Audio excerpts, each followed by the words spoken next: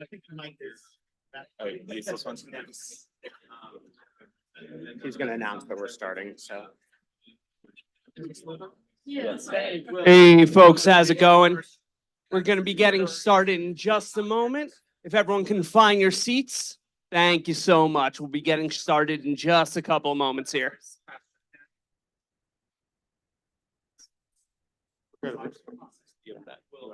either which way.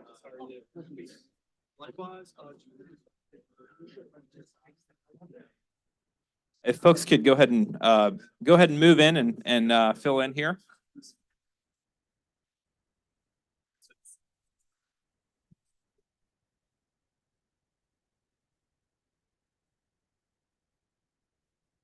In more seconds. Yeah.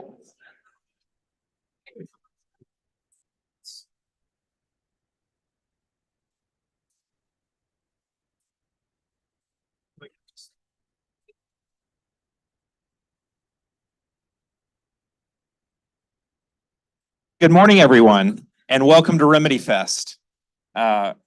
We have today a unique convergence of technology, policy, and the future that we're all here to shape. I'm Luther, the head of public policy at Combinator, the leading startup accelerator, and alongside me is Roy, the head of Bloomberg Beta. I'm so excited to be here, and I just want to say a special thank you to Bloomberg Beta and the Bloomberg team for helping support and host this event. Please give them a round of applause.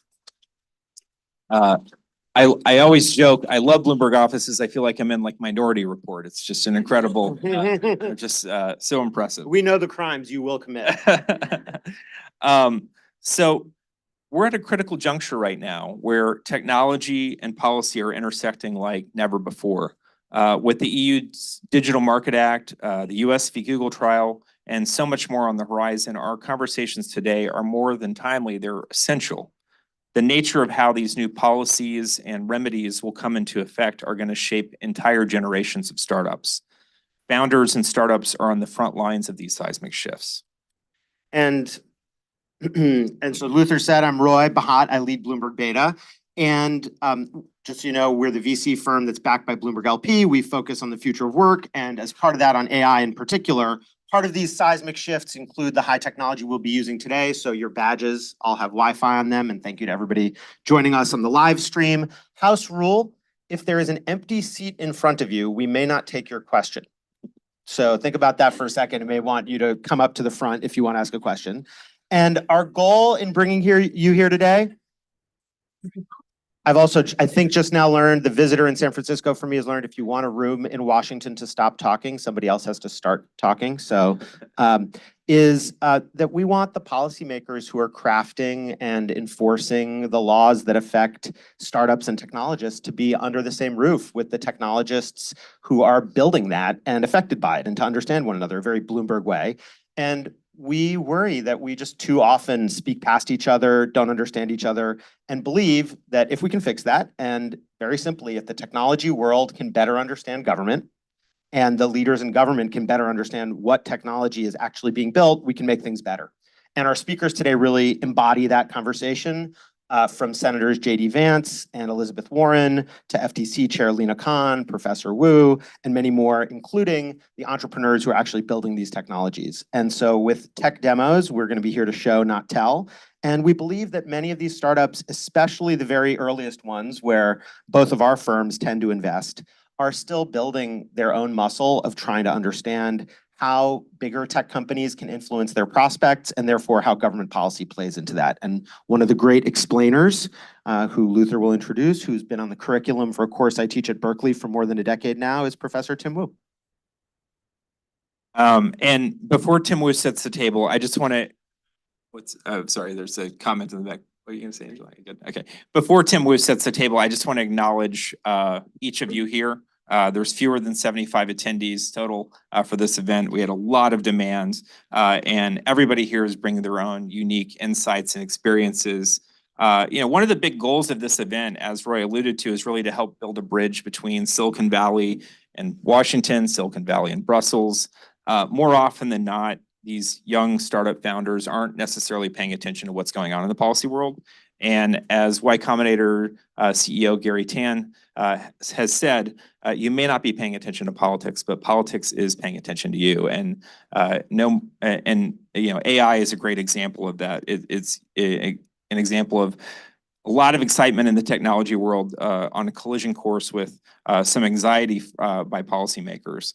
And the DMA, meanwhile, which kicks into effect next week, by the way, and the verdicts of the big tech trials, all of this is going to reshape how consumers and smaller players in tech ecosystems interact with the gatekeepers. So get ready for a meaningful day of dialogue, surprising insights, seeds of tomorrow's policy and technology landscapes.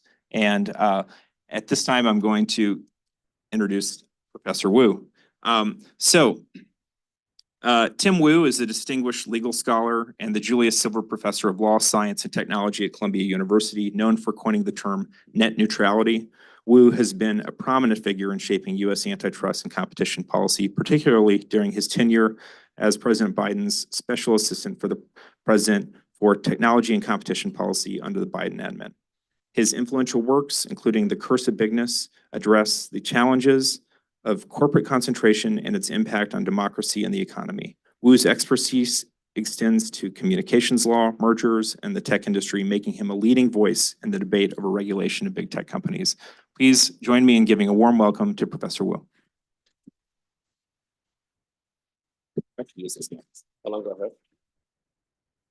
Hi, everybody. Can I use one of these handhelds? Do you mind? Or is that all right? How much time? 15. 15. Well, I'll keep this quick, although obviously I've probably more to say. It's going to squeeze in here. Thanks a lot for introducing me. Thanks for having us. This is a awesome space to be in, and makes it feel my subscription is worthwhile. So, or at least it's doing something.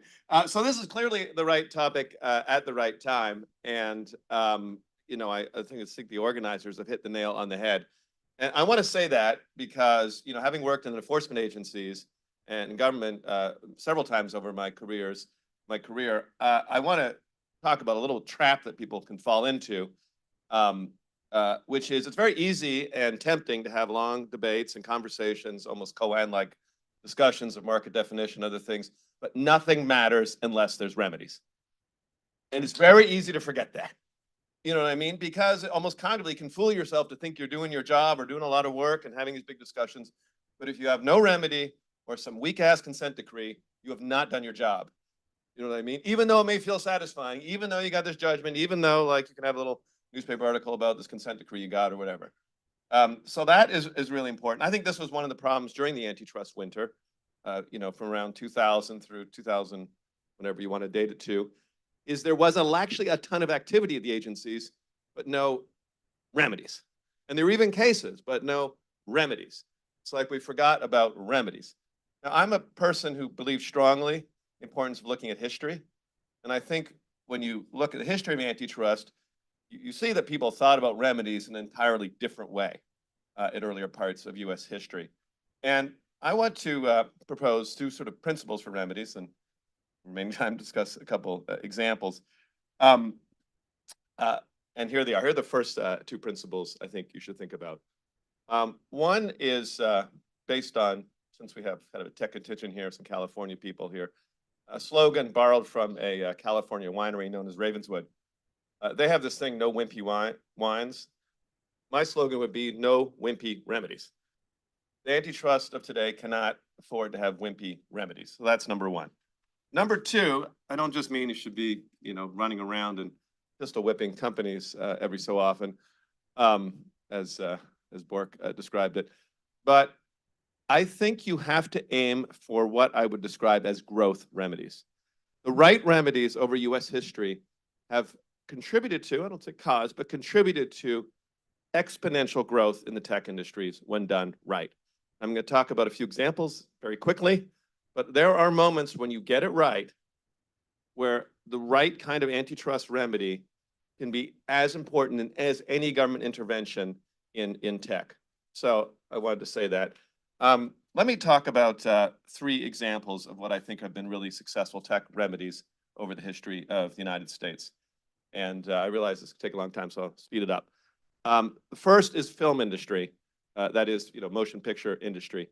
1909 or so, and if we were looking at the film industry, it was a small, trust-dominated industry run by a group of companies who had agreed to pull all their patents and all kinds of rules. Films were not allowed to be longer than about 12 minutes. Stars were not allowed to have their names in the film because they might demand higher salaries. The movies sucked. I went back and watched them last night. They were boring. And they had like standardized pricing and all kinds of stuff, and standardized. I mean, it was run basically by the people who made the actual physical film, the Edison company. They were terrible. And there were a bunch of people trying to challenge it, the independence. And in fact, they fled to California partially because of patent infringement. Eventually went to end up in antitrust court. 1915, we had the most basic, kind of most important remedy, which is simply dissolution, like death penalty to the trust. You're gone. And I sometimes think we forget about that remedy. It's like, no, you don't exist anymore. It was a breakup. They all had to run their own business. And the result was, the film industry experienced extraordinary growth after that, mostly in California instead of New York, where it used to be, and became a world-leading industry where before it was behind others. So, there's a lot more there, but it's in the master switch. But that is a good example of like a classic structural kind of remedy. Number two is the least wimpy remedy, the least wimpy consent decree of all time, which was the 1956 AT&T consent decree. I think you can go very deep on this. There's so much to learn about it. Obviously, AT&T was the monopolist from 1920s onward. 1949, the Justice Department tried to break them up because they felt they were a dangerous monopoly with too much power over too many parts of the industry. Defense Department intervened, said don't break them up. They eventually settled.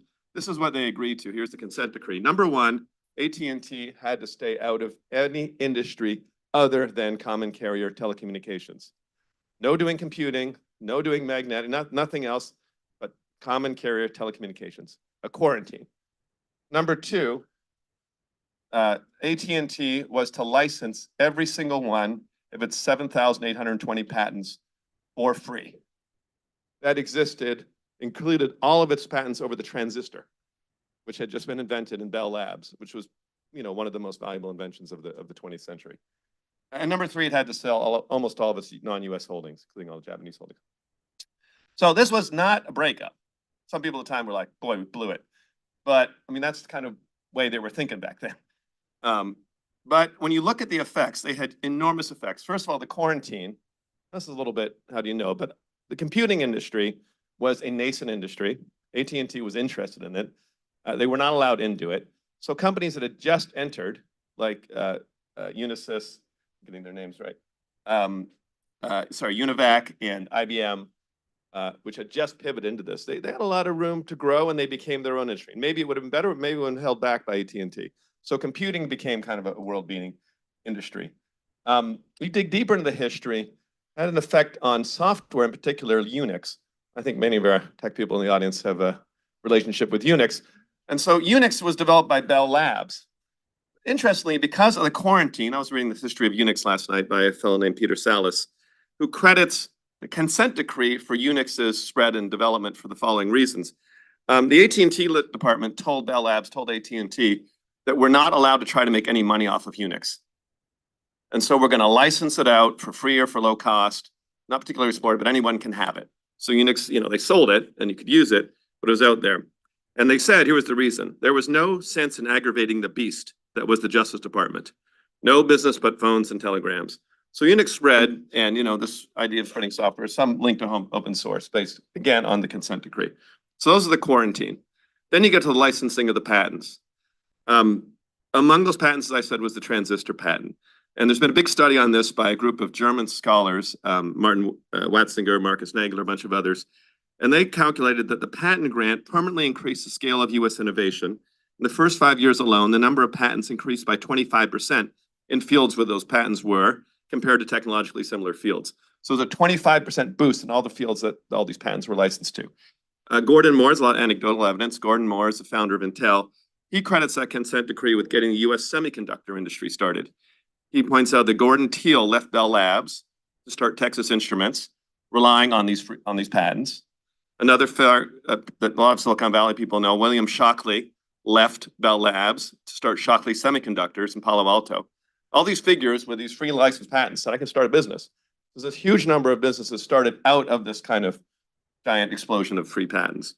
All right, the last thing I'll mention in this discussion, there's other examples, is the opening of the software industry, the IBM consent decree. So as everyone knows, most people here know, IBM in the 1960s, monopolist by then of computing, hated by the AT&T consent decree. And they insisted on selling software and hardware as a tied product. So anytime you got the hardware, the software came as kind of a service along with it. And in the late 1960s, the Justice Department sued IBM seeking a breakup, led to a 13-year lawsuit. But probably the most important part of that lawsuit was what IBM did at the very beginning. IBM's general counsel, Burke Marshall, saw the bundling of software and hardware as a glaring violation of antitrust law and said that IBM would lose if forced to attend it. IBM's CEO decided to unbundle IBM's software openings from its hardware opening. So what did this do? Well, if you spend any time in tech or whatever, this whole idea of platform seems to kind of matter. And this consent decree created what is in effect the first quasi-open platform. Because now System 360 was the first operating system that really operated, that had platform-like features, was one that did not have the disadvantage of having bundled IBM software. So this had a big effect. It took a number of years. It didn't explode right away.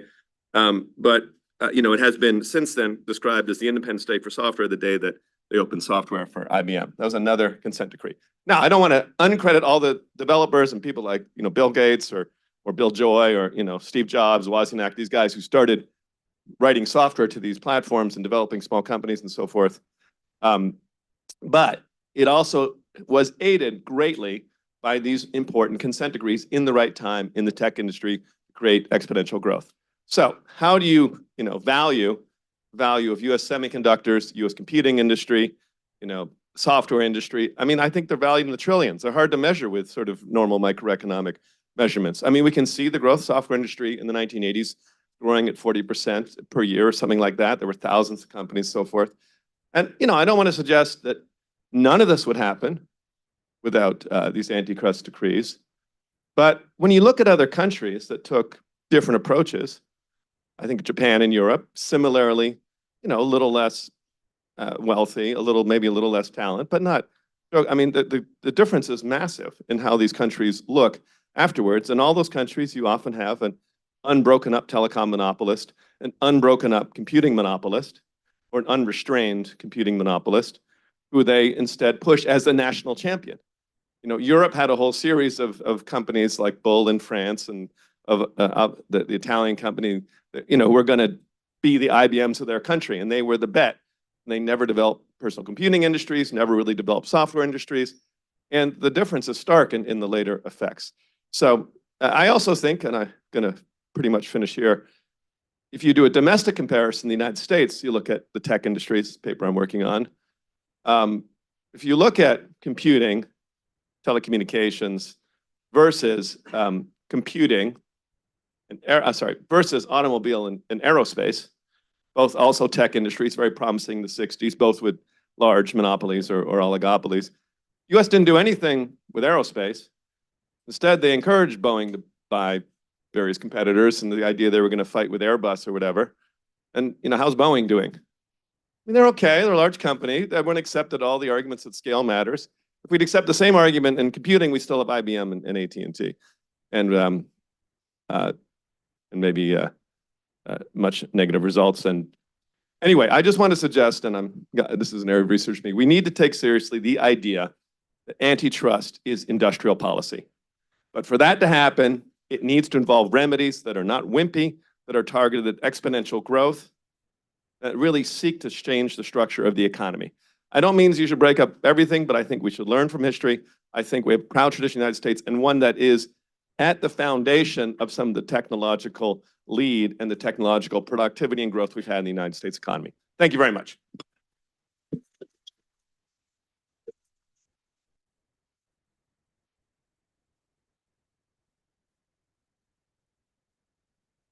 Thank you, Professor. All right, so I think you all know that Senator Vance represents the state of Ohio. Before that, I knew him as a fellow venture capitalist. And I think one of the first times we sat down, we were traveling together. I think we were in Youngstown with a group of VCs trying to figure out how startups might grow outside the typical places where they grow on the coasts. And I was thinking about this. He might be the single member of Congress with the most personal firsthand experience with early stage startups.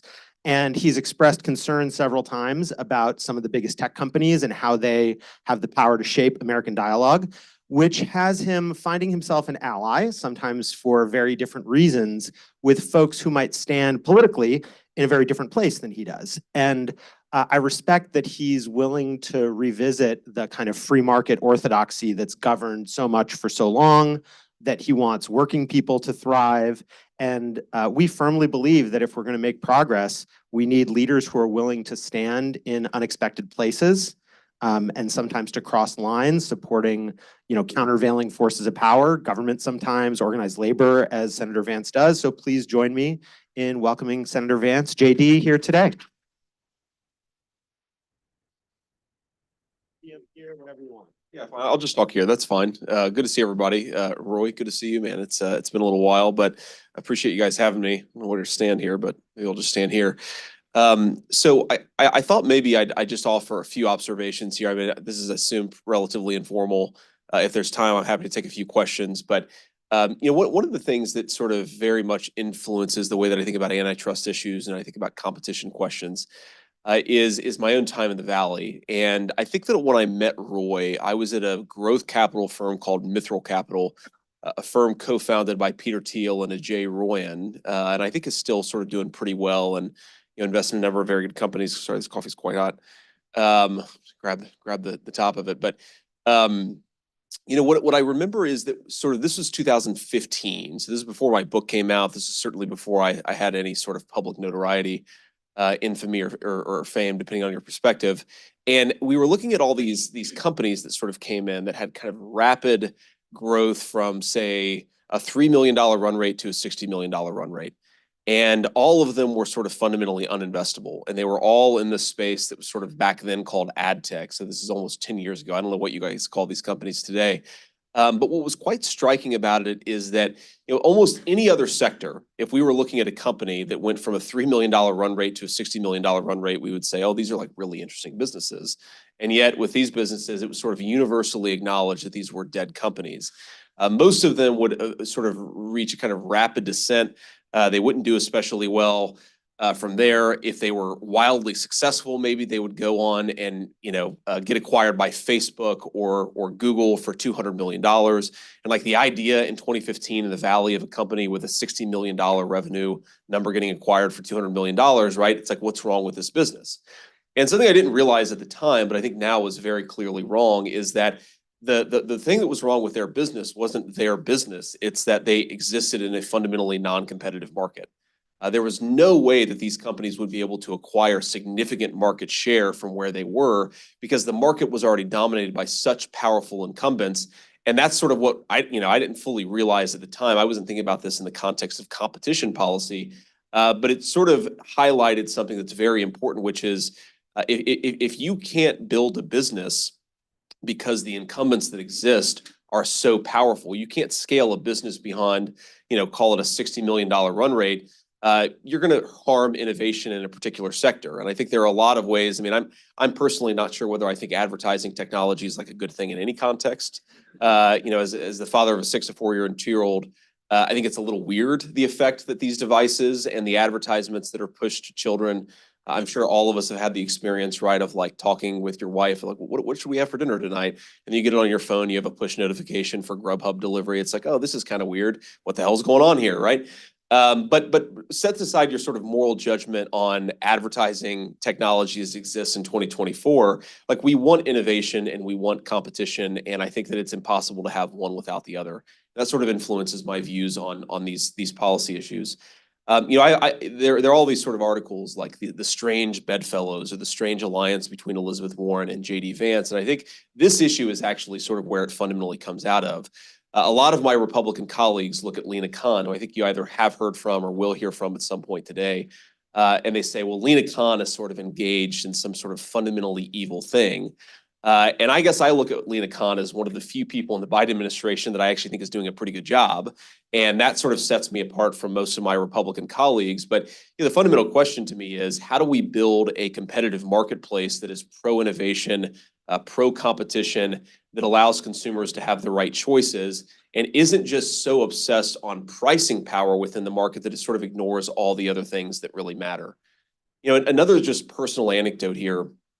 Something that sort of persuaded me that like economics just misses something very fundamental is, if you sort of look at the various consumer price index deflators and the way that we sort of measure quality in different products, one of the products on which economists seem to have universal agreement that they're a lot better at a much lower price is refrigerators.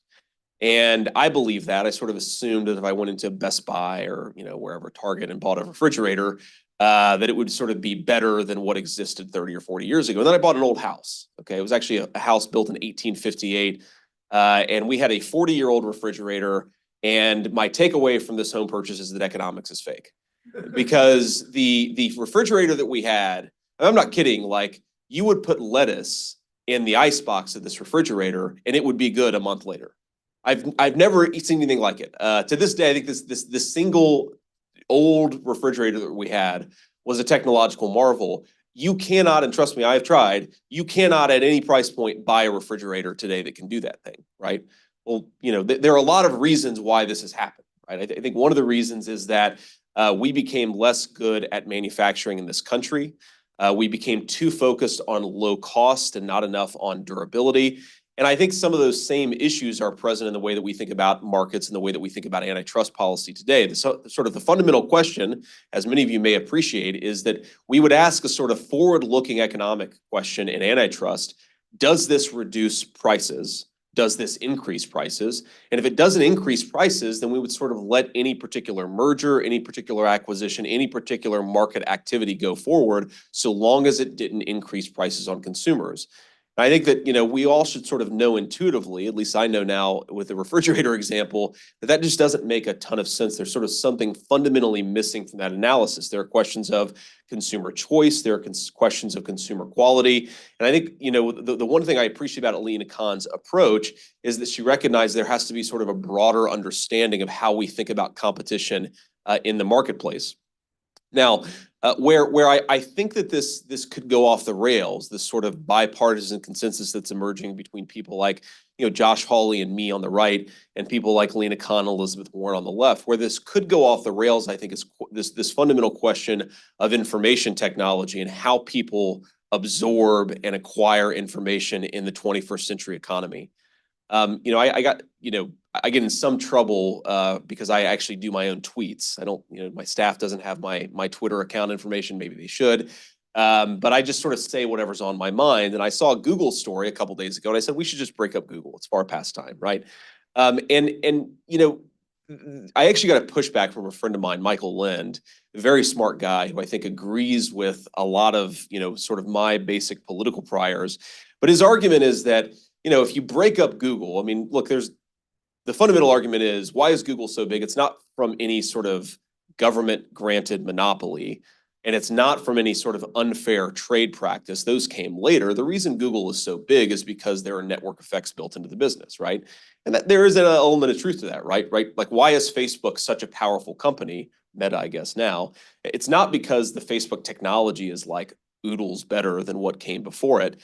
It's because the network effect of Facebook is so powerful, right? It's really hard to disrupt Facebook when there are 100 million people on Facebook. A little bit easier when there are 10 million, really, really hard when there are a billion, right? That's sort of the fundamental power of the network effect. And of course, in the era of artificial intelligence, the information, the algorithms are all pretty much the same. I mean, I just know that sort of Google and OpenAI have made some innovations there, but the real advantage here is the massive input of data that they get. That, again, is another sort of network effect-based advantage. So, there is an argument here that antitrust is not the best solution to the Google problem.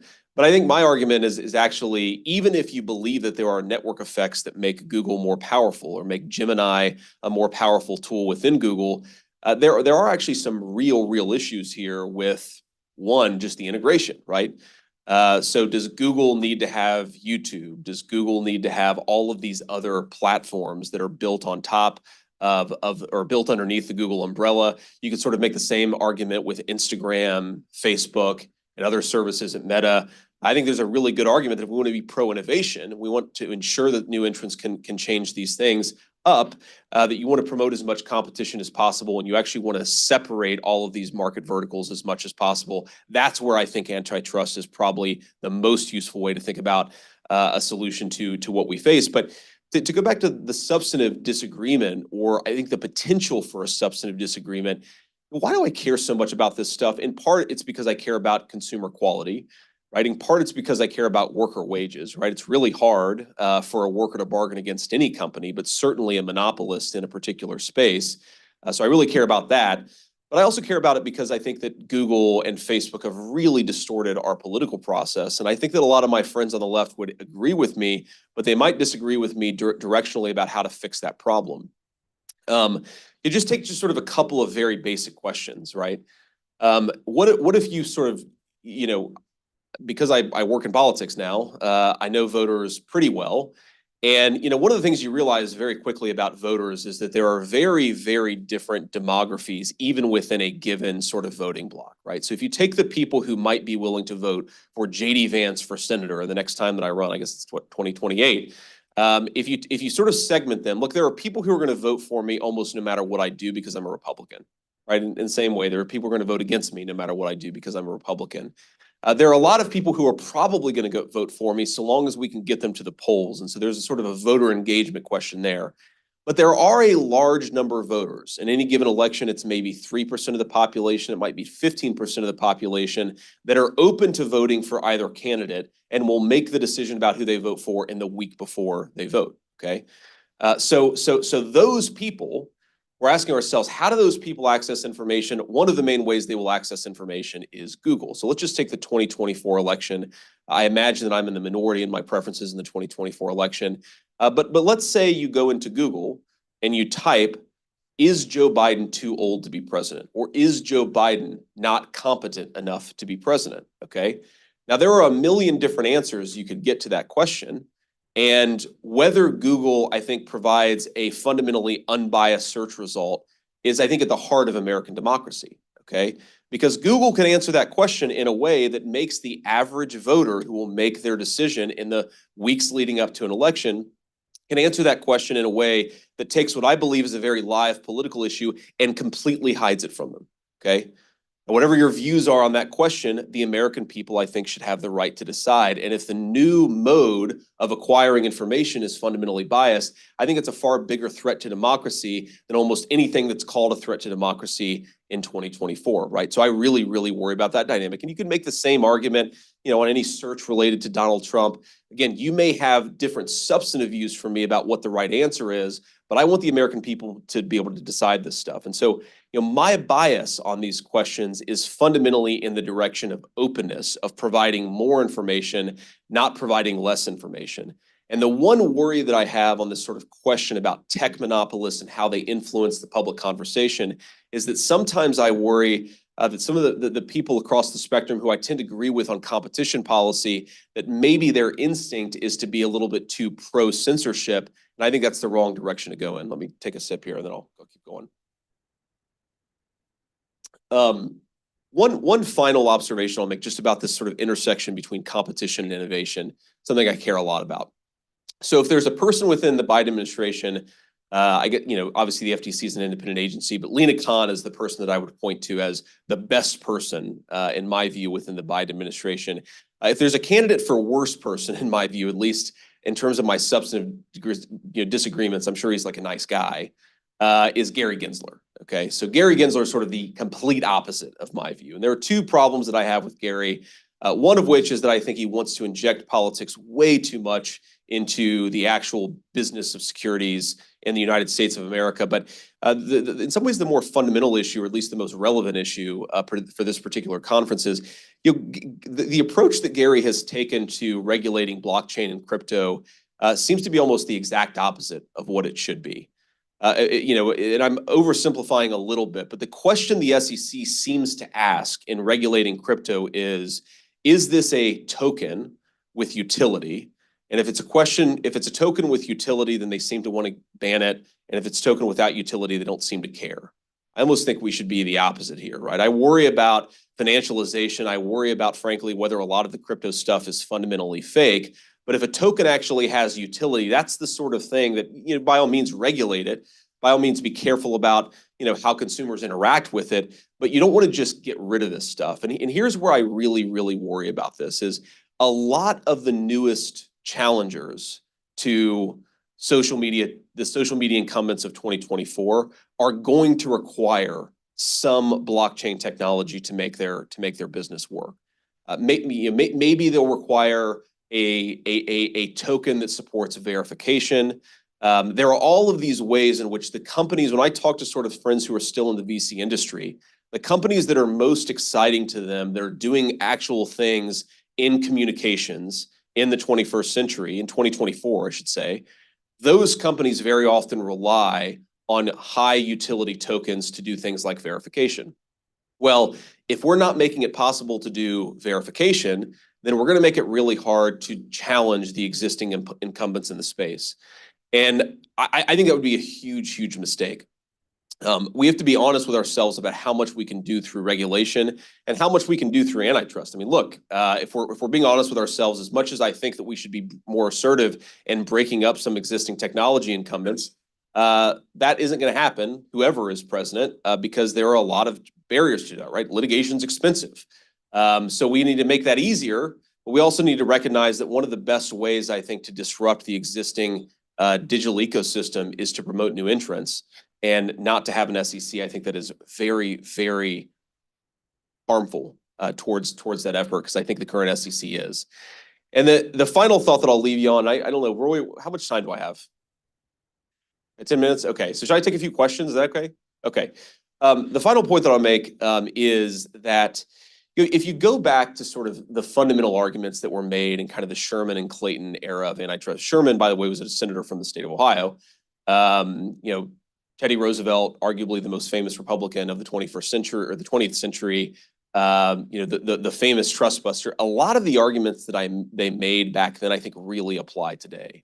The concern wasn't purely focused on consumers or workers, or even mainly focused on consumers or workers. It was focused on the way these companies were threatening to the kind of the democratic impulse within the United States of America. You heard a lot of people compare, they say, we threw off the chains of monarchy in the early republic, and we didn't mean to replace them with the chains of private monopoly, right? There was a recognition that concentrated private power could be just as dangerous as concentrated public power. That insight is so important to recover on the right. And if I can beat up on my fellow Republicans a little bit, there is often this idea that something is not tyrannical so long as a private entity does it, right? There's kind of this famous entity, or this famous meme of sort of, you know, two guys, they're on their knees, and, you know, one guy has a gun pointed to his head, and the other guy looks at him and says, you know, aren't you glad this was done through the free market? And the person holding the gun is Google, right? There is this weird idea that something can't be tyrannical if it comes through the operation of a free market. And my response to that would be, number one, the free market is not nearly as free as people suppose that it is, right? It's all influenced by various regulations. It's all influenced by, you know, sort of privileges that were granted, liability protections that were granted. These things matter, and they frankly make the market a lot less free than people assume that it was. And even if it was a perfectly free market, I want people to live good lives in our country, right? I want people, we have sort of differences of view about how to maybe get there, but I want workers to have a good wage if they do an honest day's work. I want you to be able to participate in American democracy, to participate in the public debate. All of these things really matter. And I don't really care if the entity that is most threatening to that vision is a private entity or a public entity. We have to be worried about it in either case. When I made my observation that we should maybe break up Google, you know, one of the responses that I get, I'm sure I got it a million times, but Elon's algo pushed this particular response into my notification for whatever reasons, and it was, well, you know, you have to be careful about this because I'm sure that when the left gets control, it's like, okay, well, currently the left kind of controls our entire government, right? They own the presidency and one half the chambers of the legislature. But the argument is, once the left gets this control, they're going to use it against conservative companies. And I just think that's like a fundamentally deranged way to think about public policy. Is if the left gets control of the government, they might do the thing that they're currently doing, or they might do the thing that these companies are already doing. Right? I'm worried about what's happening right now, and what's happening right now, I think, is a threat to American democracy. We have got to stop the craziness, and I think one way to do it is to stop the way that these companies control the flow of information in our country. So with that, I'll shut up. If you guys have any questions, happy to take them, but appreciate you all for having me. Thank you. And thanks especially to Roy. Sure. Oh, hey, Matt. We have a live stream, Matt. I said I want to take a mic.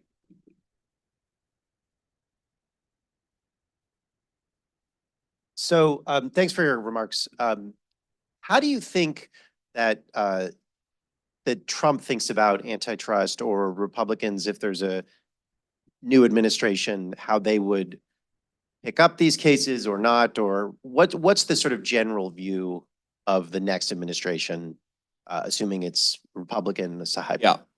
So it's a good question, Matt. It's always hard to sort of speak for Donald Trump, especially on a topic where I've actually never spoken to him about it.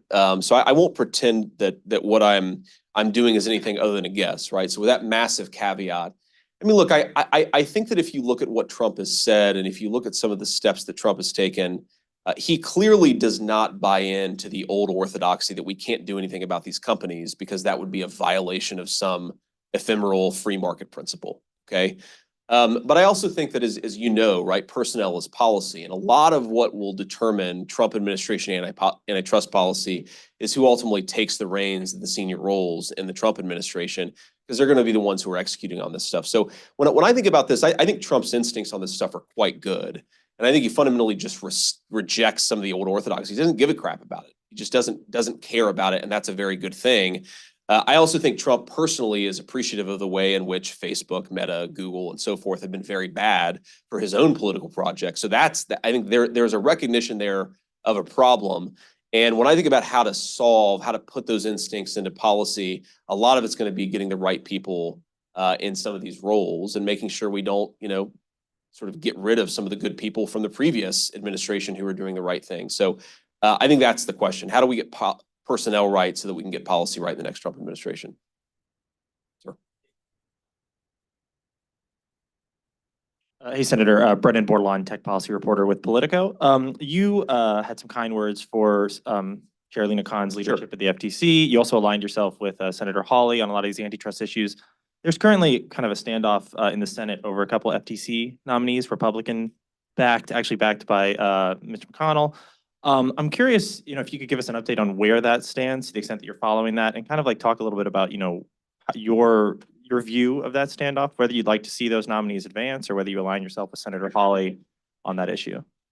Yeah, so to be fair, I have not followed this as closely. My own sense of where those nominations were is that they were advancing apace, but like so many other things in Washington, something else got held up, and they kind of got held up as an ancillary side to it. I suspect that both of them will get confirmed, and I suspect neither will be especially controversial.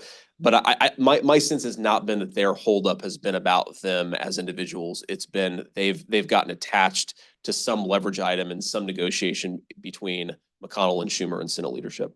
And you're generally not concerned with the existing direction of the FTC already, right? I mean, at least on these antitrust issues, you made that clear.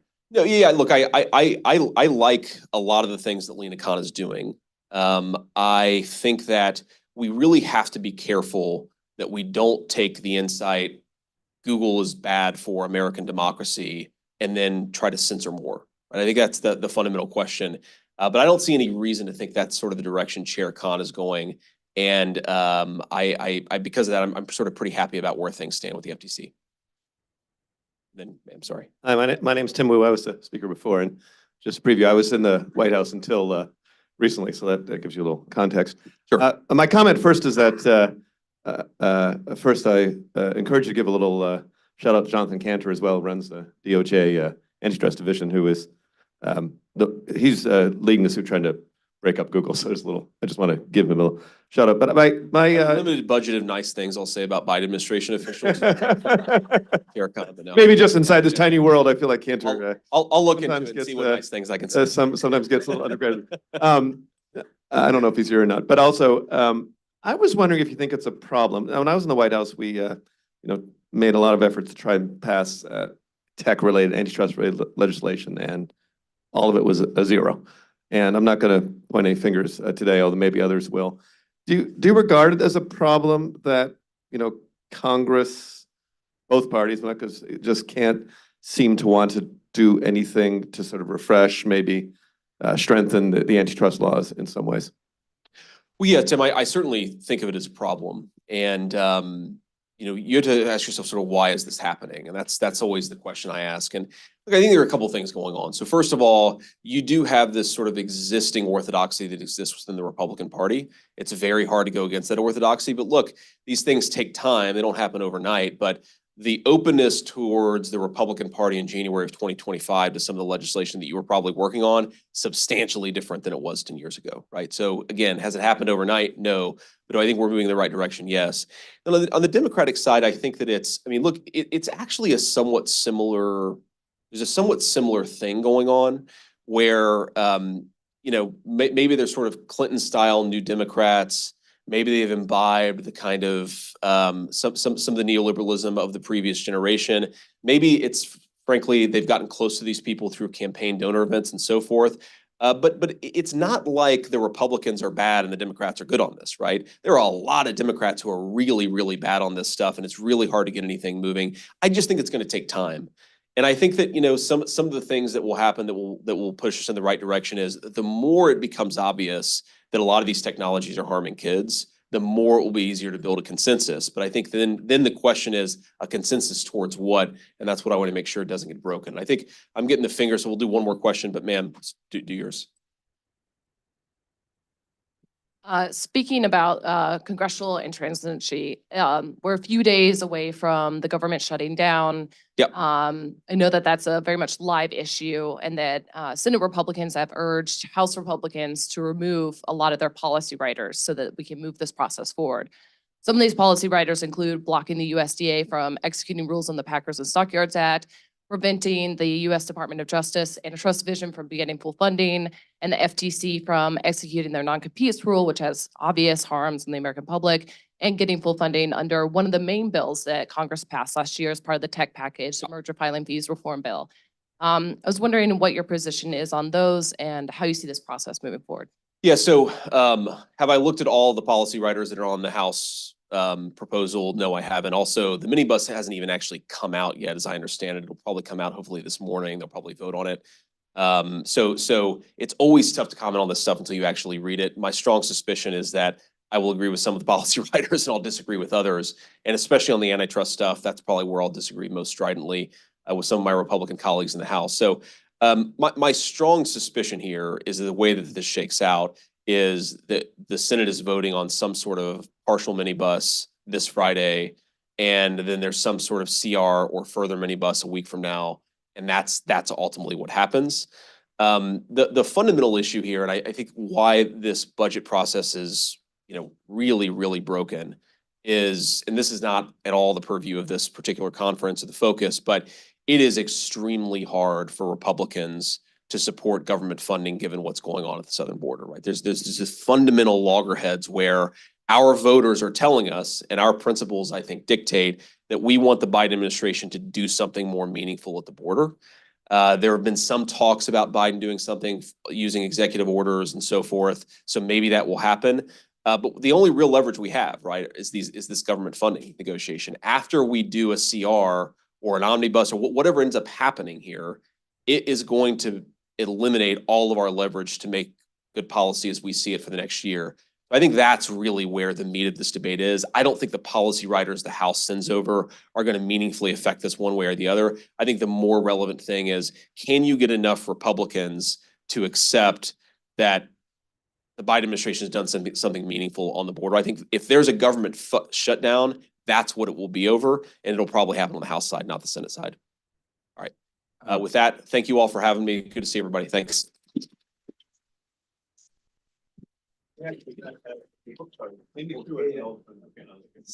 So up to this point, this event has perhaps resembled other antitrust conferences I've been to, where it's a senator or a scholar talking about the state of play.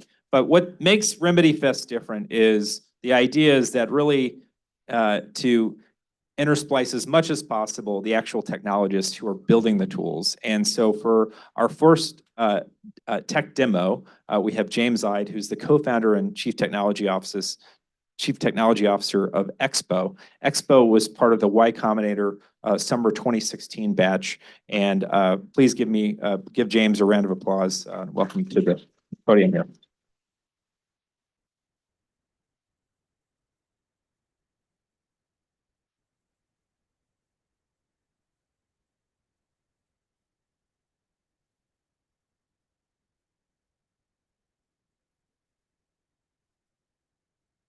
Hi, everyone. My name is James Ide, and today I'm going to talk to you about achieving more consumer choice and industry competition, specifically for mobile app ecosystems.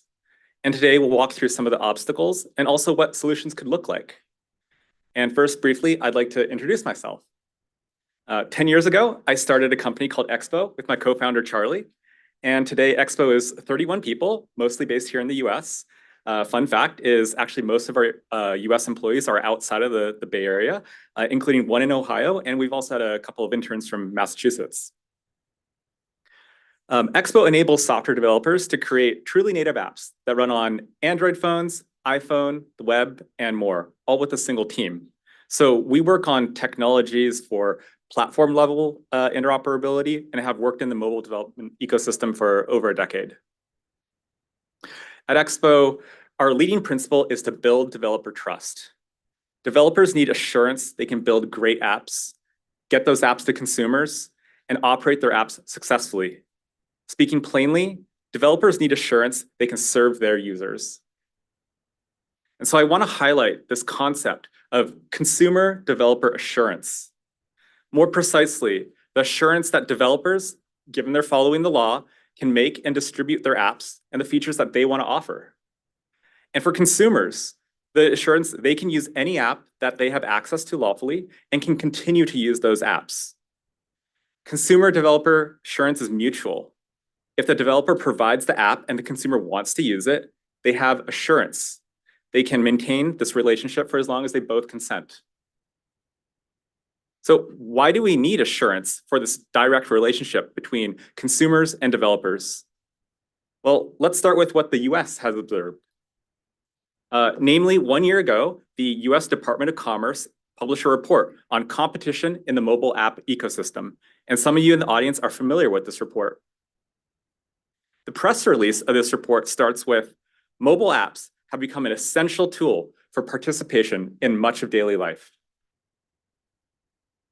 Indeed, the average amount of time spent on mobile devices by adults in the US is estimated to be about 4.5 hours per day. That's 4.5 of our waking hours on just phones every day. And mobile is both how and where a significant part of everyday life happens. So speaking very generally, folks who want to offer services or provide an experience for others often need to have a mobile presence to do so. And many businesses depend on consumers being able to access their apps. But as the Department of Commerce also observed, developers don't all have assurance they can provide apps in the current mobile app ecosystem. The report was affected by developers who expressed concern about what could happen if they were to share their experiences and opinions. So there's a need for more assurance. Consumers rely on access to apps, developers rely on distribution of apps, and consumer developer assurance aims to, well, assure this two-way relationship. Before we move on to the demo, let's look at how app distribution works today. The EU's Digital Markets Act distinguishes app store operators from device and operating system makers. And this might not be an obvious distinction because in the mobile app ecosystem, they're the same companies. In the current ecosystem, developers need to publish their app to the store that's owned by the operating system maker. And consumers also need to go to the store to install apps. If the store owner disapproves of the developer's app, they require the developer to change their app and submit it again. And if the app is already in the store and the store owner disapproves of that already published version, the store owner might remove the app, and in fact, possibly all apps by that developer from the store if the developer doesn't change their app. And then consumers can't get new versions of the app. So there are 4 parties here: the consumer, developer, operating system maker, and store owner. And one way to think about operating system makers is that with their stores, they're mandatory arbiters of what developers are allowed to distribute and what consumers are allowed to install and ultimately experience.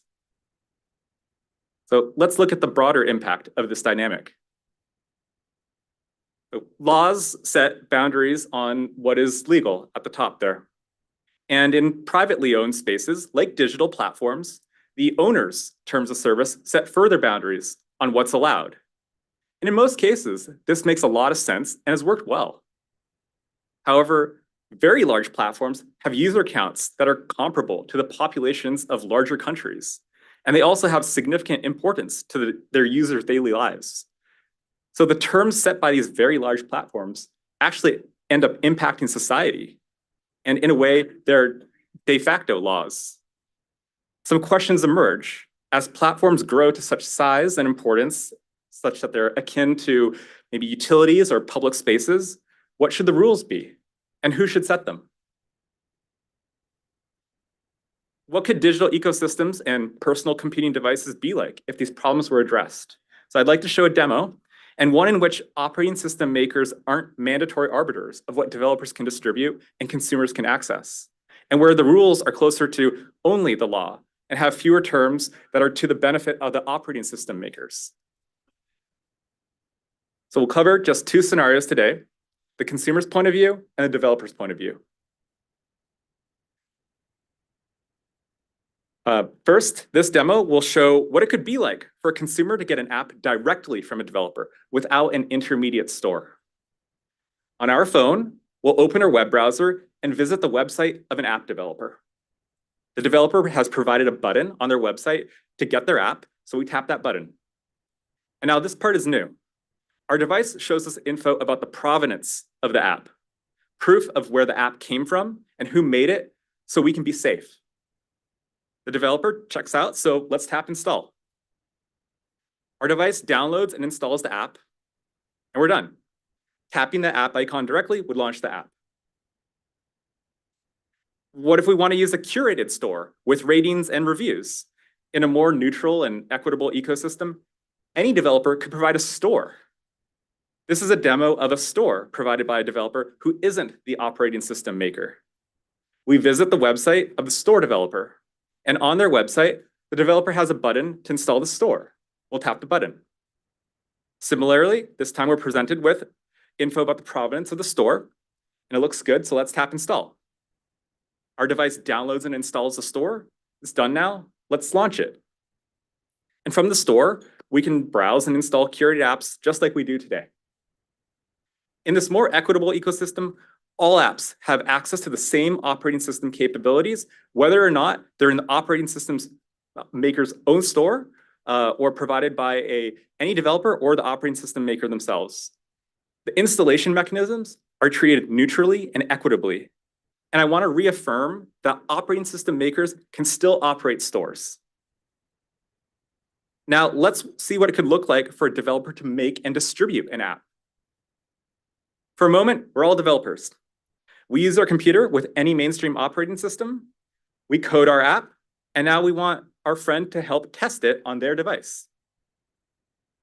We export our app and send it to our friend's device. And in a more equitable ecosystem, we don't need a development license since we're not publishing to the operating system maker's app store. Our app looks great and it works well, so we'd like to make it public.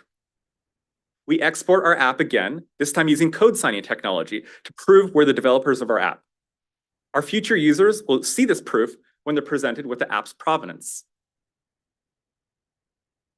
To distribute the app, we'll upload it to our website, and now it's available to our visitors who'd like to install it. And additionally, if we'd like to, we could submit it to a store, so users will have more ways to get it. This is the end of the developer demo. And these demos aren't comprehensive. They don't demonstrate other important scenarios that need to be considered as both agency and accountability move from the operating system maker to app developers and store developers. However, I hope the demos showed a more open and neutral app ecosystem's potential and what it could look like. One in which consumers and developers together are the arbiters of their relationship and have assurance it can continue. Today, we looked at the mobile app ecosystem, but these topics carry over to personal computing and digital experiences in general.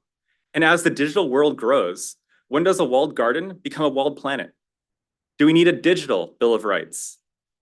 These are some of the questions we might need to explore in the future or at more events like today's. Thank you very much for your time. Again, I'm James Ide, and it's been a pleasure. James Ide, that was wonderful. Thank you. A great way to set the tone for many demos ahead today. We're going to take a 10-minute coffee break, so please go out, mingle a bit, but don't roam too far, and we'll see you in about 10 minutes.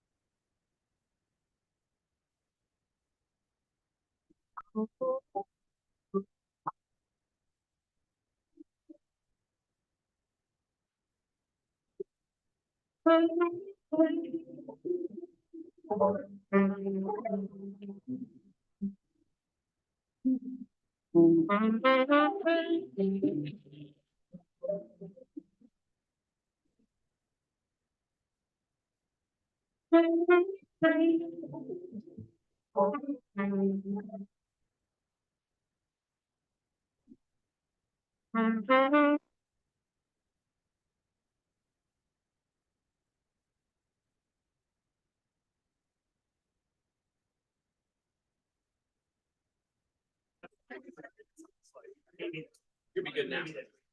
If folks could start moving in, we're gonna get started in our first panel.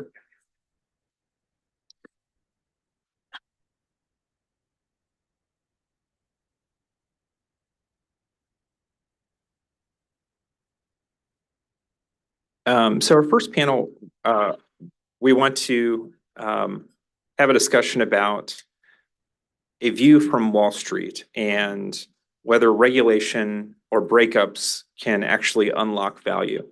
And for that panel, we've got some esteemed thinkers here. The first, Denise Hearn, I met years ago when she had co-authored a book, The Myth of Capitalism, which is fantastic. And really excited for her insights.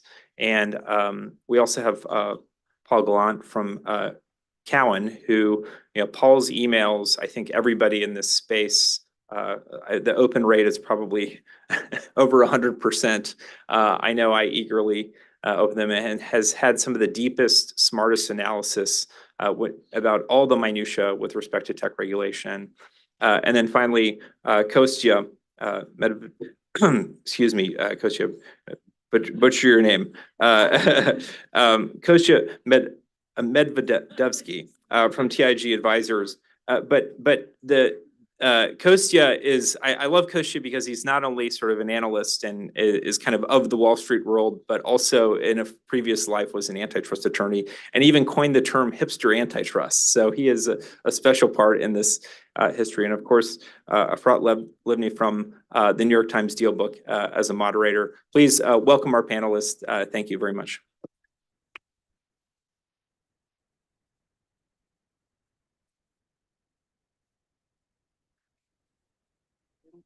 Nobody likes them. Or should we like them? I guess is kind of what we're going to talk about. Is there a reason we should have a more, oh, sorry, guys. Okay, so we're going to talk about breakups. We're going to start with Denise, who you have some ideas about why this, well, you're going to give us a little bit of context about how markets have reacted to breakups versus spinoffs. Tell us why maybe we should think this is not such a bad thing to break up companies. Yeah, I mean, I think my whole sort of purpose for being here is just to say that divestitures and breakups are a routine part of capitalism. They happen all the time in the private sector, and not to erroneously conflate sort of structural separations from public policy. But, you know, if you look at Q3 of 2023, 22% of all M&A activity was divestitures. So this happens constantly, and divestitures, spinoffs are regularly studied by sort of corporate, corporate governance scholars, and there's so much literature there. So when there's this argument that breakups are sort of, a nuclear option or, a cute soundbite, but not realistic, I think we need to counter that narrative by saying actually, where there is a balance sheet incentive and, an activist investor will or something like that, there is a way to do breakups. And typically, obviously markets react in many ways, but when you're talking about spinoffs in particular, the IRC gives the parent company the ability to spin off companies tax-free. So there's a tax incentive to do so, and they can structure it in a way that, ultimately benefits their market power or their financial interests. And because the shares are given to the shareholders when a parent company spins off another company, the shares in the spin-off company are also, shared with the original shareholders. So typically when that happens, there can be a drop in the book value for the parent company because because they've moved some assets off their balance sheet.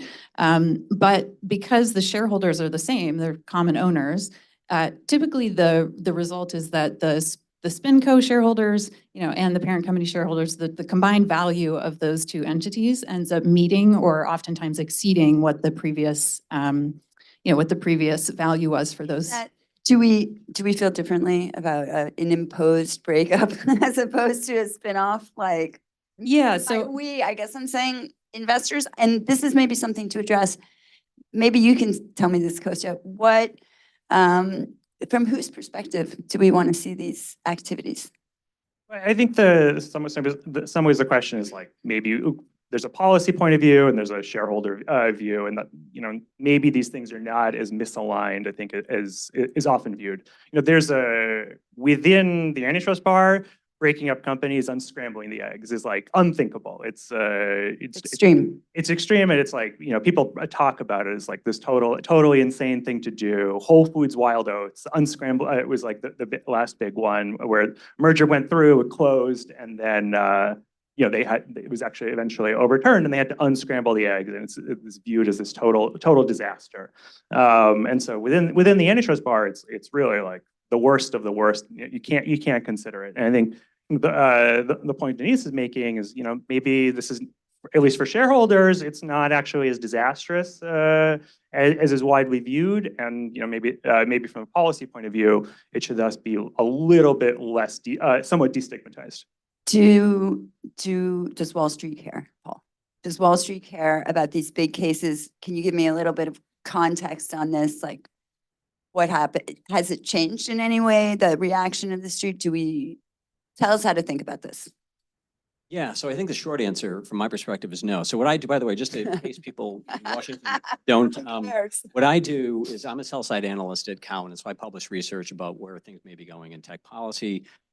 Kostya and his firm are one of many of our TD Cowen's clients. So he's on the buy side. His firm actually buys and sells stocks. Ours gives advice to firms like his about what they should do. So I've been covering tech policy for a long time, and which sort of helps answer this question. Yeah, the market for the most part does not bake in at all any chance of the government mandating divestitures or structural separations. A quick anecdote: I would say the spring of 2017, there was a Wall Street Journal story that said DOJ and the FTC are dividing up the 4 big tech companies, and they're going to investigate them for possible antitrust violations. And the stock prices of the companies those days, that day were down 5 to 7%, which is a huge move for companies that big. Fast forward to this past September, and the FTC files an actual antitrust lawsuit, a sweeping antitrust lawsuit against Amazon. Stock didn't move. Why is that? Well, it's because I think the market in those 7 years got a lot smarter about monopolization cases and unilateral conduct cases. And what they learned is these cases take forever, years to investigate, years when you go to court, trials and appeals, which is beyond most investors' horizons. And then number two, they've also absorbed the courts are a lot more conservative these days, especially on antitrust enforcement than they used to be. I think those two things combined means it's not really a front burner issue at all, despite cases being filed and starting to get close to decisions. So let's talk a little bit about that idea that the courts are conservative and the regulators, at least right now, are progressive. And as soon as the case gets to court, it will end. Do you think that that's is that a simplistic? Because it seems a little simplistic from the way things play out in the courts and with the regulators, but it is sort of the prevailing view of businesses, I think, that the courts will be on their side. Say the courts will be on whose side? On the side of the businesses.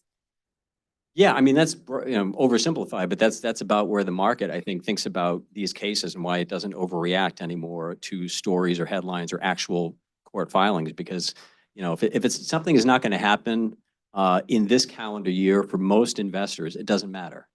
And these cases are, again, 3-year investigations, 3 to 5 year trials and appeals. So that's almost uninvestable.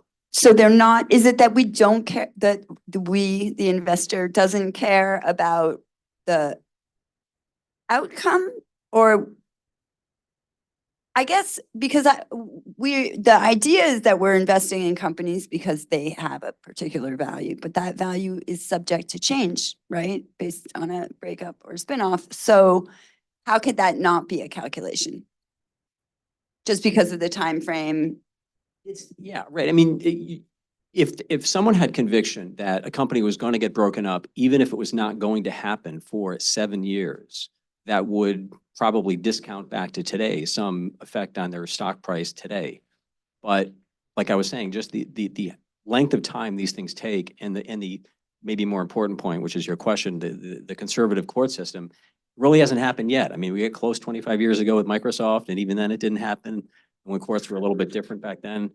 So I think the market is at the moment thinking about this right. They shouldn't be concerned because what's the example? The last one was AT&T, right? So, and was AT&T, and both of you guys have mentioned AT&T to me now. So talk to me a little bit about AT&T. How was that a good or bad breakup? Was that valuable to investors? Well, so I'm certainly not an expert in this, just like from the research I've seen, that it was AT&T was broken up into 7 regional monopolies, and those companies, shareholders in AT&T received shares in 7 individual companies. It's not like their shares evaporated. They received shares in 7 individual companies, and then those companies continued to perform and issue dividends. And from the research I've seen, they performed something like 18% annual growth. If you include dividends, which is pretty solid. Obviously, the counterfactual is how would AT&T have done, not how not how would the overall market would have performed, but it certainly wasn't calamitous for holders of AT&T to have that entity broken up. I think the other example is Standard Oil in 1911, and there's this great anecdote that when Rockefeller got the news that it was being, Standard Oil was being broken up, he was on the golf course and he turned to one of his friends and he said, buy Standard Oil, because he knew that it would be worth more broken up into 34 different entities than it would be together. Because when companies get so large and so bloated, it kind of impairs efficient pricing. It's difficult to actually understand the true value, especially when companies become, giant ecosystems of multiple different sectors and sort of collections of financial assets. And so, this is again why many companies constantly divest or spin off portions of their business, because they know that, maybe employees in a certain division will be much more motivated if the business is spun off as something separate, because it might be undercapitalized under the current structure, and that there's a lot of opportunity for growth. And so I think taking the long view, breakups, they do take forever, as do consent decrees, which I can talk about in the Microsoft case. But I think taking a long view, ultimately, they widen the investable universe for investors. There's less, there's less herding, there's less concentration in markets, which research has shown that, there can be increased volatility or increased sort of pro-cyclicality in markets because of the high concentration. And so even though you've got the Mag 7, sort of carrying the water for every other S&P company right now, as an investor, ideally you have many more companies that you can invest in and that are seen as actual viable options. So is it different though, or not? Like, how's Google different from Standard Oil? Like, is it going to be more complicated to order a breakup of Google? Should such a thing be desirable according to a court? Like, I'm not a Google expert, but clearly, they've got so many divisions. They could probably easily spin off like Waymo as an example. But like, how do you define, for example, like, because there's so much, it seems to me that there's a lot of overlap, right? In the tech companies, it's maybe like a little bit different, or I don't know. You guys tell me, is it different? Paul, tell me, is it different, Standard Oil from Google? Should I think about them differently?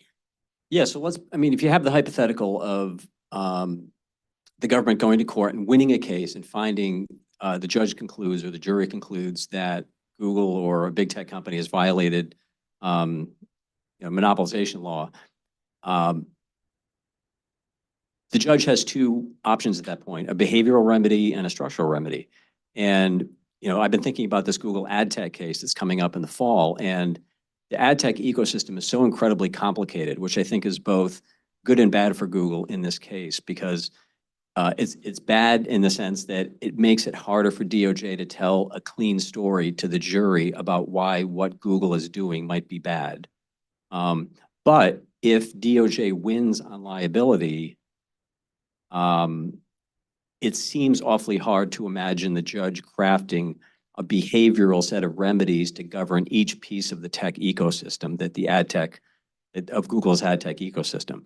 So long story, I'm just saying, I think structural remedies are actually realistic. This is your question, right? The AT&T and Standard Oil examples, do they map today to today's tech companies?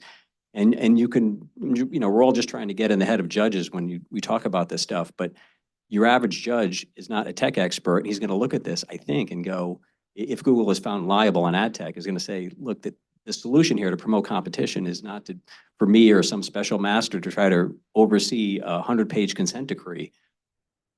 It's divestiture. So we have a couple of choices, and then we have choices, I guess, that are sort of looking backwards. And then you have situations like now where we're trying to anticipate what will be the competitive landscape in 10 years and get ahead of it. And you were talking to me a little bit about Microsoft Activision.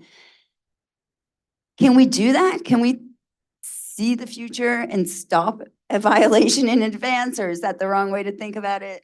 Yeah, I mean, so this is the flip side of right now we're in this regime where unscrambling the eggs, if you let a merger go through, it's like, what's done is done. At that point, it can't ever be reevaluated. And so there's a real incentive for companies to or at least a concern that companies are going to try to slip one past the goalie and try to, if you get cleared, if you pass HSR or you clear EC, CMA, you're done, you can do whatever. And so the regulators reasonably are responding they're chasing kind of whack-a-mole theories of all right, maybe there's no harm now and there's no harm in 5 years, but what if in 10 years you're going to launch a dominant cloud gaming business and you're going to withhold content. So and there's maybe 5%, 10% chance of this actually happening, but the harm is great. So you run an expected value analysis. It's not unreasonable for the regulators to ask those questions. And so they're in this position where if it's totally impossible to unscramble the eggs, you got to ask these 5-10% questions. But there's a flip side benefit to you normalize unscrambling the eggs occasionally.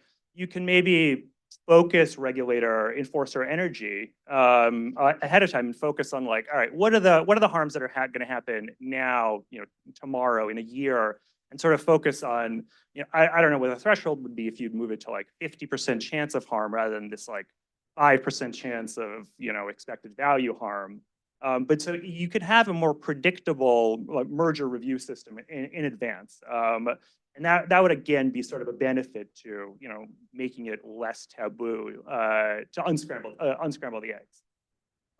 Wants to say something? Yeah, just a quick thought. It's a good your question, I think, was, is there anything regulators or governments can do to prevent the harms before they happen? And I think both in Washington and Brussels, that's what governments are trying to do. They've seen, attempts by regulators to file effective antitrust lawsuits and get effective remedies out of them.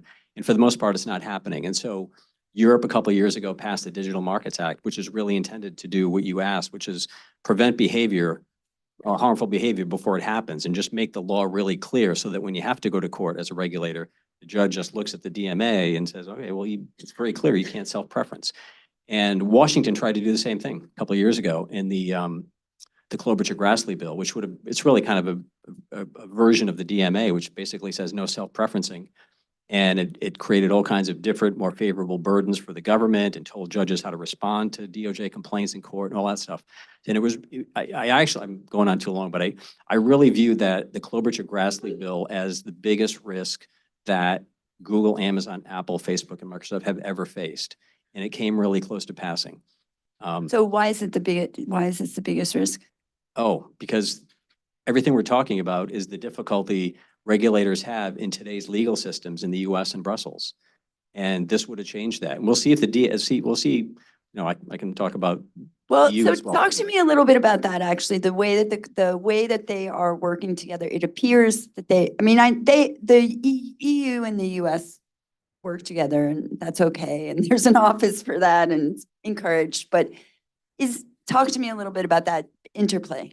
Yeah, I think this is an interesting theme, the US-EU relationship when it comes to tech policy. The way I oversimplify it for our clients is Europe has very strong tech-related laws on the books.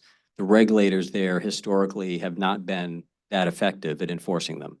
And I think the reason is that these are not European companies, and there's real geopolitical skittishness to do too much against an American company.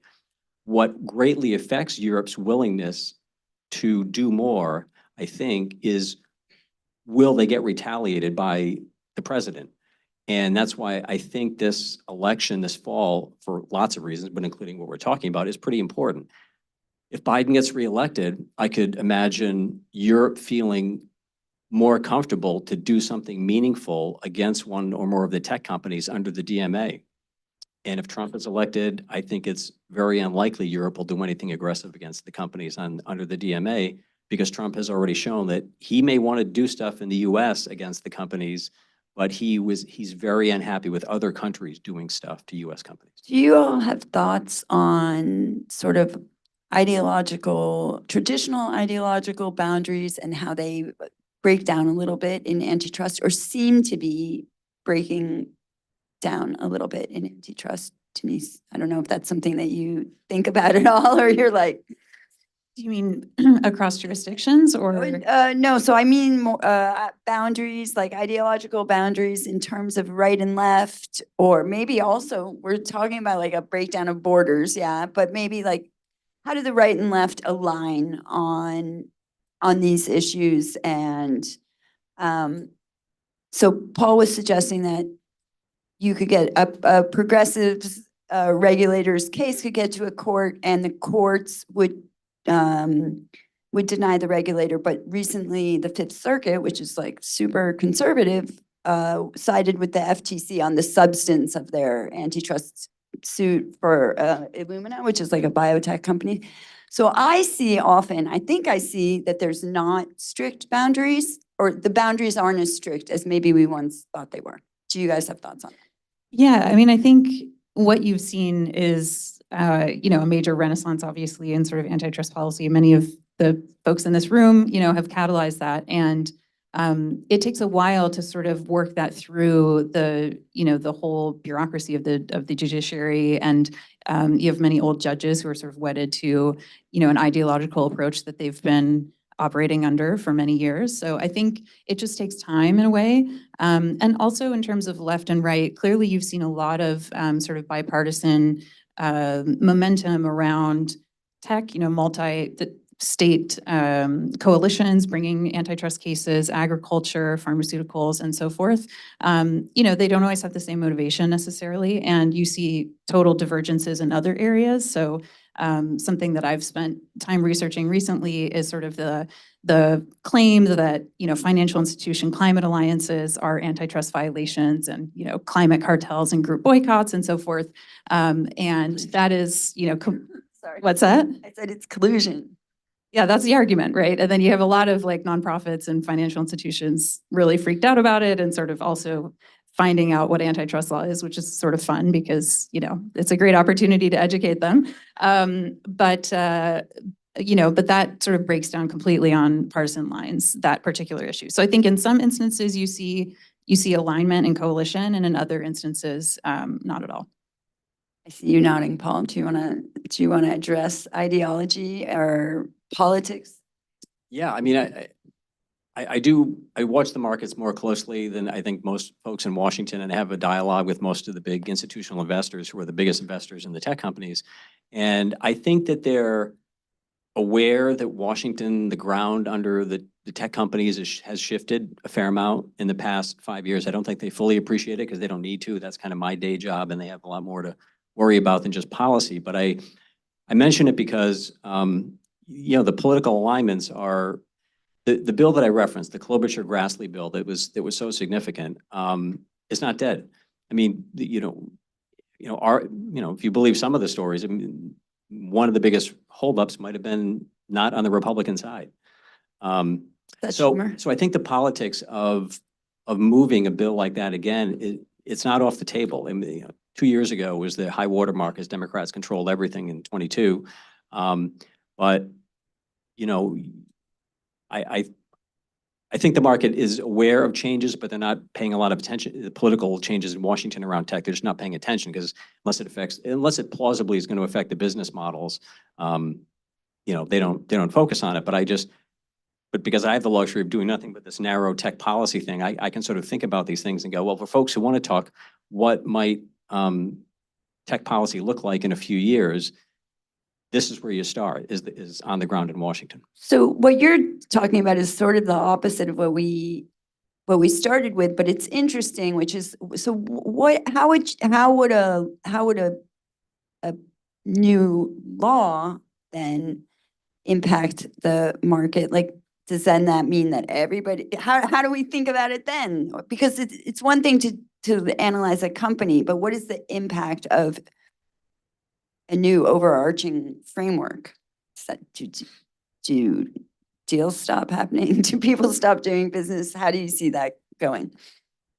Well, I know Senator Warren had a pretty broad, aggressive, or reshaping of antitrust law bill that she put out there, and that didn't get as far as like Klobuchar-Grassley. But I mean, and Klobuchar-Grassley really was mostly about the way companies operate day to day, not whether they can buy or sell, or not whether they can buy other companies.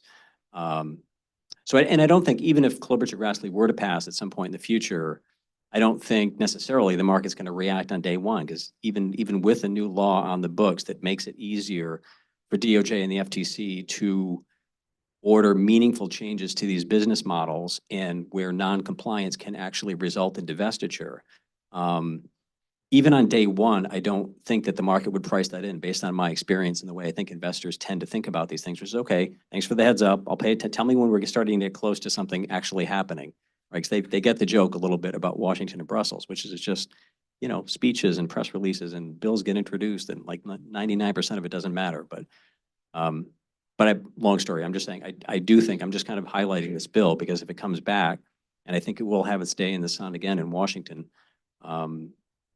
it's really important. So what are you worried about? What do you look at and worry about with respect to antitrust and value? What threat is there, let's say, to shareholders? And that's very broad. You can answer that.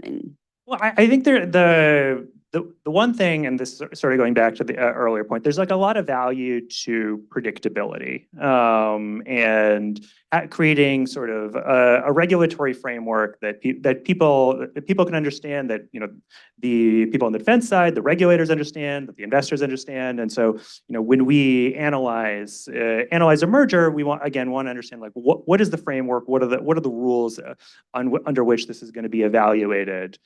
Which again sort of goes back to the, right now we're putting into a place where chasing, the regulators are, I get why they're doing it, but they're chasing kind of some zany whack-a-mole theories that like don't make a lot of sense a lot of times, don't really pass logical muster. And in real, Do you want to specify? sure. Just. Oh, I think Microsoft Activision, that was a fairly ridiculous lawsuit brought Because well we've seen in the last like month, Microsoft has gone the opposite direction and is making all Activision Xbox content available more broadly. They're not foreclosing. We're seeing that the economics or the V-Guppy models are bearing out that like actually their incentive is not to foreclose. Their incentive is to make the content available more broadly. So are you suggesting, and it would be fine to suggest this, that regulators maybe don't understand how to think about the mergers that are happening right now? And it's okay. I don't know how to think about everything. Like, yeah, the regulators are they're extremely right. I really want to emphasize like yeah, that would be. There's people I'll say that's not true about, but like FTC staff, DOJ staff is extremely high quality. These are public servants. They give up huge paychecks to do that job. They understand what they're doing. They're extremely bright. I like Denise is smiling and like. But they're sort of, again, from my point of view, they're put in this position where because they're worried about, oh, well, we can undo a deal. They're put into a position of, it is just sort of, oh, better safe than sorry. So we need to just not block everything, but we need to worry about really unlikely harms, because you'll never be able to revisit them if they close, if the merger closes. And so I think they're I mean that's a good example, yeah.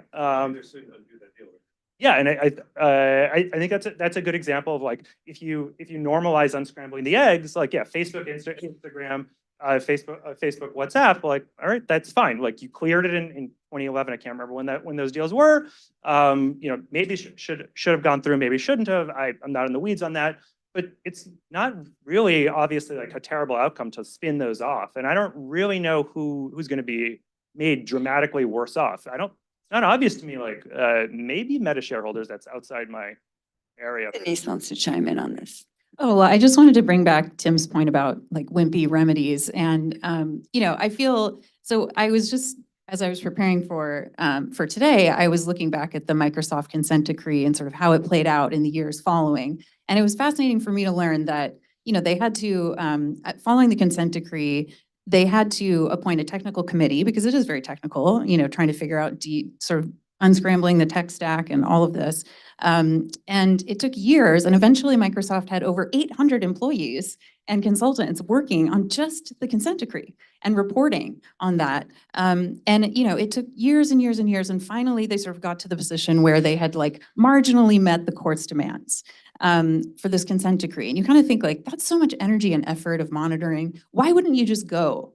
Why wouldn't you go for like swing for the fences and go for the big thing? If you're going to spend all that energy on monitoring consent decrees, you might as well go for the least wimpy option, which might be a structural separation, which might take even more resources. I don't know, to unscramble, but at least in that way, you would be getting a much better outcome for in theory for the public, and also the amount of energy invested. I think the other point that Tim, the other point that Tim made was that these remedies should focus on growth, right? And so you essentially had 800 employees at Microsoft working on regulatory compliance when they could have been working on any other type of innovative, interesting thing. And so I think I just wanted to sort of bring that back into the fore because that's what our panel's about. And, I think it's important to sort of normalize and think about in also the counterfactuals of like okay, we spent all this energy on a sort of wimpy remedy when we could have applied it, on something that would have been much more ideally useful. So what, I guess I just don't know, why is it useful? Is the problem that we've got all these people working on the remedy, or like, is the remedy itself useful? Is the breakup a good, and this does go back to what we're talking about, is the breakup good? Does it make money? Do we end up with more money? We, the shareholder, do we end up with more money when companies are broken up necessarily? Maybe that's, you can't say such a thing. Well, my research, I guess, showed, or when I looked at previous research that had looked at this, obviously, if there's an involuntary divestiture or something like that, markets, don't respond well to that initially. But as I was saying earlier, taking a longer term view, it does provide more investable opportunities for investors. So, in theory, it should provide more value over time. And whenever you're valuing anything in financial markets, it's all about, the time horizons under which you measure returns and all of this. So it's not easy to answer that kind of a question, but I think, and also it's like making money for shareholders is like, one way to view the question of whether the breakups are good, for society is obviously that's not. actually interesting, because I was talking to Kostya about this. Whose view do we want to look at this from? Anybody can answer that. I mean, I think it's fine to consider both views. It's like there's a policy view, there's a shareholder view, there's this, the individual company. Are they sometimes somebody suggested workers, there's a worker view. Sure, yeah. I think that's under policy, right? I mean. Yeah, I mean, that I would put that under policy. That's under, workers would be under sort of consumer welfare. You could, you balance those policy factors, the companies, the shareholders. I mean, sometimes they're going to be in conflict. But somewhat the point of the panel is like, maybe they're not as always in conflict as people as widely believed. But yeah, I mean, like some businesses, if you break them up, would be hugely it'd be like hugely value destructive in a way that like would not be good for shareholders. Probably, in my view, oftentimes would not be good for consumers. But it sort of depends on the specifics. This is a sort of a lame answer, but antitrust is incredibly fact specific. You can't like make giant pronouncements in the abstract. But I'm still going to ask you guys to do that. So, Paul, your turn. Well, yeah, not really my area of expertise, but what I can sort of reflect back is that, let's say, I guess the telegraphing of the FTC's lawsuit against Amazon, there was definitely investor interest on the question of, well, okay, if and when they file, could we actually imagine a court ordering Amazon to separate AWS and e-commerce into two separate companies? And we would have this discussion. A lot of investors would be like, that would be fantastic. I only want to buy, I love AWS. I don't love Interesting. Yeah. So it depends on the company, but I mean, at least when there's a relative, there's two major, Google has lots of units, right? But Amazon's kind of two pieces. And I think there are a lot of investors who look at Amazon at least and say, yeah, I'd love to buy AWS, but I don't love the rest of it. Well, it's because AWS is the cash cow that subsidizes, the loss leading parts of the business often, and Well, so this is interesting, because from a business perspective, then do they not? That's precisely why they want to be together. So we have thick capital markets. There's other ways. If Amazon's not just running like the rest of their business as a loss leader for no reason. Like we have pretty thick capital markets. Like if somebody wants to, Amazon could like spin off AWS, and like it's presuming there's no business synergies within there. Like there's other sources of capital. They're not just using AWS to like subsidize some kind of loss leading retail business. Like that doesn't make any sense from the point of view of investors. You're not just going to be setting money on fire there. Investors subsidized Amazon for 10 years when it was unprofitable, because like they had the long view that it would eventually gain monopoly power and pricing power. I mean, so I think but this could be done with or without AWS. You could just raise debt for that. You don't need. Of course, but then I mean, Amazon would be AWS's biggest client. So even if you spin them off, it's like, that's the hard part, is that the power, the infrastructural power, or the buyer power or whatever still remains. So it's not as clean as saying like you can separate these two entities and magically there's, competition in the marketplace now, because they still have a lot of core infrastructure power. So I'm gonna ask you guys to give us like each a closing thought should we just, have we been thinking about breaking up the wrong way in general, which I think is what you guys have suggested, but is there some kind of shift in mentality that needs to happen in the regulatory space or on Wall Street or? I'll start. I would say there's two ways that breakups could happen. One, the courts just sort of start to shift over time away from where they generally are now when it comes to aggressive monopolization enforcement. And you could actually look at a couple of the cases that are out there. They're all sort of clustering around Google right now, but you've got the App Store case in San Francisco, where Google was found liable for violating antitrust law, the way they run the App Store. And I actually think the more interesting read from that is not what happens to the economics of Google's App Store, but what it might do to other judges around the country hearing Google cases. It might potentially affect their willingness to say Google is guilty when maybe they were on the fence about it before, like Judge Mehta in the Google search case, I think actually probably paid very close attention to that San Francisco ruling. And so anyway, just that there's also, separate from Congress doing something, which I think is possible in the future on this front, which would be really long-term problematic, I think, for the companies, is the courts themselves just saying, look, it's sort of ratchets. And Google loses in San Francisco. Maybe that affects the Google search case, and you've got the ad tech case, which if government wins, there's going to be a divestiture there, I think. Do you want to? Yeah, please go ahead. Thanks. I've really enjoyed the discussion. I think it's really like the right topic at the right time. The only question I had really, or sort of comment, is maybe it's the right way to think about remedies. I'm going to see if you agree with this. Is less about whether you're remedying past harm, but whether you're opening or closing an industry, and that being the relevant axis. Is this remedy gonna open this industry in some ways or close it? And that takes me to the Google trial, which has been discussed a lot. It strikes me with Google and with AI that we're doing the exact opposite of what we did in the 60s and 70s and 80s with the other industries, which we're sort of saying these big monopolists have kind of got it. You know what I mean? And that's fine. And I wonder if people think it would make sense if you want to talk about opening industries in the future, that it's less about like what search was and, tough for Bing, tough for DuckDuckGo, and more about do you let Google dominate and Microsoft dominate AI? I know Microsoft's not in trial right now, or to do something to try and open up that industry. Yeah. I wonder if people think about that.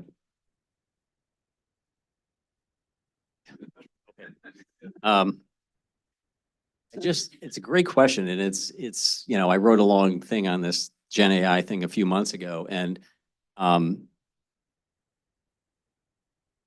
it's not going to be it will take forever to build a case, right? And I think the concern would, if you don't want these companies to dominate Gen AI, the concern would be it's going to take forever to do the investigation, kind of where I started, and then years to litigate, and by then, where are we? Maybe they've. No, but I'm saying we have the current.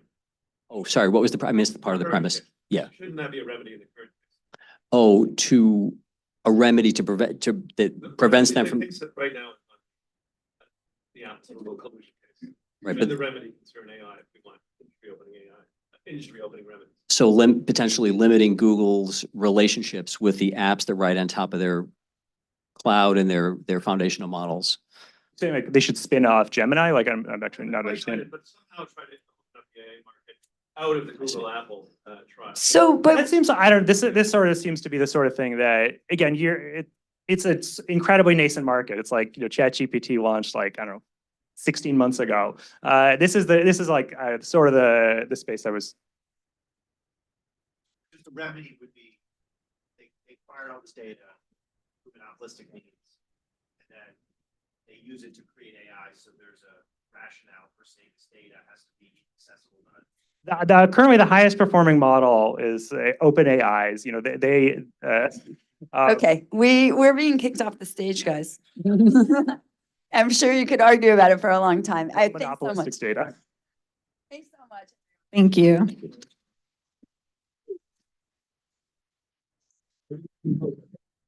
As the person kicking off the stage, I'll just say plenty of time for, no, leave it. Thank you. You're good.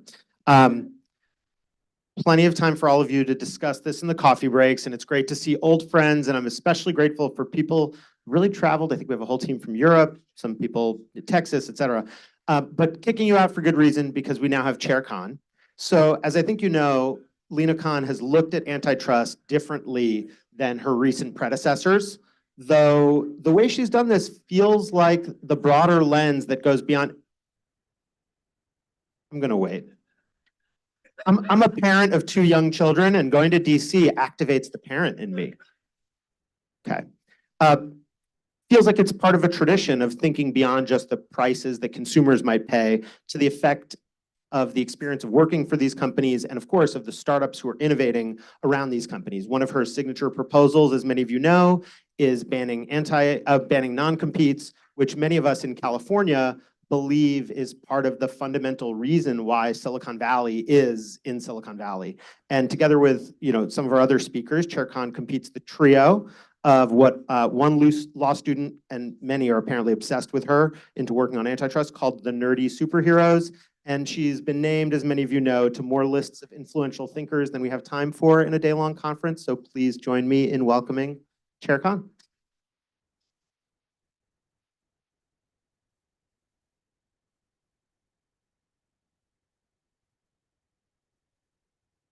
Hello, everybody. It's so great to be here and see so many familiar faces. Thanks so much, Roy, for the kind introduction, and thanks so much to Bloomberg Beta and Y Combinator for welcoming me to RemedyFest. It's so energizing to be here with so many people shaping the future of digital markets, from those who build innovative new products and services to those who help set the legal and policy frameworks shaping development and innovation. At its best, the United States represents a sense of endless possibility, where anyone with enough skill and hustle can pioneer breakthrough ideas and strive to make the world a better place. From the Industrial Revolution through the digital revolution, America's ability to incubate talent and foster innovation has been second to none. Without a doubt, pioneers and startups have been essential to America's economic success and the technological edge that it enjoys today. Outsiders with a different way of looking at a problem, or disruptors who've spotted an opening in the market that the incumbents have overlooked.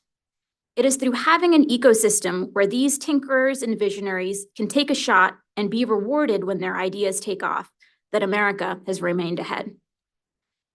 Ensuring that this system, a system where the best ideas can win, works, meaning ensuring that our markets are open, fair, and competitive.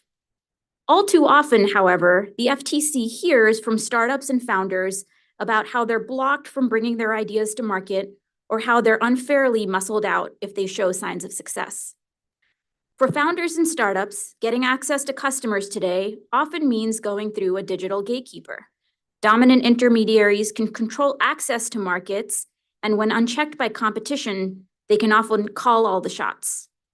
All too often, startups and small businesses find their fates controlled by the arbitrary whims of the existing giants. These gatekeepers can charge hefty fees, sometimes even a huge fraction of the value that startups are creating. They can demote apps or shadow ban them so that even when startups do get access to the platform, they aren't readily visible to users. They can discriminate in favor of their own services or appropriate a startup's idea and give their own version a leg up. Given their sprawling businesses, these gatekeepers often have myriad levers that they can use to pick winners and losers. And even if a developer is fortunate enough to have a thriving business through a gatekeeper, it can all abruptly end with no notice. Nearly 40 years ago, President Reagan famously declared that the 9 most terrifying words in the English language are, "I'm from the government and I'm here to help." Today, I might offer a slight revision. For many developers and startups, the most terrifying words in the English language may be, "I'm from the App Store developer support team, and your application has been rejected." Ensuring that our markets are open, competitive, and fair, and that startups are getting ahead or falling behind based on their own skill and ingenuity, rather than the dictates of the existing giants, is critical for ensuring that we continue to foster the breakthrough innovations that have kept America ahead. There are a whole set of policy tools and levers that will be key. But history shows that the antitrust enforcement and strong competition policy are essential parts of the answer. The antitrust laws and the FTC were established to ensure that market outcomes, who wins and who loses, are determined by fair competition, not by monopolistic gatekeepers who can serve as de facto private regulators. Protecting fair competition means that businesses get ahead by competing on the merits rather than by exploiting special privileges. With the rapid deployment of artificial intelligence tools, taking on these core questions of power and governance is especially important. We hear how automated technologies could open the door to breakthroughs across fields, making life better for millions of people. But the trajectory that AI will take is not an inevitability. The decisions that we make now will determine whether we will have a vibrant, competitive AI ecosystem that unleashes the full potential of this technology, or whether a handful of dominant firms will concentrate control over these key tools, locking us into a future of their choosing. As we all explore the future of AI and in technology markets more generally, our past can be instructive. Our history is replete with examples of how government action to protect free and fair competition has opened up markets for innovative, scrappy startups to enter and thrive. When most people think of antitrust action against AT&T, they think of the lawsuit that resulted in the 1982 breakup of the Bell system. But an equally important action by the Justice Department was its 1956 consent decree with AT&T, which allowed the company to stay vertically integrated, but required it to license its existing patents on a royalty-free basis. Empirical research shows that this consent decree unleashed waves of follow-on innovation driven by young and small companies that were able to build on Bell Labs technologies. There's also the government action in the 1990s when federal enforcers sued Microsoft for violating the antitrust laws. It was in direct response to startups who had called foul on Microsoft for tactics designed to lock out new firms that threatened its monopoly. Critically, these new firms were introducing products that would create new pathways for accessing services in the digital age. Because these new layers, such as browsers, would disintermediate Microsoft's control, it engaged in a scheme to kill them off. The government's lawsuit ultimately prevented Microsoft from further centralizing control and paved the pathway for small, scrappy firms like Google to enter and grow. Today, whether and how we enforce the antitrust laws can be the difference between a laid-off tech worker having the freedom to take her talent to a competing company, or instead being blocked from that opportunity because of a non-compete clause, a founder pioneering a better version of a product we all use and rely on and reaping the rewards of doing so, or instead watching a monopolist brazenly crush or appropriate that product. It can be the difference between a venture capitalist making the leap to invest in the next big startup, or instead passing over that company and all of its potential upside because it might get crushed by a monopolist whose dominance it might dislodge. A couple of years ago, one VC shared with us how the most innovative ideas, in their experience, often didn't come from the biggest players, despite their endless engineers and giant R&D budgets. He aptly laid out that if the incumbents, quote, ultimately stagnate because they're now giant bureaucracies, and if new tech companies cannot get funded, then we're not creating new technology and we're not giving American businesses and workers the chance to get ahead, which gives us the worst of both worlds. These concerns are top of mind for us. We're thinking hard about the ways that antitrust can continue to structure the conditions that spur more opportunity and innovation.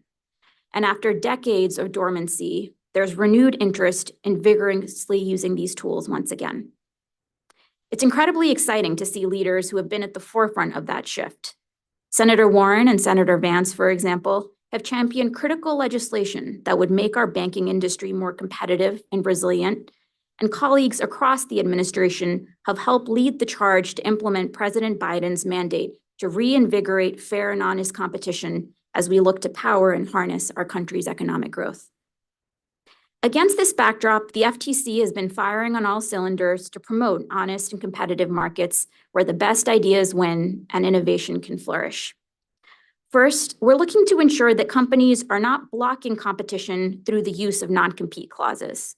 Last year, we proposed a rule to ban non-competes in employment contracts and have since received over 26,000 comments from people across the country, ranging from engineers and screenwriters to journalists and tech execs.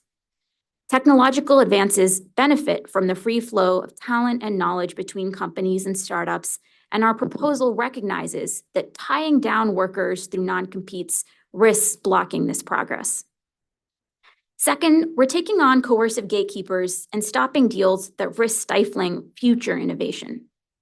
In partnership with 17 states, the FTC in September sued Amazon for deploying tactics to deprive rival platforms of the scale needed to meaningfully compete against Amazon.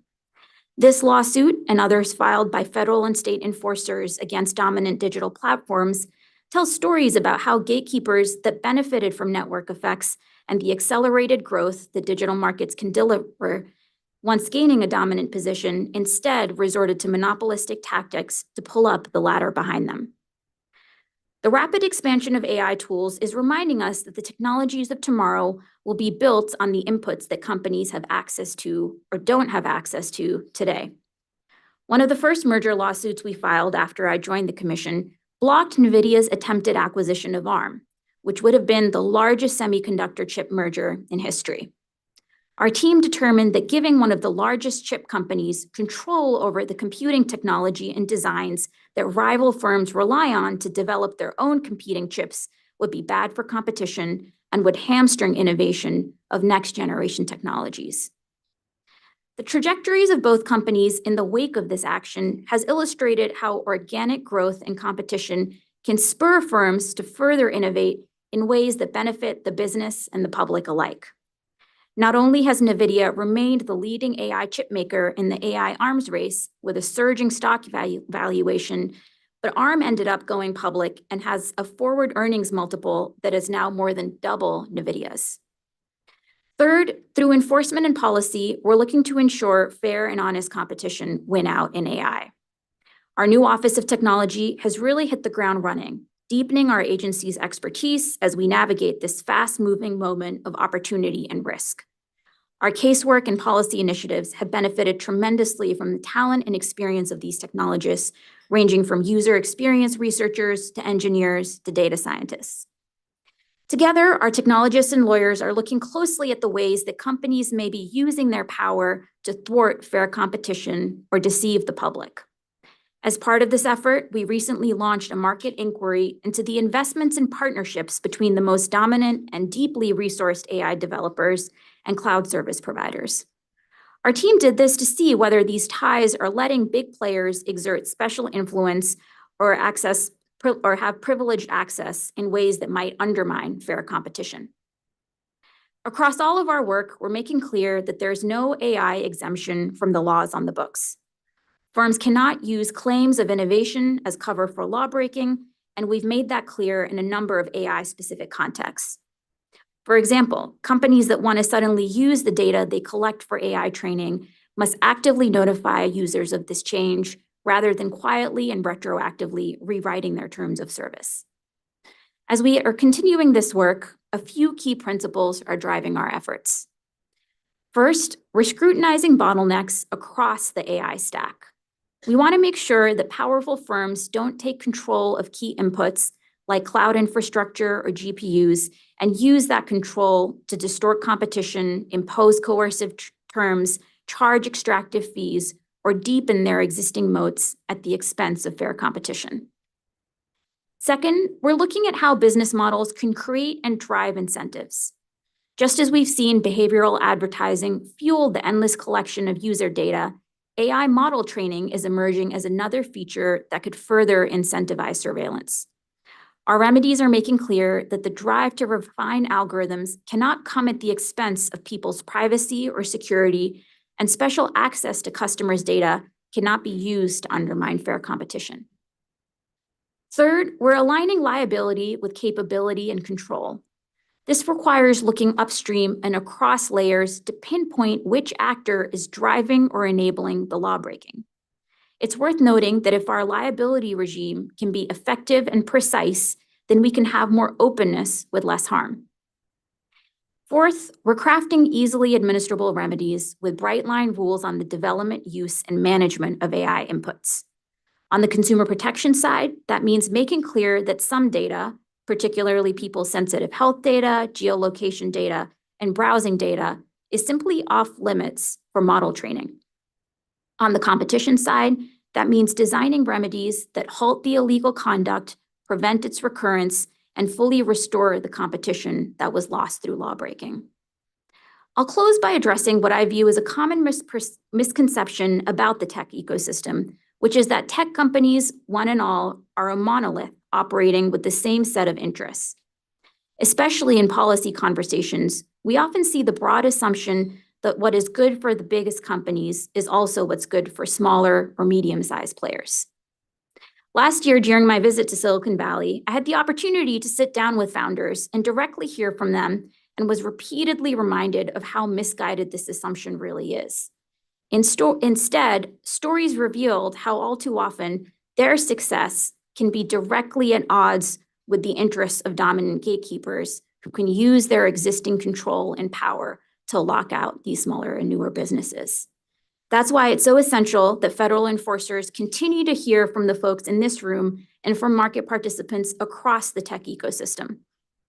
Informed by your input, our choices here in Washington can help fortify a future where vibrant competition enables new, innovative challengers to come in and have a fair shot at being tomorrow's giant. That's the kind of future we should aspire towards, and the kind that vigorous antitrust enforcement can help create. Thanks so much, and look forward to the conversation.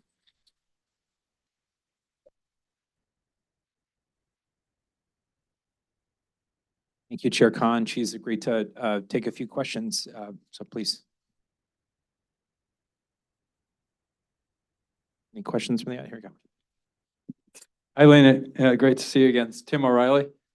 I wanted to ask a question about the sort of the changes that AI is bringing to the market, because it's one thing to think about sort of just simply software companies, but you're really also talking about information companies. You know, for example, when OpenAI trains on the content of a company like mine, professional content, or lots of other people, we would have basically had an opportunity to build our own AI-based services based on that. But they're proceeding to basically roll out in one content area after another services that compete with existing market players. And this kind of, I'm thinking back to you know, Tim's earlier comment earlier today about the effectiveness of quarantine in the 1956 AT&T consent decree, and whether that would be an appropriate remedy for AI. Should they be allowed to compete in every possible category, or should they be providing foundation model services, but not being able to cherry pick the most profitable areas of content? Yeah, it's a great question and a very timely one. Look, historically, we have had a toolbox that we've used in instances where you have layers of the ecosystem where dominance is likely or inevitable, and where competition is not going to be disciplining them. So one of those tools has been non-discrimination or common carriage, but another critical tool has been structural separations or quarantine. This has kind of shown up across policy areas. So for example, even in the banking sphere, traditionally, commercial banks were not permitted to enter commerce, the idea being that you didn't want businesses to be competing with the firms they're dependent on for credit, right? And I think we've seen similar dynamics where you have firms that are effectively serving as infrastructure or essential services for other parts of the economy, and the ways that they can be using that to then distort or squash competition across layers. And so I would say, for lawmakers and policymakers who have a broader set of tools at their disposal beyond just antitrust and competition, really mining that full toolkit that we've used, including things like structural separations and quarantine, is going to be key. We have time for one more question. The other thing I'll note just about that is unlike before, the fact that we're now operating in digital ecosystems means that the risks of this type of integration across the stack can be much higher, right? Because the type of detailed appropriation of competitively significant and sensitive business information is much easier to engage in than when you had just old school industrial companies. Hi. So yesterday we noticed that you guys filed the lawsuit against Albertsons Kroger's, which was really super interesting. I think we all knew that it was coming. And yeah, I mean, we've all been waiting for this and it's great to see it. And I will say, like, I've read so many complaints. It was pretty exciting actually to see it for the first time that you've got a whole section about protecting, workers' wages, right? But we've never actually seen that before in a merger challenge, right? It's pretty significant. So I was kind of curious if you can talk about how, this shows a pivot, from the agencies and how you think courts may actually look at this, because we've never seen this before, inside of a merger complaint, how the FTC, expects to tackle that, in the courtroom. Yeah, so since we voted this out, this is now pending before the commission as an adjudicative matter, so I'll be limited in what I can say about the specific facts. But you're absolutely right that one big push for us at the FTC has been making sure we're enforcing the antitrust laws to protect everybody, and that includes workers. The merger guidelines for the first time ever expressly talk about labor markets, and a big area of focus generally has been making sure that we're actually talking to workers to understand what's the reality of how labor market competition plays out on the ground. And so in the guidelines, for example, we note how evidence of direct market power can look like the ability to cut wages or freeze wages or degrade working conditions. But it can also include things like giving workers less flexibility or less autonomy or predictability over their schedules, which was something we heard a lot about from workers when they were commenting on the merger guidelines, that actually having schedule predictability is a key dimension of quality that we need to be thinking about as well, for example. We also acknowledge how there are certain ways in which labor markets are just different from product markets, right? You have certain types of search frictions. Buying a toaster is not the same as looking to find a different job. And so we have to, in our analysis, take account of those realities. One of the things noted in the complaint is a recognition of how unionized and non-unionized workforces are different. And we need to appreciate those differences in our merger analysis, and the complaint does that quite nicely. Please join me in thanking Chair Khan.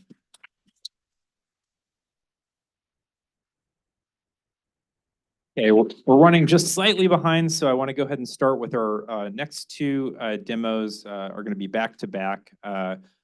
If you've ever used the Firefox browser, this is going to be like I do, is my default browser. Actually, I like to mix it up. I've been playing with Arc a little bit, enjoying that one, play with Brave. But Gemma Petrie's, I set through just a really impressive demonstration a few months ago about choice screens, and Kamyl Bazbaz is going to follow her. Did I pronounce it correctly, Kamyl? I'm going to botch everybody's name today. Kamyl Bazbaz is going to follow Gemma, also talking a bit about choice screens coming from DuckDuckGo. So we're going to go for 20 more minutes before we go into lunch. So we'll give it up for Gemma.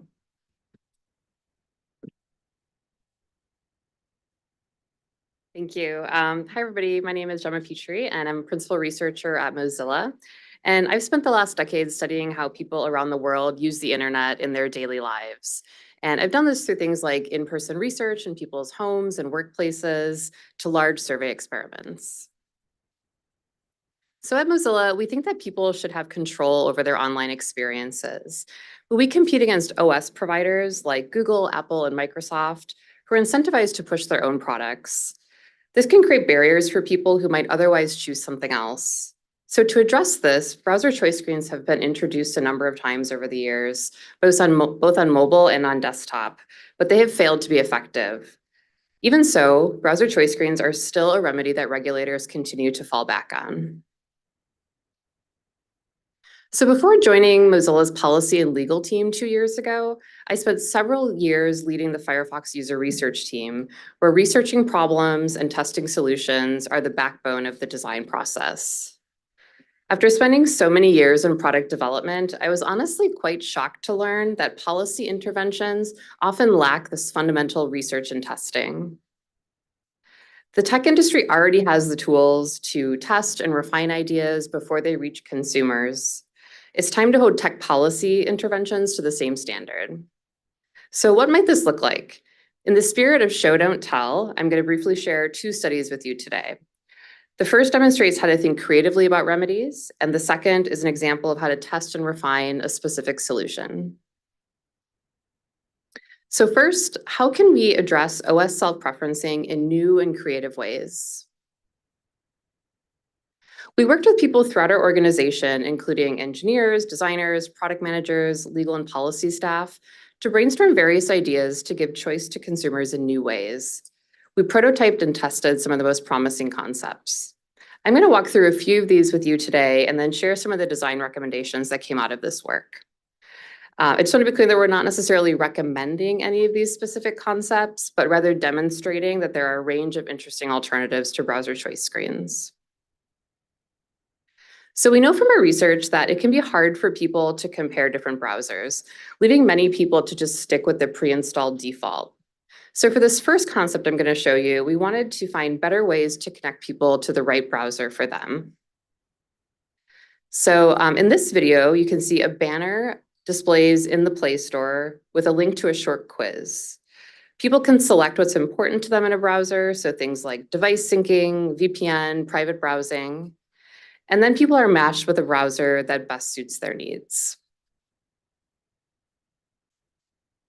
We also know from our research that some people don't know how to change their defaults or might not even be aware that it's possible to change them. So we wanted to explore how a dedicated defaults tab of the Play Store might help people. So in this prototype, you can see there's a new defaults tab in the bottom right of the Play Store. It shows a variety of essential app categories. So these are things like browser, email, messaging, and people can view their current default. They can see what else might be available in that category, and they can actually set a new default directly from the Play Store. And we also know from our research that when people do decide to download a new browser, the inertia of old habits can make it difficult to fully switch. So for example, if Chrome is pinned to the favorites bar, people are likely to continue using that out of habit. So for this concept, we wanted to figure out if there was a way to change this habit. So here, when people choose a new default through a browser choice screen on a new device, the old pre-installed default is removed from the favorites bar and replaced with the new browser for easy access. The previous default browser is still available on the device. We came up with dozens of other interesting ideas that I unfortunately just don't have time to share with you today. Things like shipping a device with a generic browser icon, offering a 2-week trial period for new defaults, or a Play Store recommendation based on other apps that somebody else might be using. So for all of the concepts that we tested, this highlighted 3 important design principles for remedies. First, choice must be offered in a context that aligns with people's expectations. If somebody's visiting the Play Store or they're opening up their browser and they have a purpose in mind, interrupting them in the middle of their task does not put them in the right mindset to consider their browser options. Instead, presenting choice when people are already considering their settings, so perhaps during device setup or at major updates, better aligns with people's expectations. Second, browser choice interventions need to help people make informed choices by helping people understand what a default is or providing ways to help people differentiate between their options. And finally, the habit of using pre-installed default browsers can be really difficult to change. So we should make it much easier for people to explore and manage their default options beyond a single browser choice moment. So this brings me to the second study I want to share with you today. We know that browser choice screens have failed to have an impact in the past, and we wanted to understand, are they actually a bad remedy or have they simply been implemented poorly in the past? So we created the first high-quality public data on choice screens through an innovative experiment. 12,000 people were asked to step through a realistic device setup flow, either on mobile or on desktop, and then respond to some questions about that process. People were randomly assigned into different groups, allowing us to test a variety of different ideas at a large scale. We varied the design in 4 primary ways. when people saw the choice screen, the number of browsers shown, the order of those browsers, and the amount of information we provided about the browsers. So as an example, this is the high information Android choice screen that we showed. There's an introductory page that explains what a browser is and what a default is. Next, there are 12 browsers that are displayed in a randomized order, and these are split between two groups based on market share. We also included information like product descriptions and ratings without requiring people to open a drop-down menu to view them. Through this experiment, we learned that choice screens can be effective, but only if they are well designed. So what does this mean? In order to be effective, browser choice screens should include key information, present a wide range of browsers, address ordering effects, and be shown at device setup or at major updates. When people were shown a choice screen during the device setup, rather than being interrupted the first time they opened their browser, they were twice as likely to choose an independent browser over the pre-installed default. We also learned that well-designed choice screens do not overly burden consumers. They increase people's satisfaction with their device setup process. They help people find a default that they intend to stick with. They increase browser contestability, and they align with people's preferences. On this last point, we found that people overwhelmingly want to see choice. 97% of the people in our study said that they would prefer to see a choice screen, and this included people that didn't even see a choice screen at all during the experiment. So that's about all I have time for today, but I always love to talk about these topics. If you would like to talk with me after, please reach out. Additionally, we're currently planning the rest of our research for the year. So if you're interested in collaborating on something in this area, we would love to chat with you.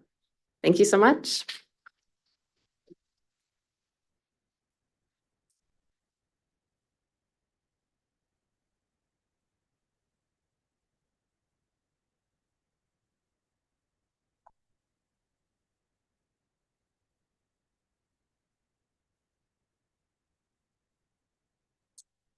Just a second. Sorry, just setting up here. All set. Okay, hi everybody.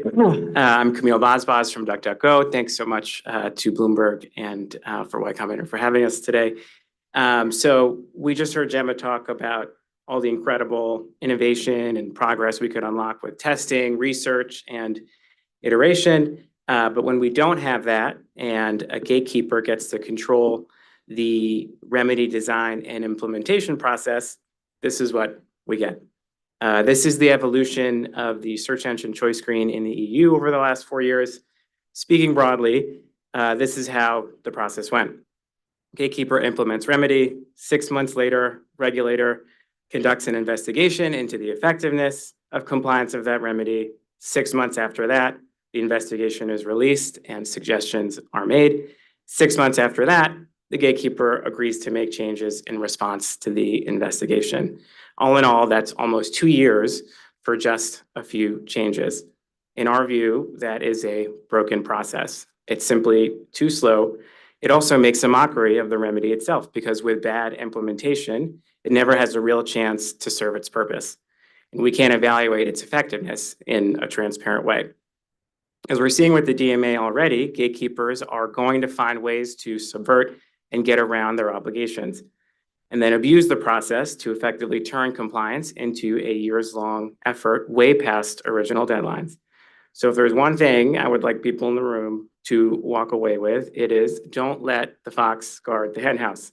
The original sin is that Google is effectively in charge of the remedy itself when it comes to the choice screen without a process to accelerate progress or measure impact. Google is more than happy to drag out compliance as long as possible, but we think there's a better way.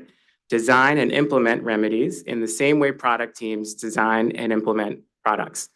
Compliance is done when you've met the letter of the law. However, in the product development framework, the process is done when you've reached diminishing returns on the KPI itself. We should have that kind of approach when we're thinking about designing remedies. So before sharing more details about how to modernize the remedy and implementation process, I want to talk about choice screens. So what problem are we trying to solve.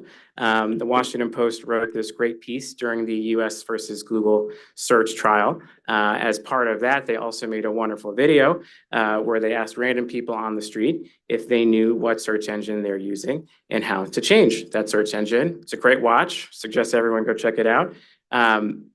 Here's Jeffrey Fowler and Tatum Hunter. They found a nice person on the street. He's asking, do you know what you use for the search engine? Michaela, iPhone user, says primarily Safari. I don't know if you could see on the bottom. Safari is not a search engine. It's a browser. And while this is certainly a really fun and maybe just anecdotal response, it's not just Michaela. More than 50% of iPhone users in the US don't know they are using Google as their default search engine. In Japan, that's more than 81%. That is because the decision to use Google is made for the user by the default setting, not by users themselves. I think it's safe to say that close to 100% of all DuckDuckGo users know that they're using DuckDuckGo. So I think you can see the imbalance there. But keeping the default will always be easier than switching, which brings up switching costs. So here's another article from around the search trial. Google says switching away from its search engine is easy. It's not. There's been a lot of discussion about this. Is it easy? Is it not? Is it a big deal? Is it not? Why don't we take a look if it's easy or not? This is this is a new Moto Android G phone. This is the default home screen. As folks can see, there are 3 search access points here. This is the search widget, this is the Google app, and this is Chrome. So let's start the video here and play the demo and see the switching process in action. So first, we're going to open up Chrome, find settings at the top right, click settings, scroll down, where's search? There it is. Click DuckDuckGo. We're going to go back to the home page, which is the case in Chrome, set as this default home page, which you would also have to turn off to not see discovered by Google. We'll do a test to make sure it sticks. It works. Great. Back to the home screen, and Google is still there. Whoops. Now what do we do? So you have to long press to move the widget to remove. And then now here we're opening the App Store, and you might be the Play Store. You might think to yourself, why are we opening the Play Store? This is about changing your default search engine. Well, there is no setting to change the search widget. You actually have to download the DuckDuckGo app and use that to set up the search widget itself. So now that it's been downloaded, we're gonna long press it, move it over to the home screen, let it go, long press again. Here's the widget settings. Scroll down to DuckDuckGo, and then, oh, look at this, 2 options. We'll pick one, drag and drop. There we go. At first, I was going to ask for a volunteer to do this. And then I thought that's gonna be tough and somebody might get embarrassed. So now that everyone has it, one important thing to note here is that as a part of the DMA, there is a easy switching provision that should make it a lot easier for users to switch. Here is a proposal of how we decide how it could look to allow an app to direct a user to a simple screen where they see browsing app, home screen search widget, Chrome search, Android search, and change them all in one click. Unfortunately, though, as far as we know, Google has ignored this provision. And after the DMA comes into effect, it is the same cumbersome process to change your default search engine as it has been for the last years, which brings us back to don't let the fox guard the hen house. So of course, Google would rather fix this over the course of many years through a specification process. But so, okay, what is this alternative world and a different process that we could imagine? So turning the compliance process into the product development process. Instead of a market competitor or gatekeeper saying, okay, we know the answer, you should do X, Y, Z. Let's create a process where we can prove this is the right remedy, and if not, change it fast. So here are some of the key things we think are required to create this sort of product development process as a part of remedy creation, appoint technical oversight committees, establish mutually agreed research, measurement, and live testing methodologies, and use data for rapid iteration on remedy implementation to reach the key KPIs. Very similar, again, to what Gemma was talking about. So what do we mean by technical oversight committee? Appoint a technical oversight committee made of market participants, academics, and product design experts. We don't mean a blue ribbon special committee to sit around and do nothing, or what was talked about in the context of the Microsoft case where it doesn't actually accelerate things and things take forever. We can learn from those mistakes and make it better. What I think is a really key part is the gatekeeper cannot implement a remedy without approval from the oversight committee. So this would help move the goalpost and make it a lot closer at the first implementation instead of waiting 2 years or more for the first changes to be made. And then hopefully also by having a committee like this, you would reduce the pressure on regulating agencies to hire subject matter experts. Next up, mutually agreed research, measurement, and live testing methodologies. Establish an agreed upon set of KPIs to understand progress toward the regulatory goal. In the context of a search engine choice screen, KPIs could be things like non-gatekeeper selections, user retention, percentage of people who have seen a choice screen. Next is conduct best-in-class A/B testing for confidence in impact and making changes. As we just heard in the last presentation, the way a choice screen is designed makes a tremendous difference. One thing that came out of both Mozilla's research and ours is that the order in which options are displayed makes a huge difference on selection. So if Google is, let's say, above the fold on a choice screen, you don't have to scroll to see them. A user is far more likely to pick Google than if you had to actually scroll to see them. And that's not a sort of substantive choice. That's just a design making a big difference. Finally is rapid iteration on remedy implementation. So there should be quarterly design revisions based on the continuous feedback from testing, and that data analysis and iteration should be proposed by the technical committee. And if the remedy isn't working, the committee should be able to propose new ones. So while we're all here wondering, does a choice screen actually work? That is a provable hypothesis. It's not something we really have to wonder. And so if we made the changes and did the iterations and implemented it differently and it didn't work, we should be able to propose different things to solve the core problem. That's all. Thank you. Thank you so much. Okay, we're gonna break for lunch and mingling. We'll come back at 12:50 for our second panel. See you in a bit.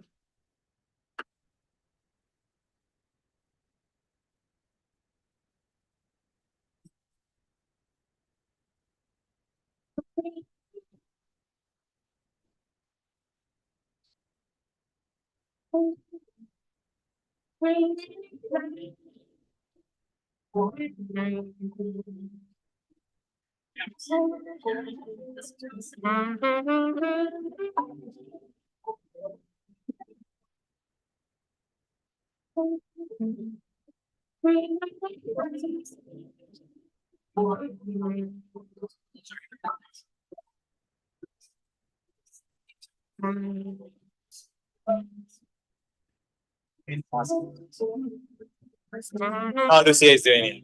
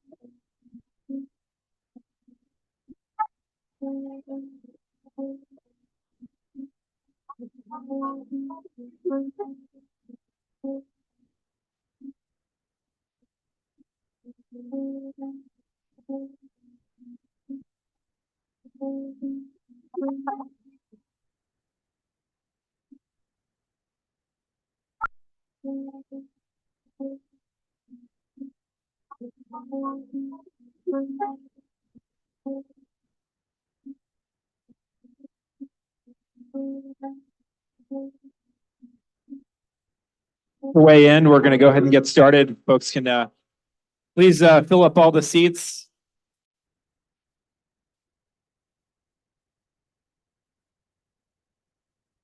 Please go ahead and fill in all the seats.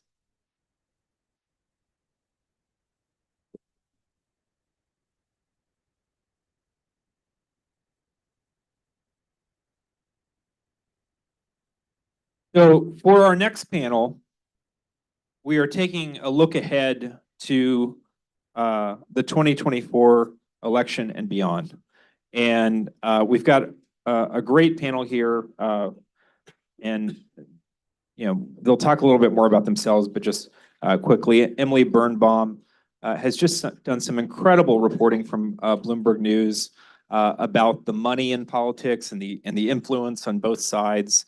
And if you're not reading Emily Birnbaum, it's absolutely essential reading to kind of understand these dynamics in the politics in Washington. We have Matt Stoller, who is research director at the American Economic Liberties Project. Matt has really been prescient on a lot of these issues. I think it was in 2013 or 2014 when I met Matt, and he walked up to me and said, "Hey, Luther, what's going on with Google? Tell me all about Google." And this is right after the FTC had closed its investigation and kind of giving Google a clean bill of health. So really working on these issues for quite a long time. And AELP has really done some amazing leadership on these issues as well. Frederick, who leads this issue set at the Heritage Foundation and has been just amazing from the right of center side of the aisle, talking about the power of big tech and how it can threaten our democracy. And finally, Bharat Ramamurthy, I'm very pleased to have here. And by the way, I think some folks, it's unofficial, not officially affiliated with this event, but there's a toast for Bharat at the unofficial after party for this event at Wild Days, which I believe starts at 4:30 and goes on into the evening. So if anybody didn't get that, anybody didn't get that email, please check it out. And Bharat was the has had many titles. I think I met Bharat in Boston years ago before he got his most recent post, but he was the deputy director of the National Economic Council for the Biden White House. So we've got a great panel. Let's give them a round of applause. And we're going to talk about 2024 and beyond. Thank you. Is this on? Okay, great. Hi, everyone. Thanks so much for being here. We do have a really great panel. So I just want to start off really high level with Bharat. I have heard Biden officials say that, we're just getting started on our trust busting agenda. What do you anticipate could be some of the most important actions that a second-term Biden administration would take when it comes to, tamping down the power of the big tech companies? Sure. And first of all, thank you for hosting, and thanks everyone for being here. The analogy that I like to use about antitrust and competition policy is that for about 30 or 40 years, we had an ocean liner that was steaming in a particular direction. And what the Biden administration has tried to do is change the direction of the ocean liner. And you can't just throw an ocean liner into reverse and do a 180-degree spin. It takes time to change its course. And especially for an area where so much of it is dependent on enforcement and litigation, which are things that often take many, many years, it's going to be kind of a slow burn. But I think what we have seen already, in part because of the competition executive order that the president issued at the beginning of his term, is a pretty stark shift among the agencies in the way that they approach competition policy. We've already seen changes on things like over-the-counter hearing aids, new proposed rules about breaking up meatpacking monopolies and giving farmers and ranchers more voice. I think that there's still work to be done in each of those areas. I think dealing with the airlines is an area where there's already some initial work, but I would imagine that there's a significant amount of progress that can be made in a potential second term. And I think that healthcare is an area where, frankly, the administration is just starting to make some headway in addressing serious competition problems, whether we're talking about hospital consolidation and the closure of rural hospitals, the prescription drug sector, where there are all sorts of inhibitions on new generic competitors coming to the market.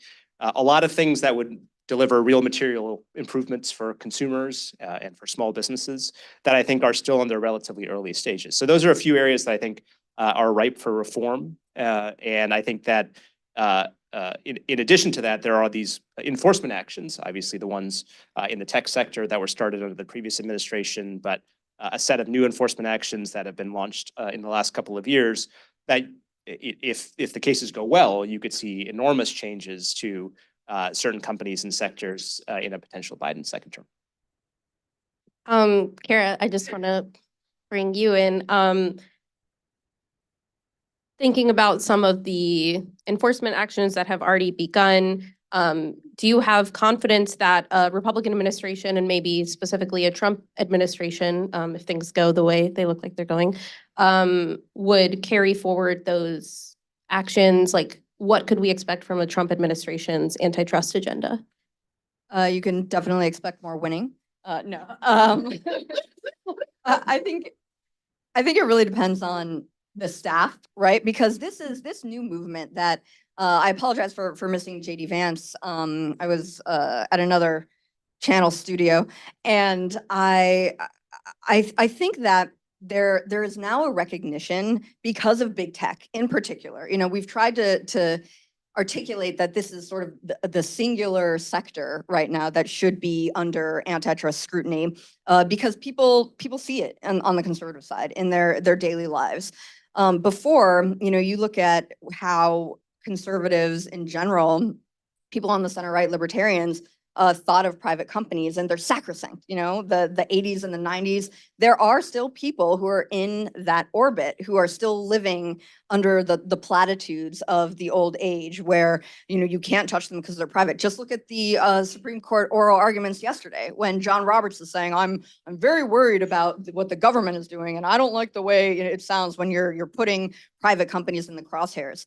But I would say for Trump's base, we recognize and we understand now that you have natural rights and these private companies can infringe upon them given the concentrations of power, their ability to shape behavior that they've amassed and that they're visiting on the everyday American.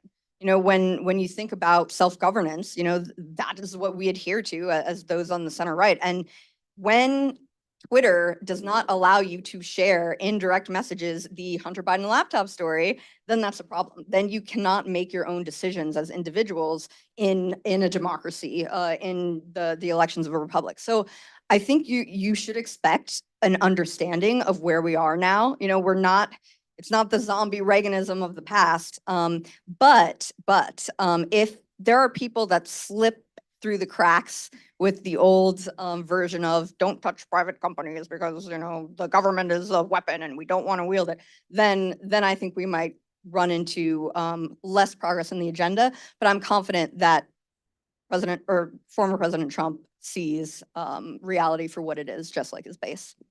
Yeah, Matt, I wanted to get some of your thoughts because I know you've talked a lot about some of the divisions within the Republican Party over the issue of big tech antitrust. Do you have faith that a Trump administration would carry forward, some of the Biden administration's antitrust agenda? Like, do you see them as entirely aligned, or where do you see them differing?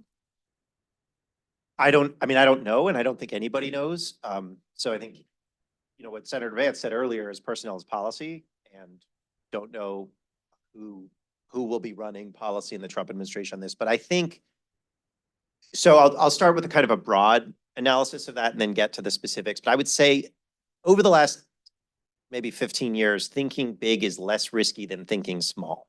So if you see the financial crisis and Donald Trump and COVID were all things that people, I think, didn't expect. They had really significant changes to our society. And if you had said, oh, this is likely to happen a few years before, you would have been seen as kind of crazy, right? So I think in the context of breaking up large firms, it seems maybe significant and like a big change, but a few years from now, we might look back and say, oh, well, why did we ever think that was a weird thing to do? Now we do it all the time because it's not that big a deal. So that's the kind of a broad context. I would also make another broad point. Does anybody here know of a company called Change Healthcare? Okay, so this is a company that connects all pharmacies to doctors, and they prescribe, or they handle half the medical claims benefits in America. They've been down since Wednesday, right? Since last Wednesday. So there's a lot of people that can't get prescription drugs, particularly on Medicaid. And it's like everything is turned into Boeing, right? In our society. So there's a kind of reality that's putting pressure on policymakers that's just far beyond what any policymaker might want to do, because a lot of policymaking is just reactive. So with that said, I would just to get to what would happen under Trump, I mean, you have to remember a lot of it is not necessarily under the president's control, because you have like the Epic Games case, which is just private litigation. And in terms of thinking big, not small, that's in the hands. Google is an unlawful monopolist. Like a jury said that. They just are. We're not in the question of, is this company a monopoly or not, or are big tech monopolies or not? Google is an unlawful monopoly. You can say that. A jury found that. And now it's in the hands of a judge, Judge Donato, who's pretty aggressive and who could just issue a decision in a couple of months saying, Google, you have to spin off Android, right? He could break up Google this year. And that is not out of the realm of possibility. It may not even be that aggressive, and people aren't thinking like that, but we should start thinking that way. So a lot of this isn't necessarily under the president's control.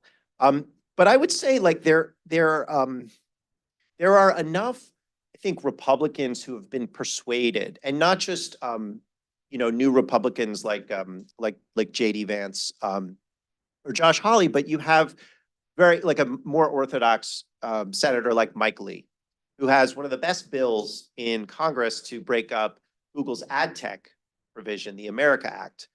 And you have support for App Store regulation. In a lot of ways, these companies, the way you deal with these companies is like eating an elephant, which is one bite at a time, because these companies are complex, sprawling, they span multiple sectors, they have lots of lines of business. You can't do it all in one bite, you have to do it in multiple ways, and there are different interest groups and different coalitions that care about the different parts of these companies. And so there is going to be significant change to these companies, which lines of business, where I think is politically contingent, but we're beyond the neoliberal era. So talking about personnel is policy. Just if everyone will indulge just a moment of some DC insidery stuff. Bharat, we were in the era of Wu Con Cantor, probably everyone in here had the mugs. What could be the new vanguard of a second term Biden administration? I would expect all of those folks to stay on. I don't want to talk to you about, for you, Tim, you tell us. But I would imagine, and again, I'm not trying to break any news here, I don't know. But I think that both Lina Khan and Jonathan Cantor would view their work as unfinished, and they would probably want to continue that work. I mean, that brings me back to the earlier question about where we go under if there's a second term for President Trump. I am highly skeptical that the personnel that would replace Lina Khan and Jonathan Cantor would be as aggressive as those folks. I just think that's highly unlikely. And in my experience, I agree there's some green shoots in terms of conservative support for some of the antitrust agenda. When I was in the White House, I was impressed by the level of commitment on certain things like agriculture, where you had Senator Grassley and Senator Marshall and other folks from Midwestern states who really understood the problem and the need for strong action. But particularly on tech, I find the conservative concerns to be highly superficial. They're angry that the companies are mean to them. This is not some sort of deep analysis about the structural network effects about the company. And the response on tech seems to be more punitive rather than a desire for structural change and a desire to reshape the way the American economy works. So, we had a test run for this because there was there's bipartisan legislation to take on the tech sector. And by far, most of the concerns came from the Republican Party, not from the Democratic Party, when we went through that in the first 2 years. So I don't want to dismiss the possibility, but I think that for a variety of reasons, I think the prospect for continuing this level of robust antitrust enforcement and robust pro-competition policy under a Trump administration, I find that to be highly unlikely. So I'll respond, if I may, just a little bit. So I think I understand what you're saying, and I see some instances of that in the party. But we do internal Republican Party or conservative politics. We do make fun of people who just want to lash out and who want to punish. We agree that is superficial. What I think a lot of us are concerned about is the stratification of civil society. Even Tocqueville wrote about it. You can take away people's rights and they'll walk around as if dead because they can't participate in everyday life. Now that everyday life has increasingly digital characteristics, we want to be able to participate. And the digital stack is absolutely intrinsic to this argument because, yeah, you have people that are angry about the digital platform, the application layer. We can talk about content all we want, but it's not about content. And I think those of us, like the JD Vances of the world, like the Blake Masters of the world, we understand that you cannot isolate that level of the stack. You have to look further. You look at the mid-tier of the stack with cloud hosting services. Across the Rubicon moment for a lot of us was when our bromide in the Conservative Party was build your own, right? Well, Parler built their own. And then when AWS yanked cloud hosting services from Parler, that was a moment where I think everybody sort of woke up and they're like, This is the real story. It's not necessarily the App Store. It's not Google Play Store. It's when you can go further down the stack to even a foundational level of ISPs, and you can stratify and segment society based off of legitimate political viewpoints. That is what started to raise the flag. And I think the people who are thinking very deeply about this are moving past that, yeah, they're mean to us, we want to punish them. And they're saying, no, do we want a society where everyone can't participate in discourse? You know, it's almost akin to open sourcing AI technology, right? Like, you want everybody to iterate and to noodle on these problems and identify them and then make a better product. The better product is our democracy when everyone can participate and one portion of society based off their opinions is not segmented into oblivion. So I'm going to offer kind of like a political analysis of what I think is coded rhetoric, both on the right and on the left. Like on the Democratic side, there's a lot of people who are concerned about the inability to do content moderation, which is the way of saying we support dominant tech firms and their ability to do things. And there are a lot of people who, I think that you'd see about 80, if you look at the Merger Modernization Act, about 80% of the House Dems voted for it, but there were a substantial number that didn't. And then on the, I mean, it's probably like 30% of the Republicans, 20, 30% of the Republicans voted for it. I think that's a fair characterization of where both parties are. But without both that 30% and 80%, it wouldn't have been a majority. So you do have a bipartisan majority, it's just not in the same party. When you look at someone like a Jim Jordan, right, who is he kind of came to power in the like last embers of Tom DeLay's K Street project. The idea that big business was part of the Republican machine. And a lot of the rhetoric that he uses about big tech and big companies in general is similar to the rhetoric that you would find from like a Josh Hawley, but they have very different intellectual views. And Jim Jordan's main, he would say this, but this is my understanding, is his main critique is that big business needs to be good, loyal members of the Republican machine. And he's mad at them that they're not. And so it's a cynical, one could call it cynical, but it's I think your point, right? Get back on side.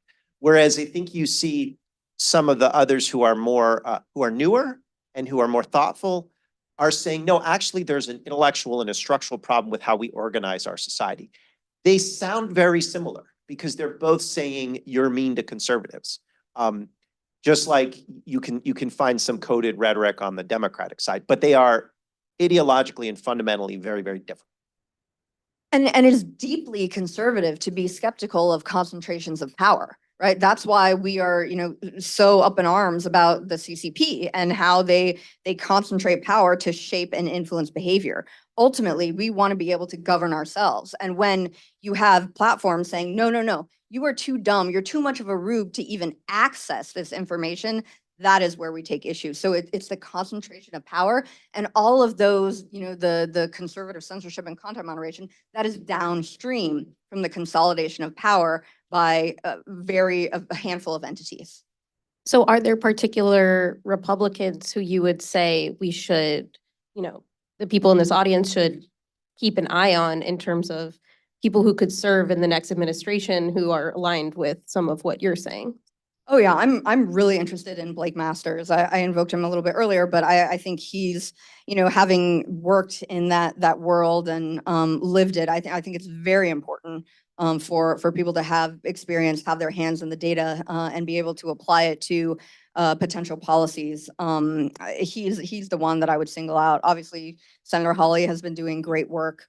I would say Blake is probably the person I would hold up as somebody to keep an eye on. It's very good. There are also really important divisions within the Democratic Party over these issues. So, you know, if you think about the big tech antitrust legislative push from last session, it was clear that not all Democrats and some of the most important Democrats are not entirely on board with, you know, total reform, completely populist ideas on this stuff. So, Bharat, what would you say to, you know, some of the critics who say Biden hasn't done enough to push the Democrats on this issue? You know, a lot of the attention is shifting over to children's safety and legislation, totally different topic. You know, there are definitely concerns that this is yesterday's news and it's not what the focus will be of a new administration. Well, I think that the president and senior leaders in the White House at least remain really committed on this issue. And, State of the Union is coming up. I wouldn't be surprised if there's another discussion about this set of issues in the State of the Union, which obviously reinforces that it's a real priority. I think Matt is right that you have this, very, very broadly speaking, you have about 3/4 or more of the Democratic Party, but not unanimity within the party about the diagnosis here and what the appropriate solution is. And then you have about 1/4 of the Republican Party that sort of broadly sees things the same way.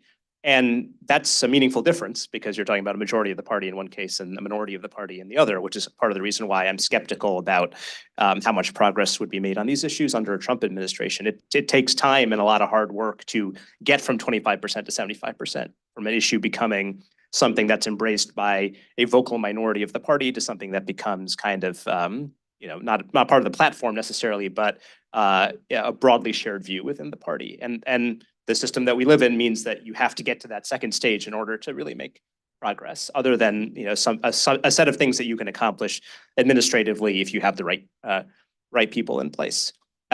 Look, I think that there is, if you look ahead to what a potential second term agenda would look like legislatively for President Biden, I do think that, for example, the Klobuchar bill on self-preferencing, I would be very surprised if they don't take another run at trying to get that done. I think that folks have made progress on converting more people to their side on that.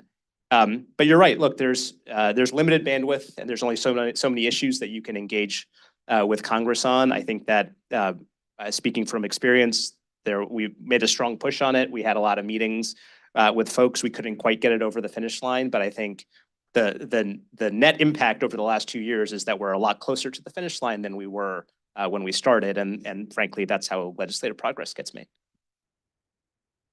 All this conversation has also been totally changed by the rapid expansion of AI. Like AI is what is top of mind for most policymakers. I guess I'll start with Matt. Biden has put out an executive order, has a lot of Democrats in Congress have made clear this will be, an area they really want to tackle. Schumer said it's a priority. Are you concerned, though, that they can't move fast enough? Already there are a number of dominant players who have taken steps to become entrenched. Is there any hope for the government to even do anything about it? So I don't think it's moving too quickly. I don't think we know what the impacts of AI are going to be. It's an important technology. I don't know that I think there's actually too much emphasis on it because a lot of the stuff that I don't want to get into it, but it's a little bit like the wheel, right? It kind of, AI is a business method. And so you can do it in lots of different ways in lots of different industries. We have wheels on toys, you have wheels on airplanes, like wheels on industrial machinery. We don't say we need wheel regulation, right? We just regulate by sector. And in a lot of ways, the AI conversation is about, wow, we haven't really regulated any sectors of the economy for a long time. AI provides all these new ways to cheat people, right?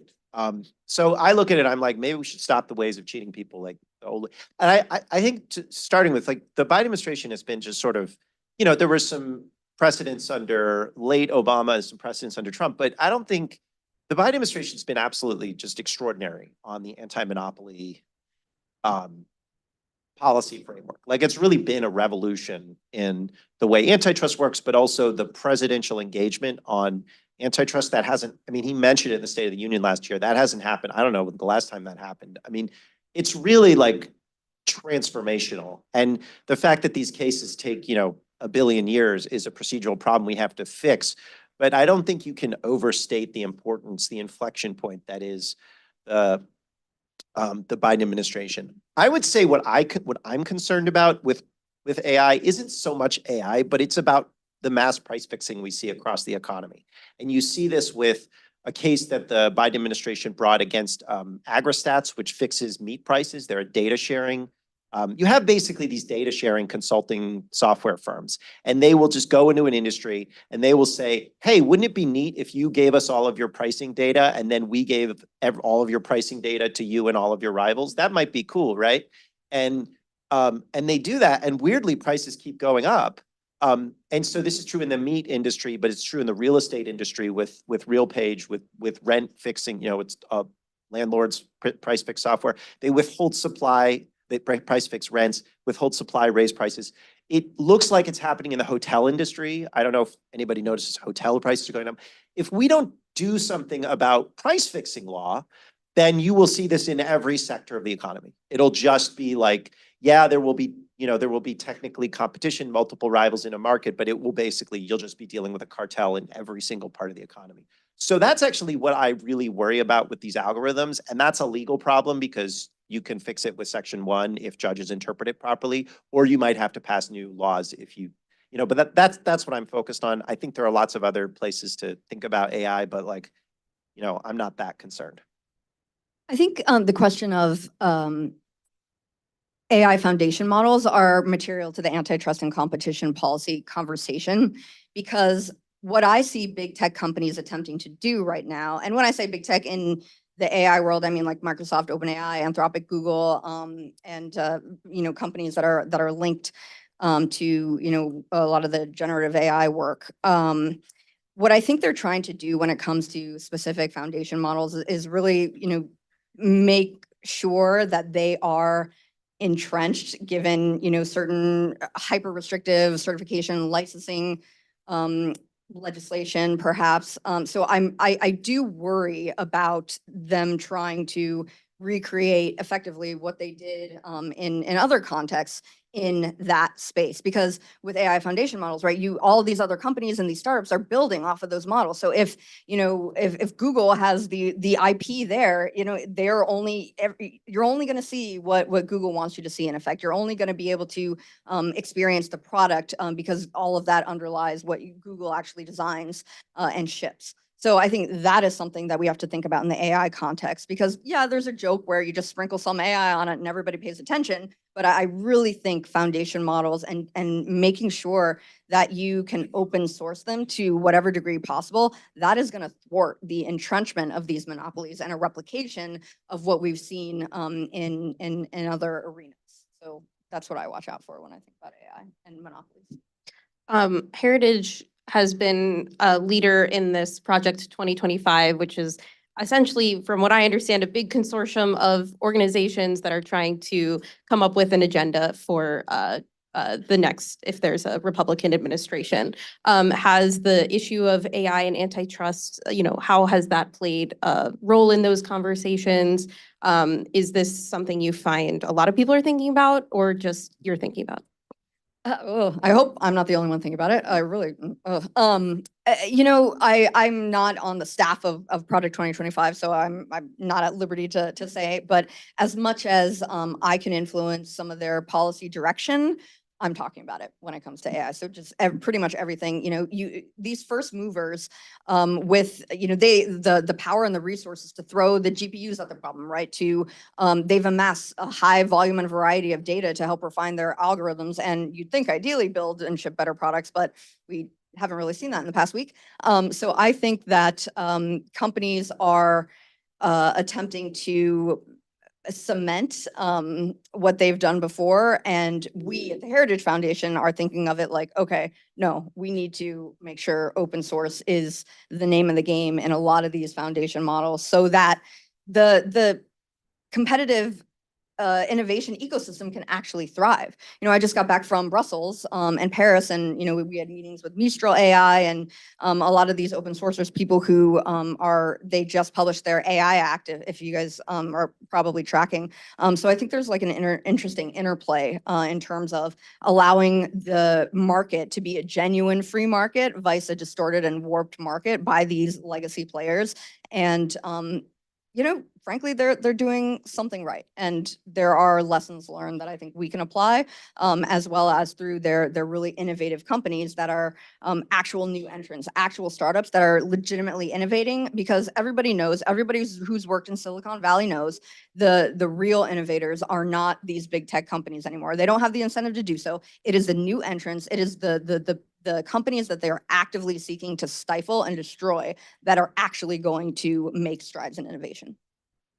I'm pretty sure we're running out of time, but Bharat, on the issue of AI and the dominant platforms, are there particular actions that have been taken by the Biden administration or that you anticipate will be taken that you think people should be paying attention to? Well, I don't actually think I have a good prediction as to where the administration is going to go on this. You know, as I was leaving the administration, they were just finishing up the executive order, which in many ways told agencies and experts to go out and do stuff and then come back to them and tell them what they were going to do. And I don't frankly know what the result of that is going to be. I would say that the good news from my perspective is that the executive order clearly emphasizes that everyone focus on the competitive aspects of the regulatory and guidelines and other things that they put out pursuant to the executive order.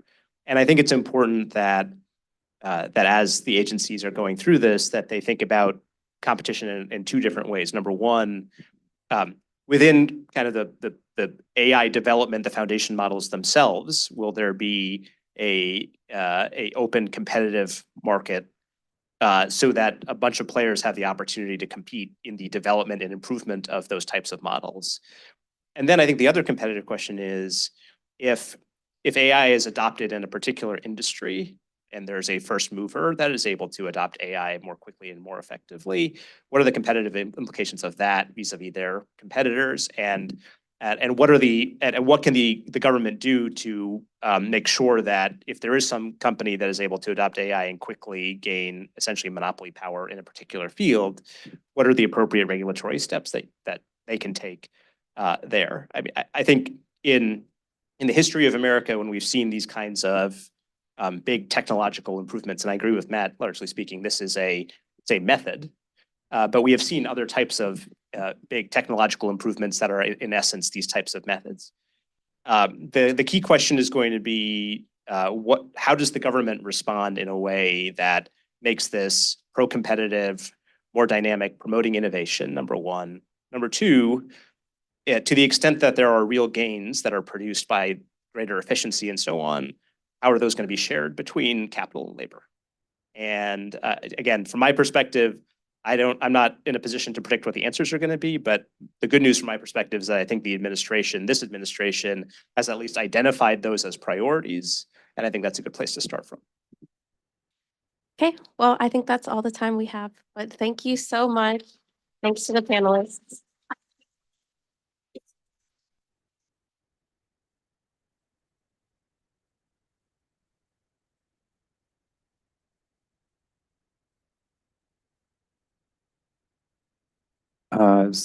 Can Lucia come up?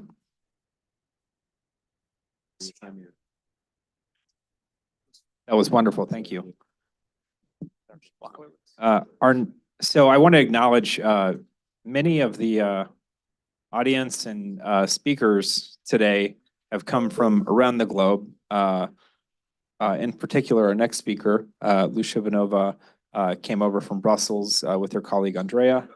And Lucia is going to be an important figure in the years ahead and is an important figure currently because she is helping lead the team that is overseeing the enforcement of the Digital Markets Act. So as the DMA comes into effect next week and these rules for gatekeepers are sort of quote unquote official, it'll be folks like Lucia and her team who are examining whether or not it's working as intended. And so I've been encouraging the technologists in the audience to introduce themselves to Lucia and Andrea. And I really want this to be the beginning of a conversation between the technologists and Brussels, because what I'm finding when I speak with the developers and the people who are in charge of shipping code or building the user interfaces is that often they have no idea what the Digital Markets Act is. A few weeks ago when Apple announced what it was doing to comply with the DMA, when I talk about the DMA with founders, they're saying, yeah, I'm not sure about that. That's, I don't know if I want to sign up for that. I saw all the news around the DMA. They think that the DMA is literally what Apple said it is going to do to comply with the DMA. And I said, oh gosh, no, that's actually yeah, that's just the beginning of the process. There's, hopefully that's not the end all be all. So we're gonna hear more about the DMA specifically, given it is kind of the most imminent regulation to potentially reshape how founders can participate in the digital economy. And so please, and one other person I want to mention that came internationally, Bart, who we'll meet later from Proton, came over from Paris. And I know we've got another speaker that flew in from Canada. So really appreciate the folks from, and of course, many from the West Coast. But please give a warm welcome to Lucia Panova from the European Commission.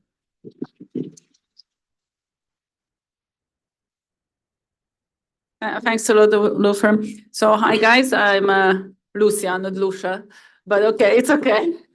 I'm from Europe, from Brussels, and I'm part of the team leading the implementation of the DMA, so Digital Markets Act, which was mentioned here today a couple of times. Some of you are more familiar, some of you less.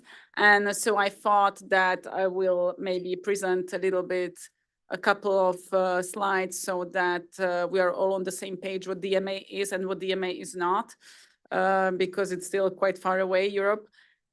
I will apologize for the look of the slides. So it's not as sexy as the other slides which were presented, but we are from administration, so I'm still working on my PowerPoint skills, but what is important is the content, not the look. So maybe to start, Tim this morning mentioned about the importance of remedies. The remedy is super important. And actually what DMA is, this is just that. It's a remedy. And it's actually even more because it's a remedy which is there ex ante. So without market definition, without the need to prove dominance, without to do all these, antitrust tricks you need to go through to show there is a problem. Here, we cut it short. There is a number of things the gatekeepers have to do and other things they are prohibited from doing. So it's really a remedy which cuts through all these steps, and you have it there, and it's ex ante.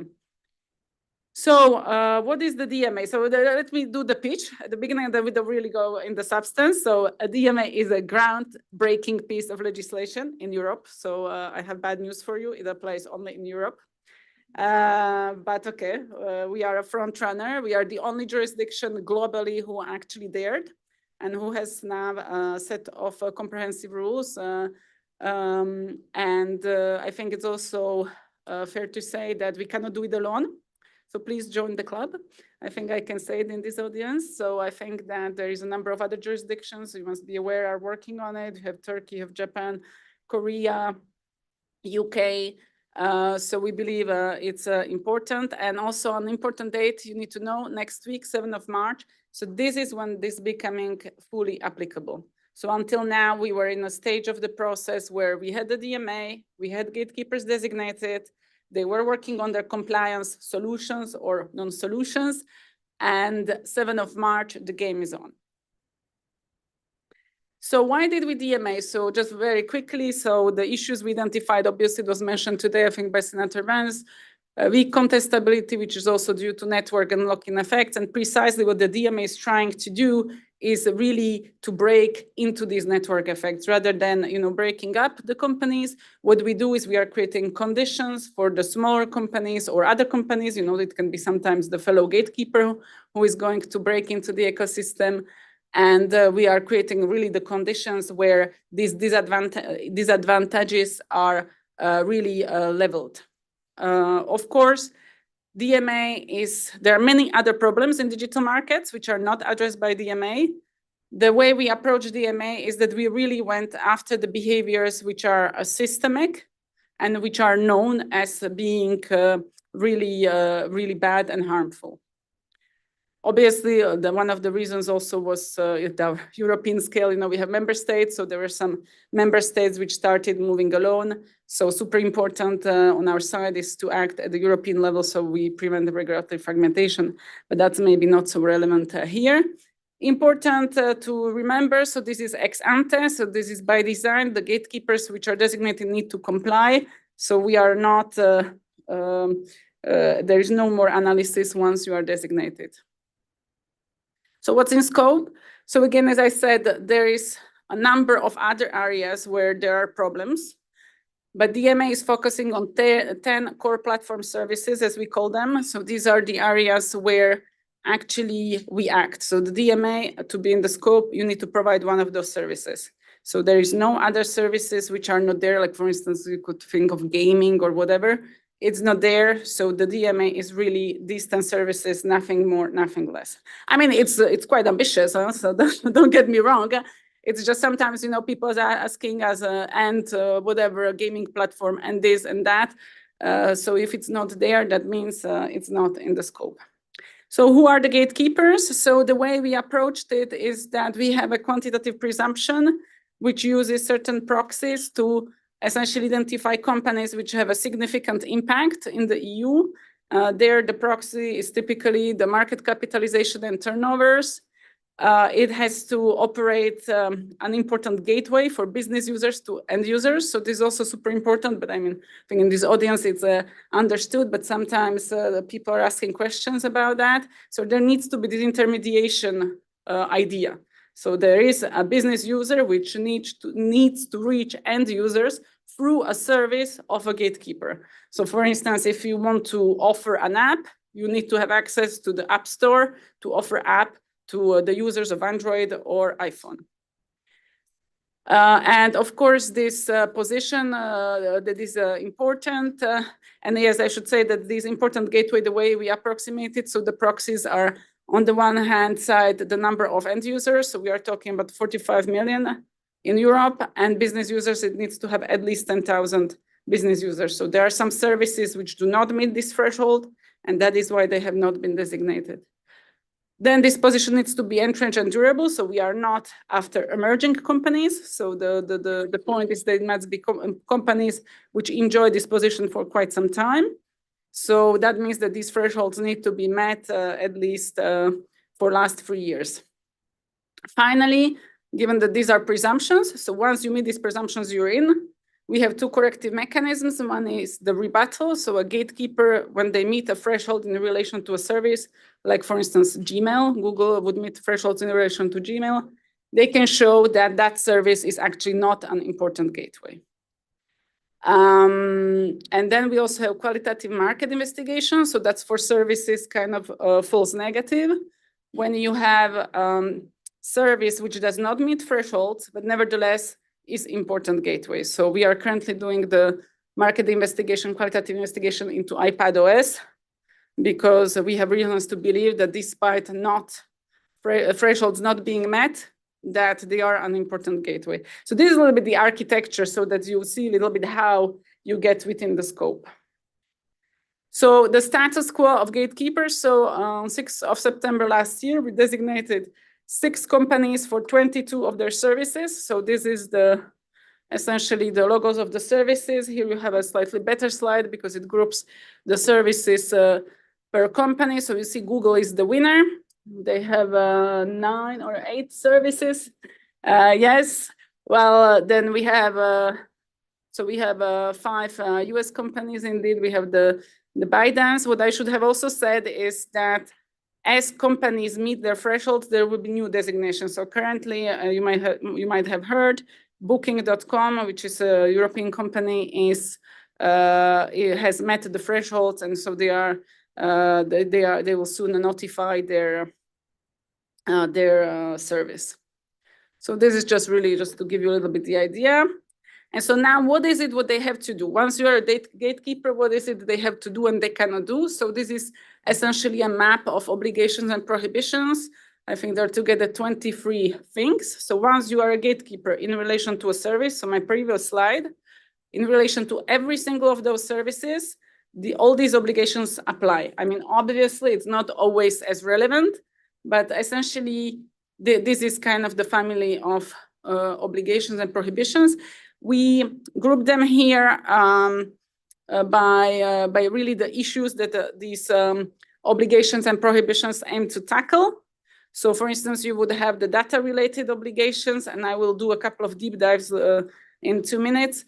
So these, of course, aim at really breaking into this advantage that gatekeepers have of collecting and having access to the data. Then you would have, for instance, obligations which deal with interoperability. So this is really just a map for your information. So it's quite comprehensive as to the obligations that they have to meet. So we believe that this has concrete benefits for business users. So I think that this is the right room to remind that. So obviously interoperability is a very important one, especially with closed ecosystems like, for instance, iOS. So we believe the new services will emerge through companies now being able to access some APIs which were until now private, and they will be able to offer their services. Of course, the big one, the landmark, is the app distribution. So I think James was explaining really like how it should work and what is the ideal world for us. Then you have access to the data, fair sales terms. I will go a little bit through deep dive. So this is again just for your information that these are all the things that we hope that will boost contestability. It also has benefits for end users. I mean, we've been discussing the choice screen and the default and the choice. So here really end users will have more choice of browsers and search engines. You know, there's often people say, well, there is a choice, but I think it was also shown today that people actually don't even know what the browser is or what's the difference between the browser and search engine. So we are also working with gatekeepers that this kind of education around what these services actually do is covered in the choice screens.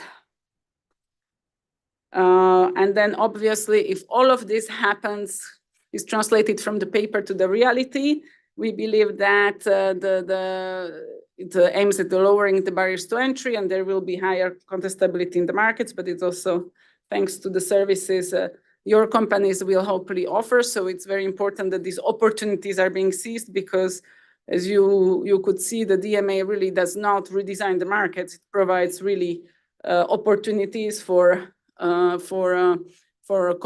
competitive outcomes. So now a couple of deep dives, so maybe on the kind of landmark obligations. So the first one is the interoperability, what we call vertical interoperability. So in a nutshell, it's about access to hardware and software features which are available on to gatekeepers on their operating systems. So again, we are talking about those that they currently do not give access to. So that concerns obviously the three companies which were designated for their operating systems is Google for Android, Apple for iOS at this stage, and Windows PC OS. So the idea is that there is no more ability for these companies to kind of self-preference through the exclusive access to certain features which others cannot use. And of course, it has to be free of charge, which is also very important, because if we have an obligation like this one, which could be defeated through high access charges, then it would defeat its purpose. What you will be able to do. So for instance, a lot discussed access to NFC antenna for all kinds of applications, payments, identity wallets, car keys. Also, what do we see as use cases? Wearables. So when you have a watch that it's fully paired with your iPhone, and it's not that iWatch has some features which the other competing watches don't have. So it's really to level that playing field. And there is a little twist, but we think that can be managed. Of course, the main criticism of this provision is that when you open the ecosystem, an operating system that creates security and integrity issues. So gatekeepers can take necessary and proportionate measures to preserve that.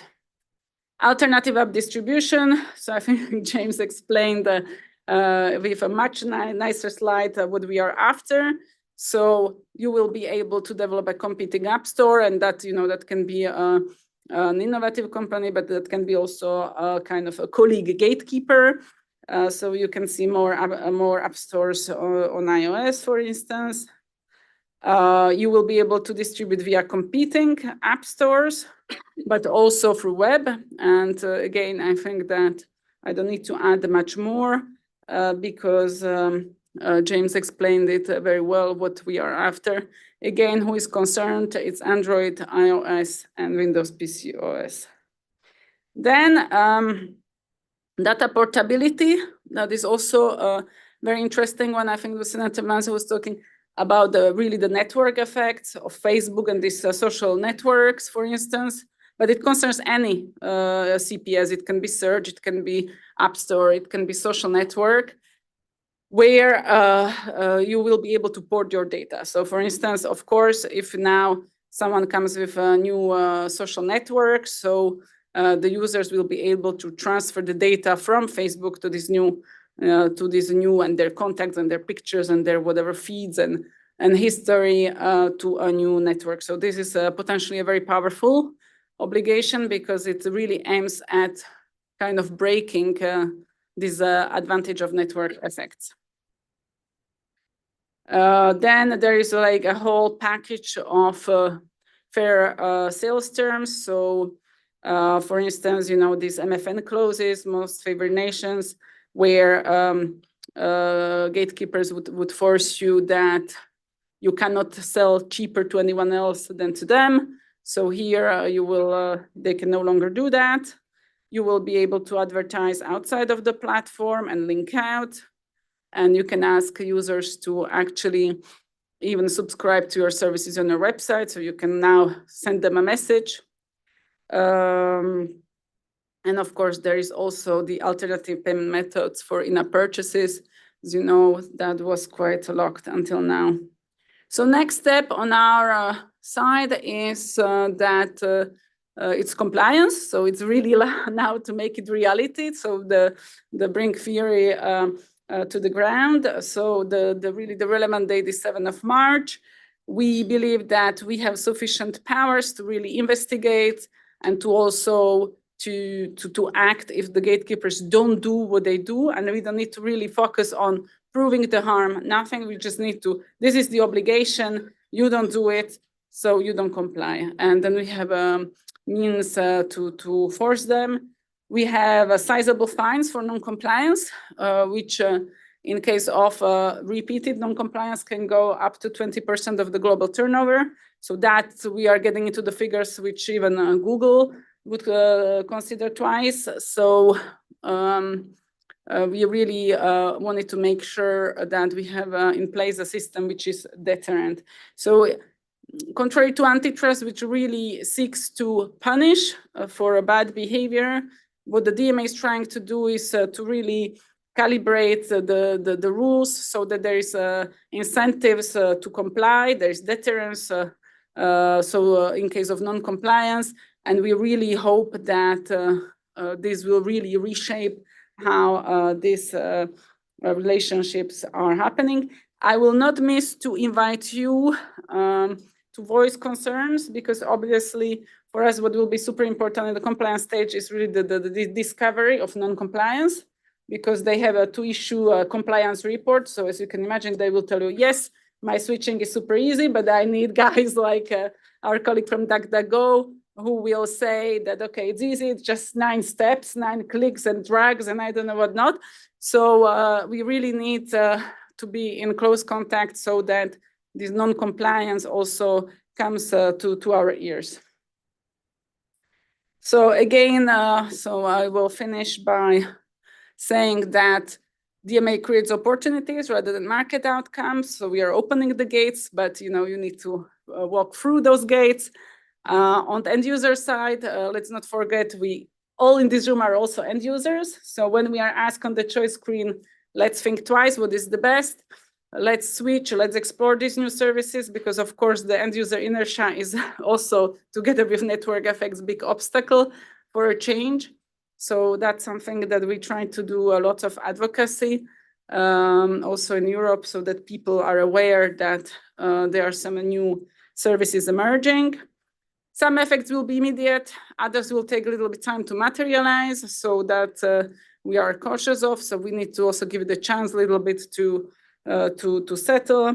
As I said, what we are after is to create a compliance culture. And I will also say that it's a dynamic and future-proof tool, because there are new designations on one side. And also we can amend by adding a new core platform services or even obligations if we see that there are systemic issues. So avail yourself of your new rights under the DMA. As I said, unfortunately, it's only in Europe, but we are the front runners, but that doesn't mean that there won't be some Brussels effect, either direct or indirect. So obviously, there needs to be this pressure needs to be created from the demand for this type of regulations. And we have also a provision in case gatekeepers try to retaliate. So that is prohibited from now on. And we can also act if that were to be the case. So thank you very much. And I'm happy to have a chat, side discussions. And I should have said that I'm here with a colleague, Andrea, in the back. He is what we call technologist. And so he knows a lot. So if you have any questions, please do not hesitate. We are around. Thank you. Yes, please take advantage of the time with the DMA officials that are attending, and we'll take a 10-minute coffee break, maybe a little less than 10 minutes, in case anybody had, were there any very quick questions for our Brussels guests? All right, let's take a quick 10-minute coffee break. Catch it. Yeah. All right, just say it. I'll read it. Just so you know, it's interesting compliance. You think about the effects of non-compliance. It seems a lot of the effects of consumers are going to be in a bunch down low. The kind of stuff that companies put out that they have a plan to do, but they haven't done as yet. So how are you going to look at compliance in that world where the products and services that consumers might get are not available today? So how will you judge harm?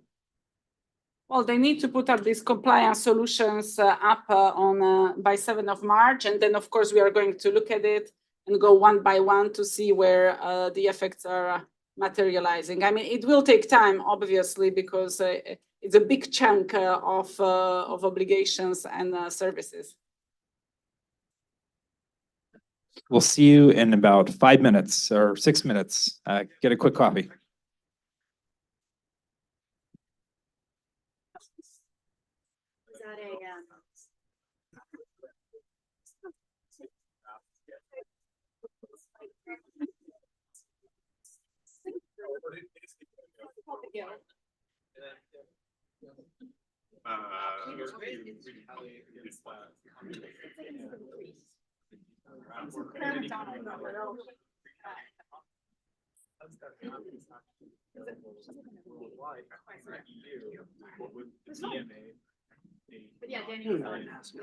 So basically what will happen is plug in, we have obviously the dongle here, or if you want to go straight HDMI, I'll be right over here. So once you're ready, I'll get Todd in the back, the high sign, we'll switch the feed to your presentation.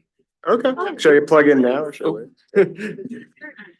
I'll get, you can plug in now. Because I, you want to leave them off after the first.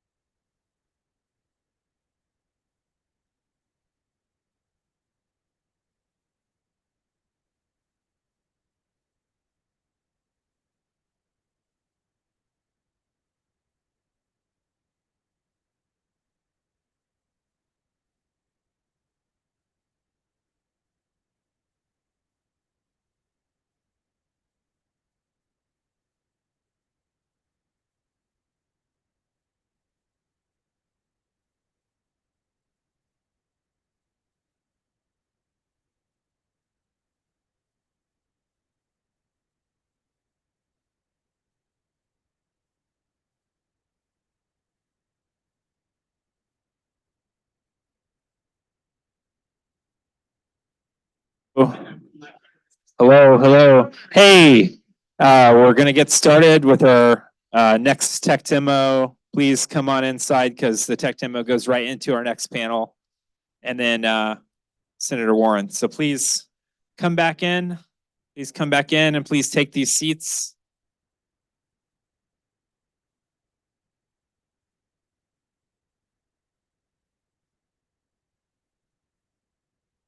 So our next speaker, please come back in. Maria, Dan, Jim, Gemma, David Siegel, David McCabe, everybody come in, take some seats. Let me just.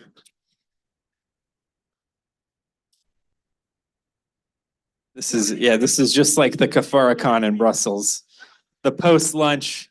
Everybody please get inside and fill seats. So the next speaker, I feel even closer to this company. I'm going to tell a little personal story. So, gosh, 2007, 2008. When was Rap Genius founded? 2008. Rap Genius, which is another Y Combinator company. I was just really hardcore into Google Reader, using Google Reader constantly every day, and became close with some friends on Google Reader through that community. And we called each other Share Bros. And Google launched a feature that allowed you to annotate any part of the web. And this is at least my remembering of the Genius origin story. And anyway, a few of these guys were tinkerers and had sort of some basic programming knowledge, and began building this interesting idea to help explain rap lyrics. And originally the concept, they bought the domain rapexegesis.com. And actually, one of the co-founders at the time lived with me in San Francisco. So he was my roommate. So this like the seedling of this idea was actually being built in my apartment in San Francisco, along with the rest of the team out in New York. Anyway, Rap Exegesis would change to Rap Genius. Rap Genius would evolve to just genius.com, and is one of just an amazing story about sort of a incredible community that is very passionate about music, that went on and has annotated. I use Genius and have the app and use it all the time to help explain lyrics to my kids or look up lyrics. It's very handy, and has then went on to have this sort of separate amazing story as they went onto a collision course with Google on the issue of self-preferencing. So Ben Gross, Rap Genius or Genius, was eventually bought up by Media Lab and has been folded into Media Lab. And Ben Gross is the former general counsel of Genius, and is through that original crew has become a friend of mine. I'm so happy he came down from New York today to be part of RemedyFest. I'm going to hand it over to you, Ben. Thanks. Amazing. Thank you, Luther. Really original Rap Genius.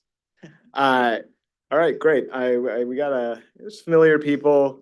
A lot of you have heard me spin this yarn before, so bear with me, but we got 10 minutes, I think, so I'm gonna try and move it along. Okay, so what is Genius very quickly? Premier destination for music knowledge, etc. What does that mean? We have shows you may have seen, verified, famous people explaining their lyrics, Jaden Smith. Oh, very exciting. But we're more notorious for our lyrics website. We have lyrics, and we have these little highlights that are annotations. So you might go check out Bohemian Rhapsody. And you might be wondering what a Scaramouche is. Does anyone know what a Scaramouche is in this crowd, antitrust crowd, not Commedia dell'arte fans? You tap that, and you find out a Scaramouche is a roguish clown. Okay, great.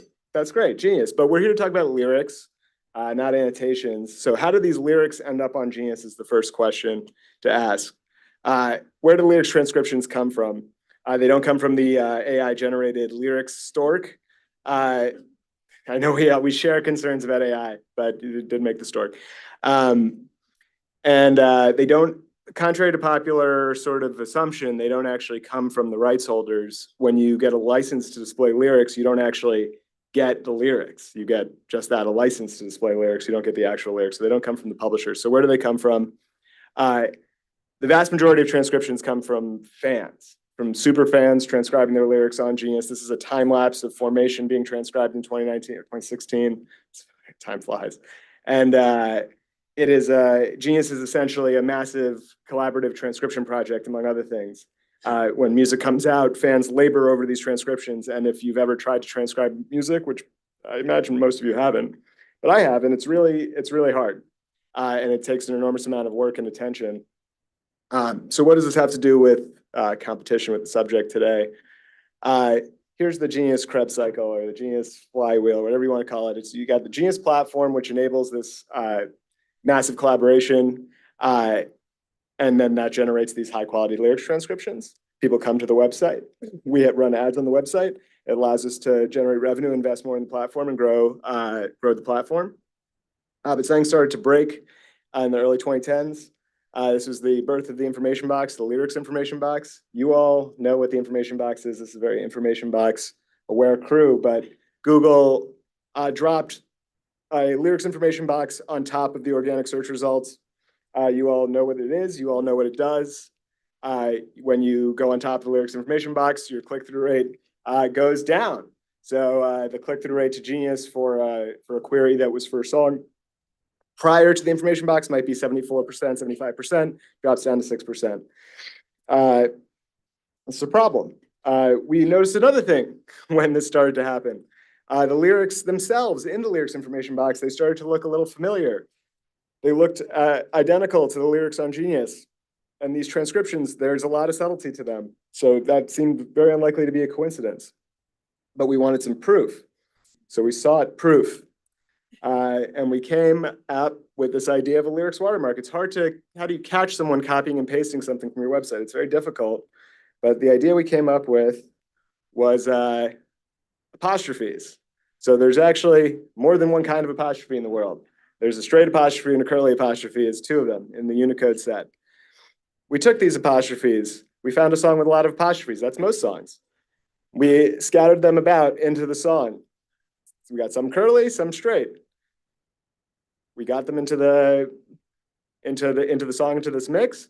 And then when a few days later, we would go and we would Google the lyrics to that song. And what did we discover? Same pattern of apostrophes. That doesn't seem like a coincidence.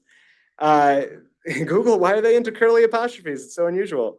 But these weren't just curly apostrophes. They weren't just random. This was actually Morse code. The curly apostrophes representing dashes, the straight apostrophes representing dots. And so this is a Morse code message.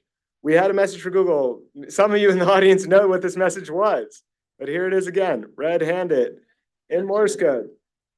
Okay, so we discovered that Google is sort of indisputably copying lyrics from Genius and driving traffic away from Genius. Let's see. So yeah, there we go. That's been updated on the flywheel. So they're directing users away from Genius, where we generate our revenue to support our platform, and to their own revenue generating products, at the time Google Play, YouTube, other Google products. This is a problem for us.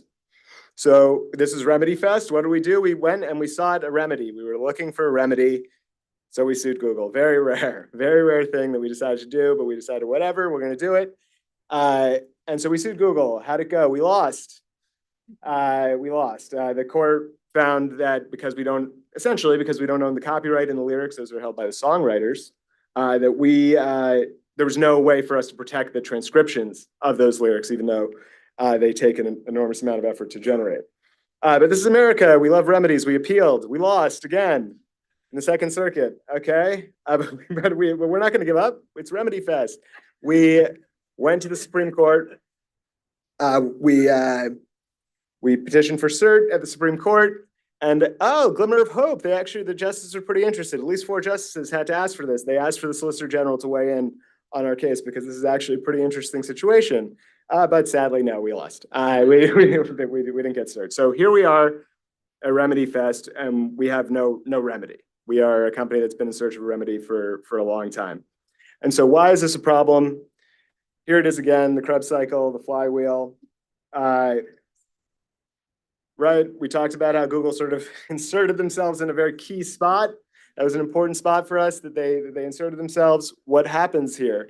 Well, after a long, once we're starved of revenue for long enough, that's going to kill the Genius platform because we need ad revenue to support the platform for it to exist. What happens if there's no Genius platform? Goodbye to high quality lyrics transcriptions. Those are the transcriptions Google wants. They're the ones that Google is taking to put on their website. They're spiting themselves. And then what happens to the consumer experience? You get much lower quality lyrics coming out in much less timely fashion. Dead also. So this is the problem. Is there a better way? There's the lyric stork again, hopefully with a solution. The status quo is that Google displays lyrics scraped from Genius without permission or attribution with total impunity. This is the settled law of the United States now. We really took it all the way there, and we have absolutely no recourse. They have never really denied that they're doing this, and there's nothing we can do about it. But here we are at RemedyFest, so we're trying to imagine a future. What could we even imagine to do about this? Well, what if Google just threw us a link, maybe? This is all we've ever asked for, which is maybe Google could, instead of displaying lyrics that they had borrowed from Genius, they could display a snippet of those lyrics, and then they could link out to genius.com and drive people to the full lyrics, drive them to the annotations, and drive them to the community that generates this content in the first place. That would be a solution. Here it is, zoomed in. That would be beautiful. And we've asked and asked for this, and we've really tried, and we have never been able to persuade them to do this. Let's go back to the Krebs cycle here. If we could get that Genius platform back in the mix, we still get high quality lyric transcriptions. The consumer experience is protected and improved, and what we're looking for is policy that can actually protect the engines of content and knowledge production online like Genius. And that's why we're happy to be here, sort of talking to you all. And that's it. Thank you. Amazing. Thank you so much. That was great. Okay, for our next panel, we have our friend from Brussels is coming back up. We have the matriarch of the big tech antitrust beat, Lina, an award-winning journalist. Just actually was recognized yesterday or the day before, was it yesterday? That for literally standing up in the back of the US v. Google trial and objecting to some of the issues around transparency. So definitely give a round of applause to Lina. She is really one of a kind, and so excited to be sort of co-hosting this with you, right, Leah? No, Bloomberg Beta is a little bit different than Bloomberg News. And then, but very happy that you're moderating today. Jay Himes, OG, one of the monitors of the Microsoft ruling and that remedy. So really eager to hear his insights. Currently kind of independent free agent, but maybe not soon. Nothing to say more beyond that. We've already met Lucia. I mispronounced it, right? I'm sorry. And then down from Canada, London, Ontario, Western law, just a real rising star in legal academia and one of my favorite writers, and has written very thoughtfully about remedy design, Francesco Ducci.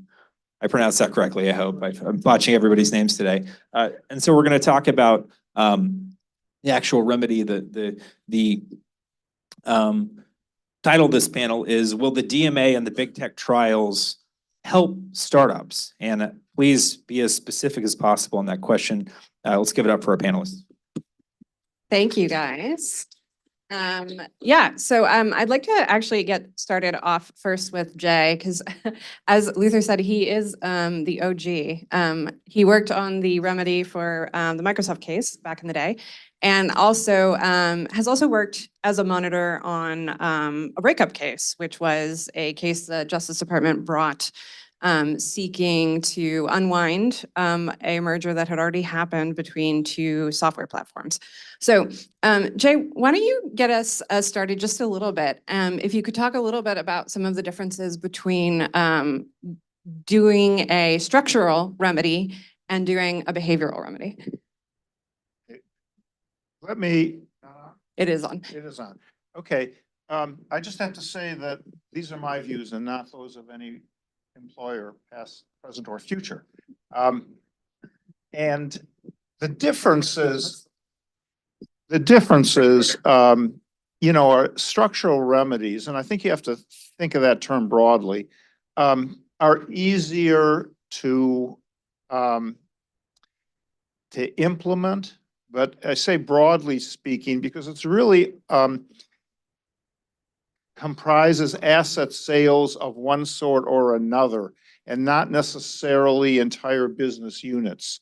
You can think of compulsory patent licensing, for example, as a structural remedy because it's depriving the patent owner of a significant asset.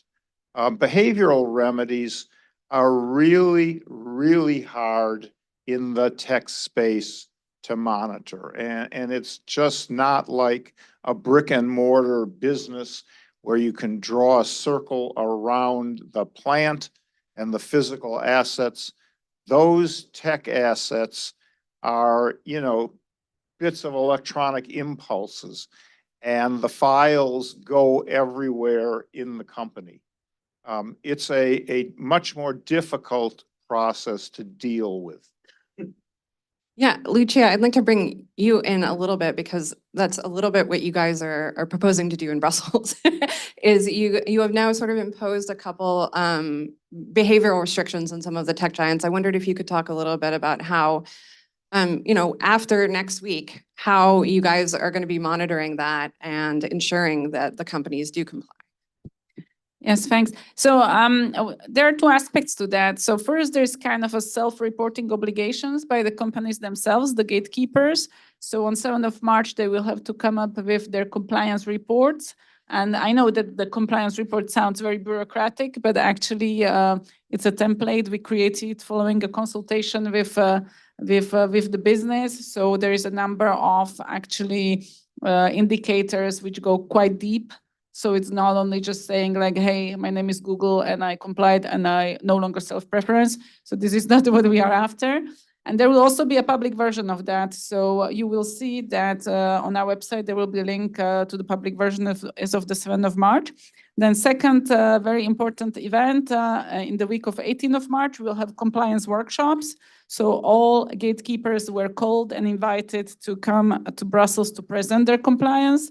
So it will be a workshop style where there will be people in the room and online, and they can ask questions. Hey, you know, article this says this, you say you comply, but actually what I've seen is not corresponding. What do you say? And then, of course, the super important aspect to that is the detection, and we do not count on monitors because that we would have to have like 1,000 people just monitoring this. So we really count on you, the businesses, the beneficiaries, those whose rights are impacted, to report if this is not working. And then, of course, there is various kind of recourses. Jay, I wonder if you could talk a little bit about the Microsoft case. I mean, we did hear a little bit about it earlier, and how over the course of time it did require Microsoft to devote more and more resources to it. So, sure. First of all, you got to put yourself back nearly 20 years. We're talking about what the state of the world in technology looked like in 2021. There was no iPhone. There was no iPod. There was no iPad.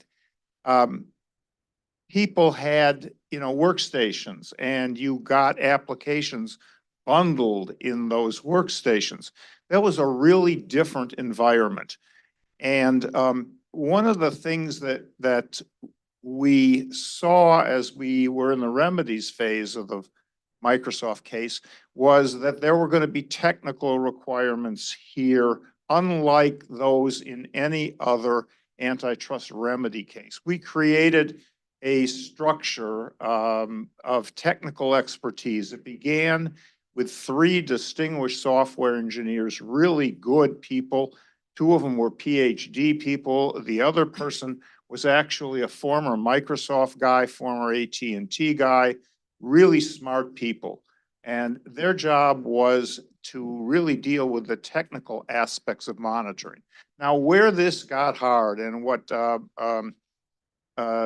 Denise Hearn talked about earlier today was in an area involving what were called communications protocols. And this will tie back to some comments that have been made earlier. What was that all about? Well, that was about our information from the industry that the model of a desktop and applications coming with that desktop was going to evolve, and it was going to evolve into applications coming from the cloud. And again, put yourself back to 2001 or 2002. That really wasn't something people thought about. And the risk here was that owning the desktop, as Microsoft did, it would be able to leverage that position to dominate the server space, what we call the cloud. In order to forestall that, what had to happen was non-Microsoft servers had to be able to talk better to the desktop clients, the laptops and the desktops. And though that required disclosing to the industry what were called communications protocols, and the European Commission understood this same problem. Now, bear in mind that nothing about the Microsoft case involved the server space whatsoever. So the question, I think Tim raised it, could you look at, for example, a case like Google search and say maybe that's a vehicle for dealing with artificial intelligence? Well, theoretically that's true, and under case law in the US, it's a equitable court in an antitrust case has great discretion, and it isn't limited in its remedies to just dealing with that which has created the unlawful condition. It can also adopt remedies that may be necessary to preserve competition overall. And that's what this communications protocol remedy in the Microsoft case was directed to. That proved to be terribly difficult. We started out, as I said, with 3 software engineers, and we wound up with more than 40 full-time engineers running in offices in Bellevue, Washington, and Palo Alto. Those individuals had day-to-day communications with Microsoft. We basically, the lawyers got kicked out of this process because it would have been impossible to do what needed to be done to have those communications protocols put in a form that the industry could use if the lawyers were in the way. And we had, our technical people had access to Microsoft systems, and they were keeping the Microsoft people busy. And that day, it was not hard to find software engineers that just loved doing anything that would give Microsoft grief. And they had the backing, of a federal court order. And so they knew that Microsoft had limited negotiating position in dealing with them. But that took a long, long time. Microsoft started with 12 people assigned to this project. And yes, indeed, they had hundreds working on it. And in fact, the federal court couldn't understand the process because our people, which were functioning as a QC operation for the world's biggest software company, were pulling the Microsoft people along. And the court commented at one hearing, it ought to be the other way around. It wasn't. And I mean, that was part of that process. I'm curious, looking back on it now, do you think that this remedy was helpful for startups at the time? Yeah, I think that it took a long time to get this technology in a form that the industry in general could use. And as I said, the EC understood this. The documentation overlapped between their remedy and ours at a level of 95%. What the EC could do was fine Microsoft because they were too slow. But the EC didn't have the technical capability that we had, which was to actually get the technology into the industry. And I think if you talk to knowledgeable technologists, they would say that there was that it helped develop the ability of companies to deliver services from the cloud. And it started at a very basic level.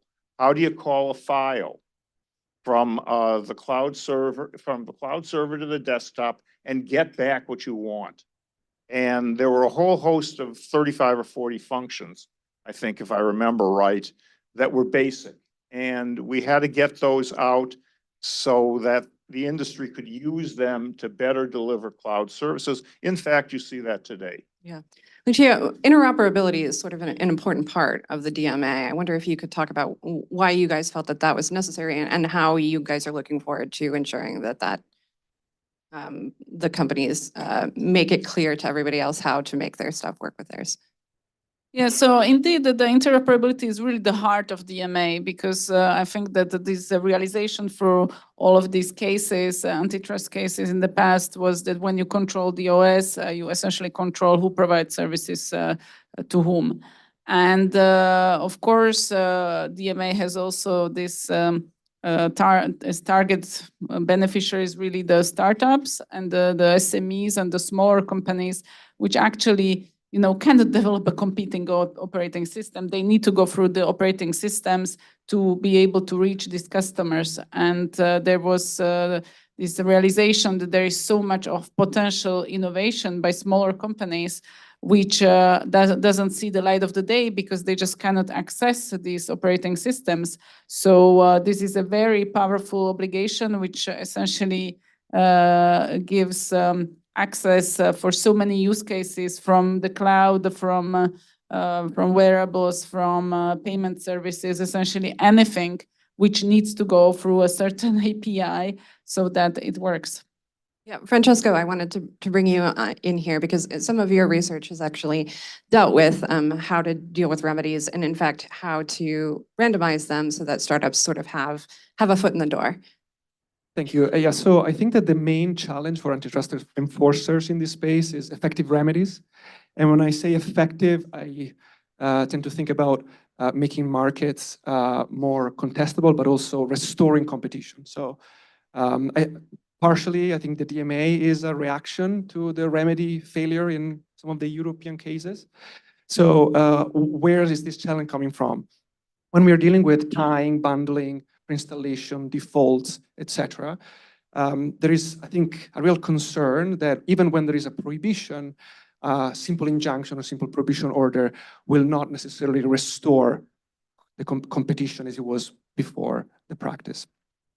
And so I've been thinking about this problem and how to think a little bit more creatively about remedy solutions in antitrust cases to overcome some of the stickiness of the faults and all the biases that consumers might face in the aftermath of an antitrust violation. And so I wrote a paper a couple of years ago looking at remedies that in a way or another use a randomization-based mechanism. So I just want to give you one of the examples that I discuss in the paper. In Europe, there's been some decisions that led to a behavioral remedy that uses choice screens options. So what is the rationale behind this remedy? As a customer, you now have the choice to select from a list of, say, browsers. Therefore, you're now able to make a choice and competition can flourish again. I believe that the evidence on the effectiveness of choice screen is weak on its effectiveness. But in itself, there is already in such remedy a randomization-based mechanism, which is that as a customer, you could be displayed a list of options that are listed in a random order. So I've been thinking of how to push this idea a little bit further, and again, with this normative objective in mind of restoring competition, not simply to end a practice.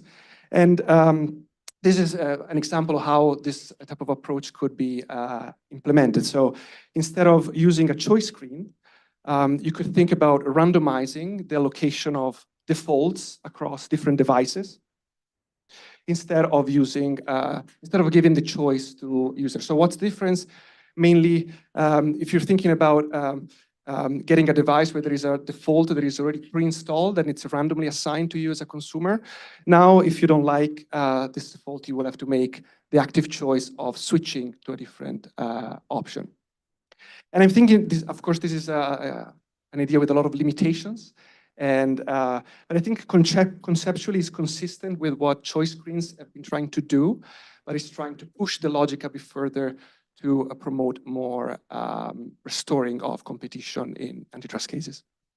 Leah, can I say something about interoperability? The other case that I dealt with that Leah mentioned was the Department of Justice's case involving Bazaar Voice. This is a company that provides rating and review software to businesses. It's the sort of product review system you see on Amazon, except Amazon does it in-house. Bazaar Voice sells that capability to the industry. They bought their leading competitor in that business some years back. It's called Power Review. So it was a 1-to-2 merger. And it was below the Hart-Scott-Rodino thresholds. DOJ didn't pick up on it till after it had closed. It then sued the companies, won the liability verdict after trial, and in the consent decree were required to divest Power Reviews, which was then nothing more than a lot of software. As part of the divestiture, Bazaar Voice had to create access. This is kind of a common carrier approach. They had to ingest product reviews from Power Reviews and display them on their own retail network. The idea was that sort of visibility would jumpstart Power Reviews' ability to get back in the business. But that, of course, required Bazaar Voice to do something they had never done before. Take a stream of content coming from another company and interoperate there with it so that it would work with their network and be available for public display. And under the court's judgment, they had to display that content essentially on a parity in equal time with what it would take to display their own content. So there was a real interoperability issue associated with that remedy. And I'm sorry to say that a lot of this information is confidential, but it didn't work too well. And it didn't take too long to figure out that doing this sort of ingestion of content was not something Bazaar Voice had ever done before, had thought very much about how to do it, didn't really have a sense of how to make it interoperable in a way that would allow for compliance with the court's parity requirement. That took some operational work. Now, this is a very granular example. The DMA is going to apply this, across entire industries. And it's going to have companies whose incentives to actually accomplish that interoperability, let's say they're probably suboptimal. So I do hope you succeed.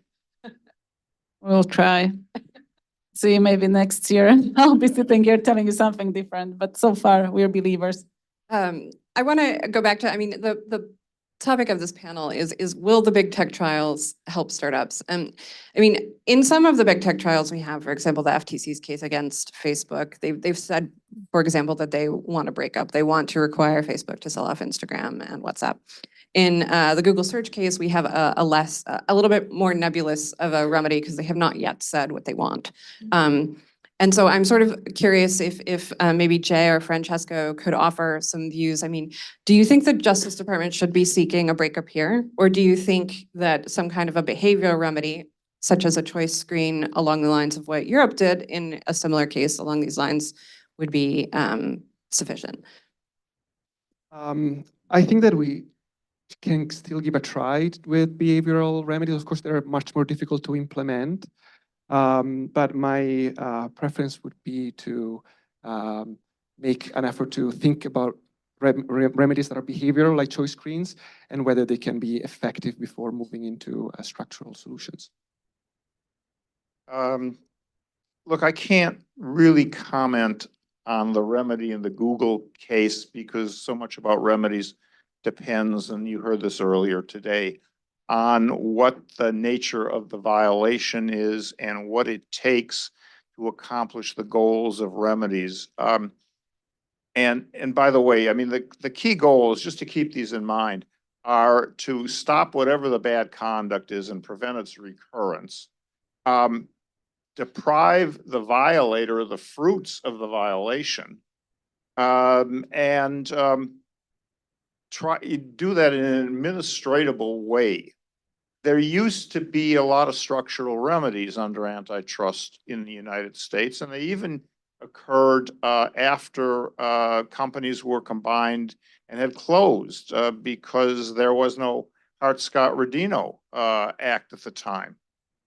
So the fact that companies have integrated services together is not necessarily, an obstacle to adopting significant and even difficult cultural relief.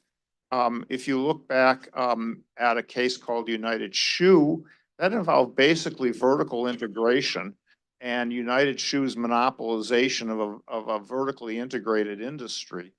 And it took a long time to deal with the remedy, and several Supreme Court and Court of Appeals, District Court decisions. So you have to stay the course over a long time. And, structural remedies should never be off the table. Yeah. Does anybody else have, Christina? I saw you waving.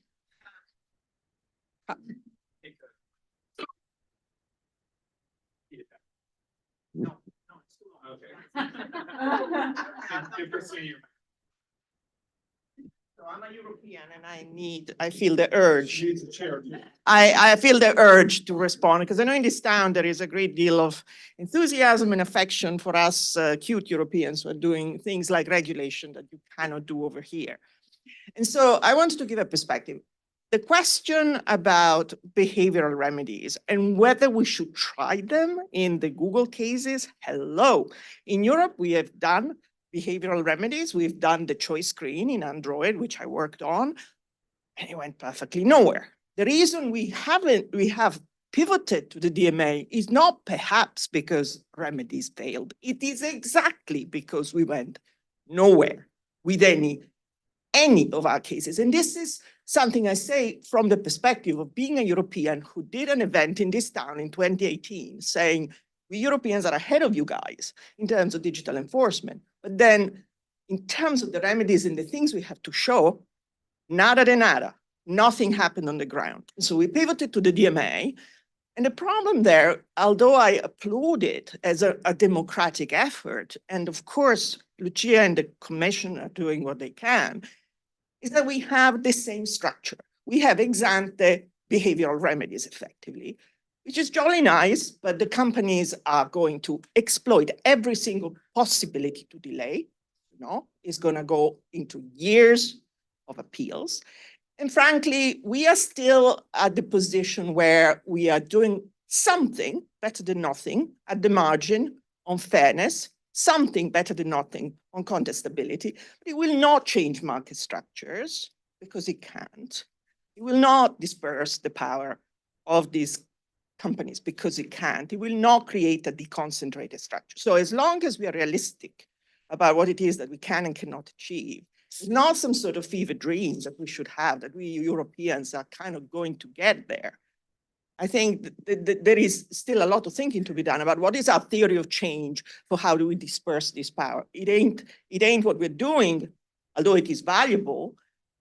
And ultimately, and I'll conclude, I think we need to think much more about, how do we actually achieve that dispersion? Structural remedies are not adopted in Europe, not because we somehow wouldn't touch American companies. This is nonsense.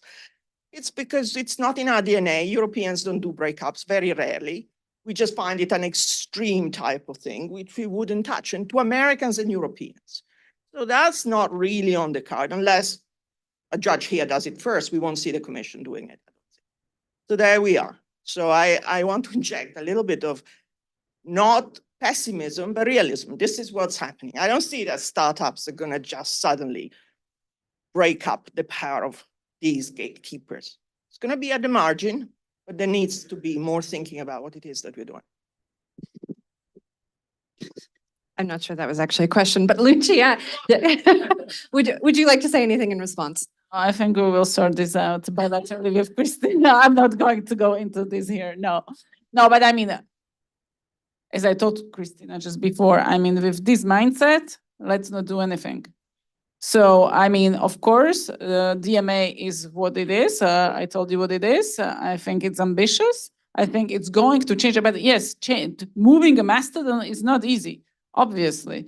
So it will be hard. Yes, the companies are fighting nails and teeth. Yes, that's obvious. Yes, there will be years of litigation. But we believe that we can achieve something. Will we get to deconcentrated market structure? I don't think so. And that's not really I don't think that's even the ambition of DMA to now, because that would be really the breakups. That's not what DMA is doing. The DMA really is trying to create opportunities for those who didn't have it. We are opening the gates. We are not breaking up companies. Yeah. I was reminded of something Matt said on his panel earlier. You know, we have this phrase in America, how do you eat an elephant one bite at a time?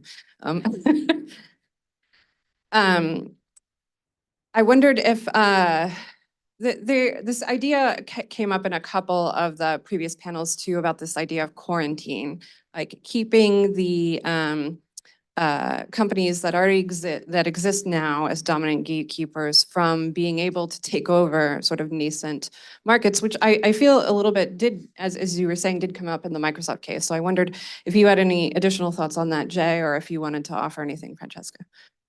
Well, I'm sort of equating quarantine with line of business separation. And I certainly think that is a approach in the tech space and generally that we ought to give attention to. Tim didn't mention this, but the entertainment industry was not only broken up in the early 20th century, but again after the Second World War, where exhibition and distribution were broken up. That was a condition that I think worked fairly effectively. You're in a different environment today, but certainly licensing practices had to be changed as a result. We separated investment banking from retail banking under federal legislation for a long period of time. And I think there are people who would say that may have been a better state of affairs than we have seen recently, where the financial systems became so vertically integrated that we wound up with a huge crisis a few years ago. So line of business limitations, while of course companies want to grow, they always want to grow, and they want to grow not only to get bigger, but to expand. They become conglomerates, not necessarily to deliver better services. In my view, there's some empire building that goes on here. So I would say, you know, separation is a serious remedy that ought to be considered when we have antitrust violations involving multiple layers of a particular industry. Francesco, did you want to add anything? Yeah, so I agree that vertical separations is not off the table in the sense that it happened in the past, and so it could happen in this space as well. I think the difficult question is then why are we imposing these restrictions and under which conditions? So it has to be based on a specific issue that cannot be solved otherwise, and so. Well, where does that come? in the sense that you know, vertical integration happens in many sectors, and so while it can lead to anti-competitive effects in multiple cases, it's widespread, and so it then becomes a question of where do we draw the line between quarantines. I'm just asking why it's the second place remedy after everything else failed. If it's a better remedy, let's do it.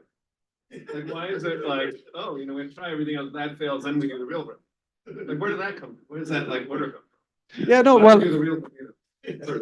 Yeah, so I see the direction of, for example, the DMA trying to avoid this type of distinctions and trying to see whether issues like self-preferencing or leveraging as being manageable under something that is not competition law, but something that is more ex ante. And given that we are going in this direction, I want to see how that plays out before we move to.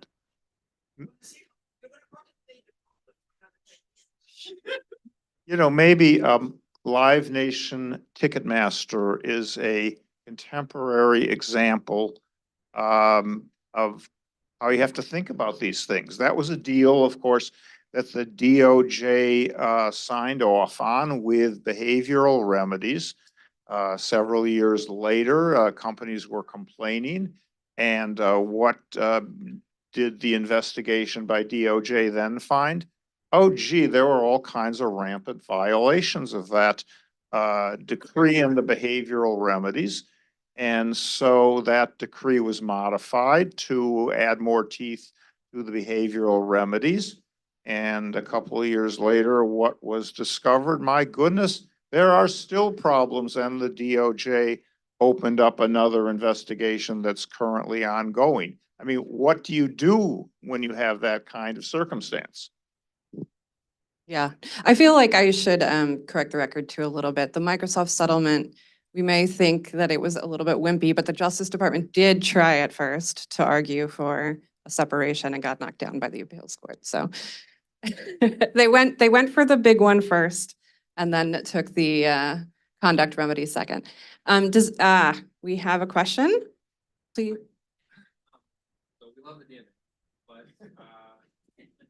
on interoperability, I would say we have some concerns because are you worried about some sort of race to the bottom in security or privacy?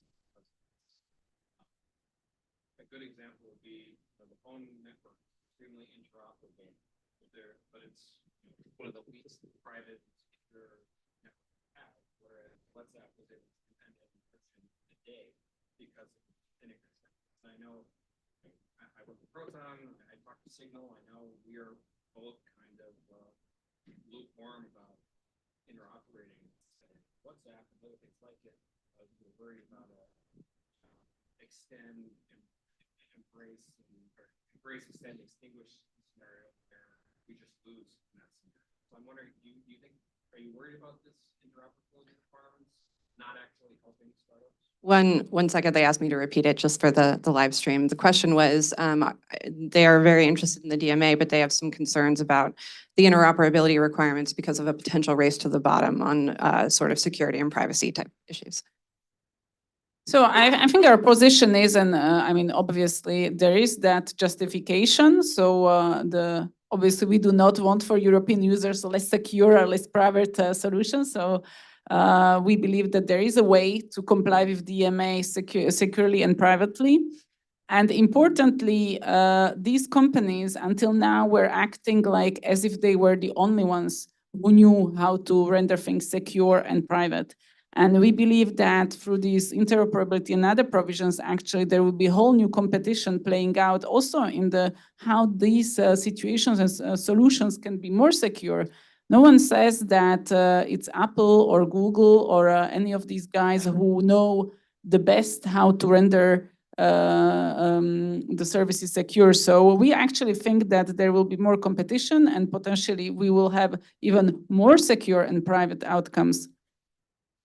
We have time for one more question and then the senator is here.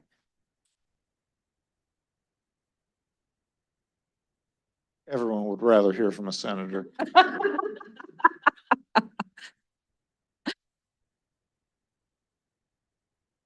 I see Matt is scratching.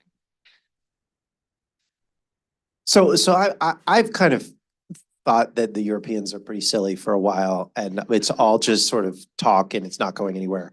And I still think that. But so I kind of want to. Why? So I want to kind of ask Tim's question again, which is, why not start with just the right solution of breaking these companies up along vertical lines? Why not just start there?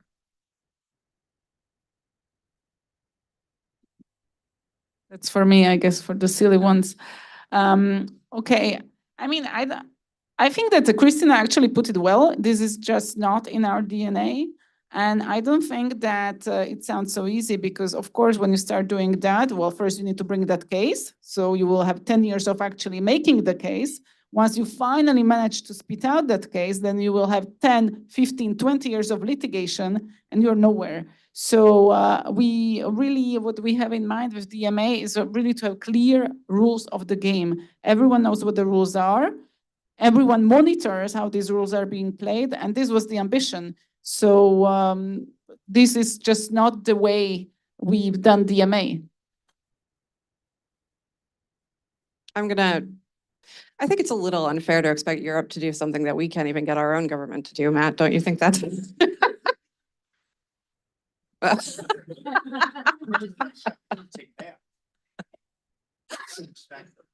Okay, I'm getting the get off the stage note. So please thank the panel. Thank you.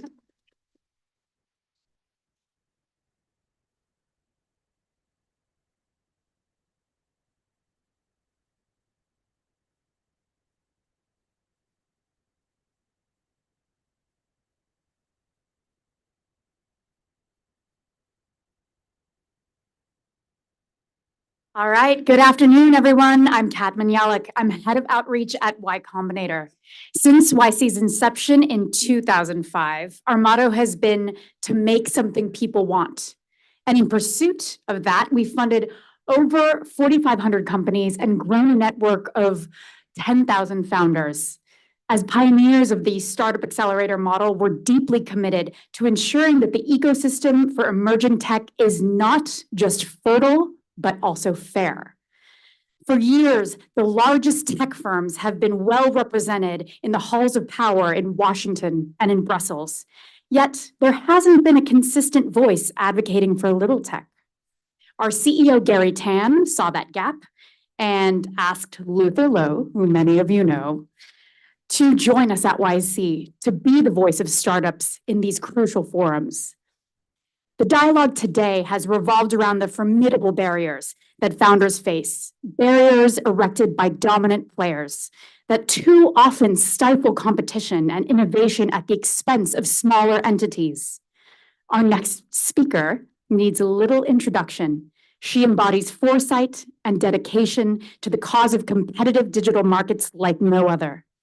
It's been nearly 8 years since her groundbreaking address at the Open Markets Institute titled Reigniting Competition in the American Economy.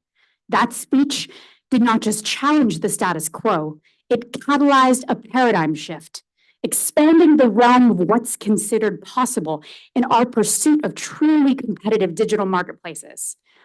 The path to today's conversation, focused on identifying and implementing effective remedies, has been paved by leaders like Senator Elizabeth Warren.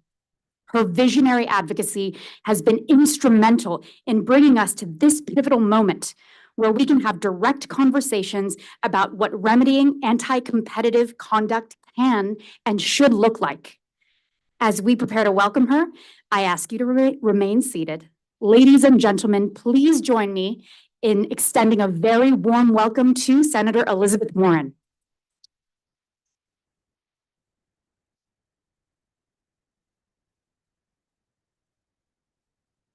So thank you, Kat. Hello, RemedyFest. Hey, guys. It is good to be here. I am so glad to have this chance to talk with you about the next frontiers in competition policy. But to understand where we can go, we need to spend a little time thinking about where we've come from and understand the momentum that we have built. So let's go back 8 years to 2016. At that point, antitrust enforcement was basically dead. Instead of vibrant competitive markets, giants dominated. In the preceding 2 decades, consolidation had increased in more than 75% of American industries. Banks, airlines, retail sales, construction, agriculture, health insurance, hog processing, corporate concentration pretty much dominated every area of American life. The big guys weren't advancing innovation, helping workers, or benefiting consumers, but they sure as heck were profitable. And that state of affairs was okay with the CEOs and the Wall Street movers and shakers who made money off consolidation. And frankly, no one else paid much attention. But a handful of us, including a lot of people in this room, said enough. We believed that we could bring the competition movement back to life. We picked a fight, and that fight mattered. We pushed and we pushed and we pushed some more. And eventually, the green shoots started popping up in all kinds of places. Congressional investigations, proposed legislation, calling out corporate greed, connecting the dots between concentration and price gouging. We got this going, you kept this going, and now we have a movement. And once he was elected, President Joe Biden had the space to make antitrust a priority. He issued an executive order to kick off pro-competition actions in more than a dozen federal agencies. And best of all, he hired the right team. Personnel is policy. Yeah, can I have an amen on that one? Lina Khan and Jonathan Kanter shifted the paradigm on antitrust. They brought blockbuster cases, including DOJ's lawsuit against Google and the FTC's case against Amazon. Those changes have now echoed not just across our country, but around the world. Australia and Canada adopted legislation to stop Facebook's exploitation of local journalists. The European Union adopted the Digital Markets Act and the Digital Services Act, and the UK's Competition Authority challenged numerous tech mergers like Microsoft's bid to acquire Activision.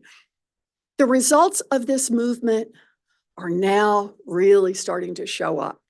Between 2021 and 2023, transactions valued at over $5 billion fell by 60%. The Fifth Circuit, whoa, this one gets me, agreed with the FTC. Let me say that again. The Fifth Circuit had a moment where it agreed with the FTC on the need to unwind harmful vertical mergers. Judges are now openly considering whether to break up some of the biggest tech giants. 67% of Americans now believe it is a bad thing for a single company to dominate a market, and 69% of Americans support antitrust laws. Wow. Now that's a lot of change in a really short time. And here's the best part. We're just getting started. We've passed the tender green shoots phase, And now we are entering a new phase where antitrust enforcers start winning and industry giants are spending even more money on lobbyists and lawyers and PR flacks to try to regain control. There's plenty of howling in nearly every industry, but big tech is running a play they borrowed from the financial services industry. You may remember, back in the wake of the 2008 crisis, I talked a lot about how the titans of the financial sector built a complexity machine to dodge oversight. You remember how this worked? First, Wall Street sold the public very complex financial instruments that they said only Wall Streeters could understand. And then they used that complexity to hide the risks and to just make money hand over fist. Once they blew up the economy and got bailed out by the taxpayers, and Congress started trying to put some meaningful rules in place, the Wall Streeters then fought us every inch of the way, claiming the markets were just too complex to regulate, and those changes should be put off indefinitely. Now, big tech is cranking up the same complexity machine. Google's former CEO, Eric Schmidt, asked Congress for billions in taxpayer dollars for AI, and then turned around and said, there's no way a non-industry person can understand what is possible, and there is no one in the government who can get it right. Translation, it is too complex for you dummies to understand and too complex for government to regulate. Just give us the money and let us do whatever we want with it. OpenAI CEO Sam Altman agreed, comparing the risk of AI to, quote, pandemics and nuclear war. That sounds pretty serious. Then claiming efforts to address those risks are, quote, over-regulating. Too complex to understand and too complex to regulate. Back in 2010, I pointed out that for the big banks, complexity works for them and it works against those who end up paying. But unlike in the 2010 bank crisis, we already have many effective tools in the toolbox.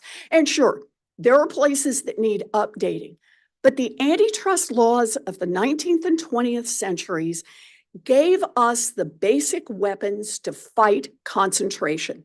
We should pick them up and use them right now.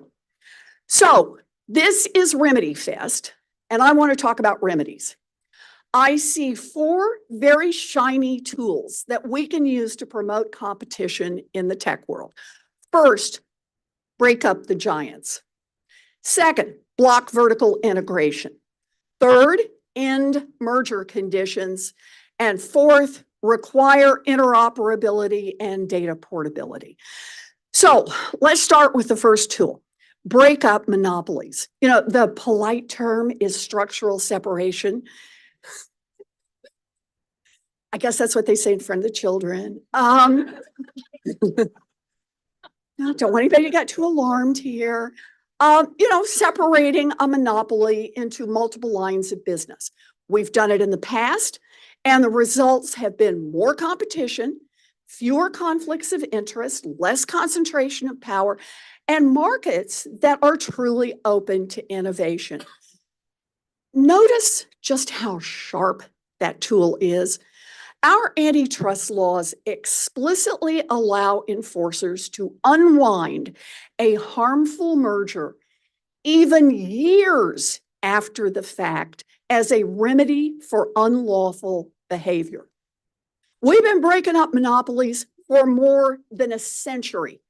In 1906, Congress broke apart businesses that ran railroads and sold products that were carried on railroads so that no business got a comparative advantage when shipping its goods. Think about Amazon today.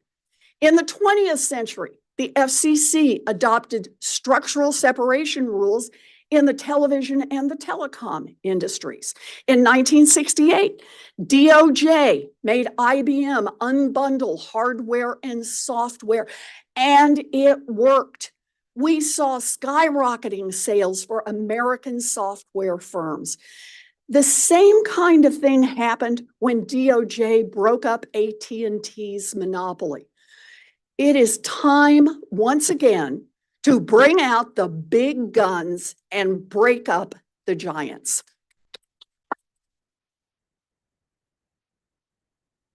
So, to restore competition in existing digital markets and to foster emerging markets like AI, Amazon's e-commerce platform should be separated from its product lines. Google should be broken into its search business and its browsing services. Each of the major cloud services, Google, Microsoft, and Amazon, should not be allowed to use their enormous size to dominate a new field, and that means blocking them from operating large language models. Each of these moves would create valuable competition. So that's my first one, break up the giants. Second, keep them from forming, and that includes blocking vertical integration.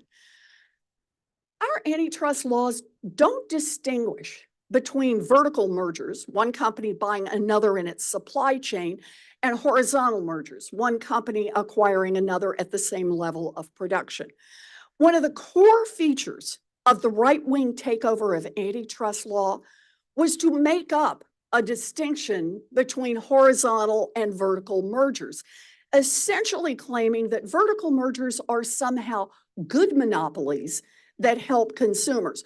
Well, first, I want to say I've read the antitrust laws, and I still haven't seen the phrase good monopolies. I also haven't seen any distinction between horizontal and vertical mergers. So let me say to antitrust defense lawyers and their fellow traveler judges and economists, stop making stuff up. Follow the law that Congress wrote. Vertical integration nearly always enables significant anti-competitive behavior, like self-preferencing. Think of Amazon pushing Amazon-branded products to the top of its search results, or Google placing its own comparison shopping tools above others. By favoring their own products, big players lock in customers and, more to the point, lock out competitors at multiple points in the tech stack. And that makes it a whole lot harder for new companies and smaller companies to enter the market. AI will make the vertical integration problem 1,000-fold worse. For example, 3 tech giants, Microsoft, Google, and Amazon, control the vast majority of cloud infrastructure. That means they control the foundation on which virtually every innovator will build generative AI models and AI applications. The giants have every incentive to lock their customers into their own cloud systems and then preference their own products at every step in the chain. And speaking of chains, does everyone remember the supply chain crisis of a couple of years ago? One factory shuts down and the entire automobile industry is crippled. Vertical integration is not just about consumer prices.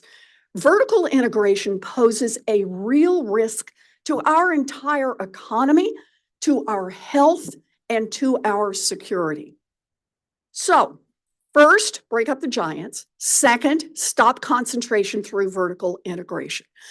Third, stop accepting mergers, vertical or horizontal, based on weak corporate promises.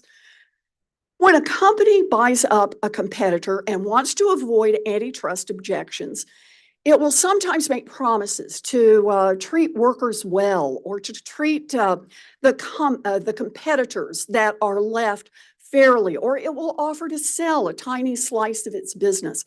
These merger remedies are lipstick on a pig. designed to let bad deals go through. And for years, the FTC and DOJ have just gone along. How bad is it? Just look at Microsoft's acquisition of the video game maker Activision. Microsoft hyped the idea that the deal should go through because Microsoft had struck a great pro-worker agreement. Less than 3 months after the deal was struck, Microsoft laid off nearly 2,000 Activision workers. Look at Hertz's merger with Dollar Thrifty or Safeway with Albertson. Yeah, companies sold some assets to make the deal work, but the spinoffs were designed to fail. In fact, once those spinoffs declared bankruptcy, the giants just bought them back anyway. That turned out to be some merger remedy. Merger remedies are useless. If a merger deal can't go through without a merger remedy, then the deal shouldn't go through, period. Okay, break up the giants, stop bad vertical mergers, stop bad merger remedies. And now let's do the final one and a personal favorite. Embrace interoperability. Now, you all know interoperability. It's why you can use your phone to call me, even though you and I don't use the same phone company. It's why you can use your Gmail account to email your grandmother who still has an Outlook account. And don't laugh at her. And it's why you can use a non-Microsoft browser like Chrome on a Microsoft operating system. Oh, wait, that interoperability is thanks to a DOJ lawsuit. Okay, but you all get the drift on interoperability. And for all of you developers in the room, this remedy is what will let you bring competition to the tech markets. You guys already get it. But for everyone else, let me explain. Interoperability and its cousin, data portability, form one of the big four antitrust remedies because without them, big tech firms can continue to build walls around their products so that they can offer worse products and keep their users from going to competitors. Today, you can't run an Android app on an Apple phone or take your followers with you when you leave Twitter. Those are policy choices, not technical impossibilities. Interoperability makes it easy for consumers to switch between products, and it lets consumers choose the best, not just the biggest options. In other words, it's a remedy, like the others, that promotes competition. So developers, please keep building tools and third-party apps to let systems communicate. You are a critical part of this antitrust remedy. So there they are, 4 remedies that will bring more competition to our markets. Now, I get it. The giants will fight us, but we have the tools to fight them back if we just pick them up and use them. So let me finish with a thank you and a plea. We brought antitrust enforcement back to life together. And we can stand here today and celebrate successes because of the work you have done. But to develop truly robust markets, we need to keep the pressure up. So please keep organizing, keep using your technical skills to show how these remedies are workable, keep paying attention to how antitrust enforcement is funded, watch what the judges are doing, keep speaking up in agency processes and in the halls of power. Please don't let up. It's all about competition versus concentration. This is a fight for a stronger economy, for stronger communities, and for a stronger democracy. And it is an honor to fight alongside all of you. Thank you. Thank you. Thank you.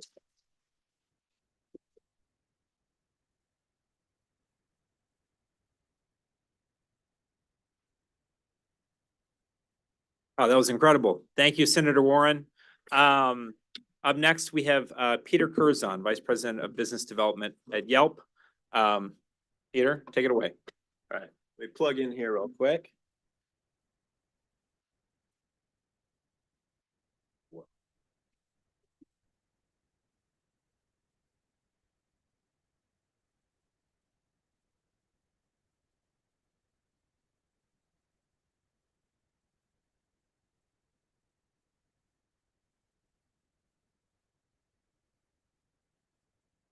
Okay. Like Luther said, hello, everyone. My name is Peter Curzon. So I've been at Yelp for the last 13 years, leading partnerships across content, advertising, and commerce. And so I'm going to talk about some behavioral remedies today, but also want to call out that we believe that structural remedies, which I'll just say breakup, inspired by Senator Warren here, could make a lot of sense too, and be easier to enforce. And so what does that mean, partnerships at Yelp? And so we work with companies large and small, companies like Apple Maps, Mercedes, Amazon, Yahoo, to build great consumer products, helping people find local businesses in their communities. And so these companies use Yelp content, they use other third parties, OpenTable, TripAdvisor, many different content sources to be able to help consumers find these local businesses. And so local search is a big part of our lives. And so it's been reported that more than 40% of general search has a local component. So think about that, looking for a plumber to fix your home, or find a doctor for your kids, or finding concert tickets for Friday night. We're spending a lot of time looking for things nearby. And so within the local search, or not local search, Google search trial, we learned a lot of interesting things, and particularly how important defaults are. And they matter a lot. And so there were, dollar amounts thrown out, like $26 billion a year, but that's actually the smaller number. So we learned that 36% of Google's advertising revenue, they pay out to folks like Apple. So if you actually divide how much they're spending by 36%, you're getting Google making upwards of $60 billion a year. Just when it comes to Apple, when you start adding in other third parties, you're starting to look at $100 billion a year. And so how much do defaults matter? They matter a lot. For some of our friends at Mozilla, they've reported that 86% of their revenue comes from one customer, which we know is Google. And then this was interesting during the evidentiary portion. Some of the meeting notes came out from one of Google's exec meetings back in 2007. They were talking about choice screens, and one of the executives asked, default status, how much does it matter? And the answer was, typically 75% take rate. Defaults have a strong impact. And as if that wasn't clear enough, I imagine most people saw this letter from David Drummond, the former chief legal officer at Google, sending a complaint to Microsoft saying, as you know, most end users, wrong way, do not change their defaults. And he was complaining about Bing being selected as the default search provider within Internet Explorer 7. It's saying it's eliminating any meaningful user choice. In other words, Microsoft's approach put its own interests above those of end users. They recommend a choice screen and say that it would eliminate any company's own self-interest and place control in the hands of end users where it belongs. A lot's changed since 2005, apparently, because that does not seem to be the position today. So I want to talk about another default. So here's a Google search page, and you can see here at the top, you've got Google Ads that take up kind of the top portion of the page, and this is just a screenshot of a query for a plumber in Washington, D.C. And then you'll see a feature that Google calls the one box there with the box around it circled, and then everything else shows up below that. And so again, calling out everything else being the content that Google ranks as being the most helpful to consumers is pushed down the page after the Google self-preferenced products. Tapping on that first listing, which here is Roto-Rooter Plumbing, the user is then taken into Google Maps, clearly a Google experience that is using their own content because it's Google content and not necessarily because it's the most useful. And so I'm going to propose today instead that Google ends self-preferencing, and it should display the best content. Now, it sounds self-obvious, but I think this could make a really big impact and be great for not just consumers having access to the best information, but create more opportunity for industry to compete. And so the way that this would work would be partners would supply their content in structured data format to Google. Google would then rank that content. And fortunately, Google's already great at ranking content. They've got plenty of algorithms. We have all learned a lot about the PageRank algorithm. We'll call it PageRank. I know they don't really refer to it that anymore, but for simplicity's sake, we can continue to call it PageRank. And so if Google were to rank this third-party content and then display whichever content provider's content is the most helpful to consumers, great. Let the most helpful content win. It almost makes too much sense. It'd be great for consumers. And so that content should show in the one box and the knowledge panel. And so to show you what I mean, let's take a query for a local business. This is Libby's in Washington, D.C. And when I'm trying to put together partnerships, I spend a lot of time thinking about okay, does this sound good on paper, or can we actually execute it in the real world? And so here's one where if we look up a business on Google, Google tells us today what the best content sources are. You can see the local business is listed first, followed by OpenTable, Michelin, Yelp, and TripAdvisor. This is easy to audit, at least on the consumer-facing side. We don't have access to what goes into these ranking algos, but we can at least see who Google has determined are the most helpful. And so we'd propose using whichever content provider, so see in this case, OpenTable ranks the highest after the business, and use their content within this feature on the right that's called the knowledge panel for when you're looking up in an individual business. And so you can see there 779 OpenTable reviews. We'd suggest that if you click on some of these links, they'd link out to that third-party provider, in this case OpenTable, for the consumer who wants to learn more.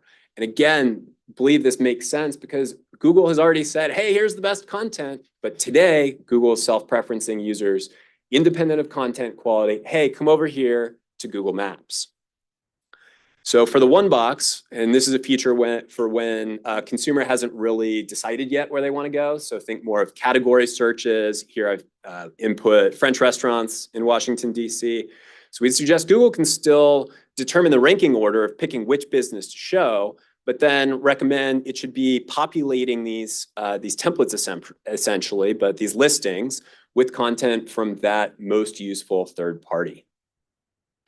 If a consumer were to then tap on one of these listings, then that should link to that third party page. Again, sending the user to the most useful information and distributing that traffic and not always concentrating it within Google's ecosystem.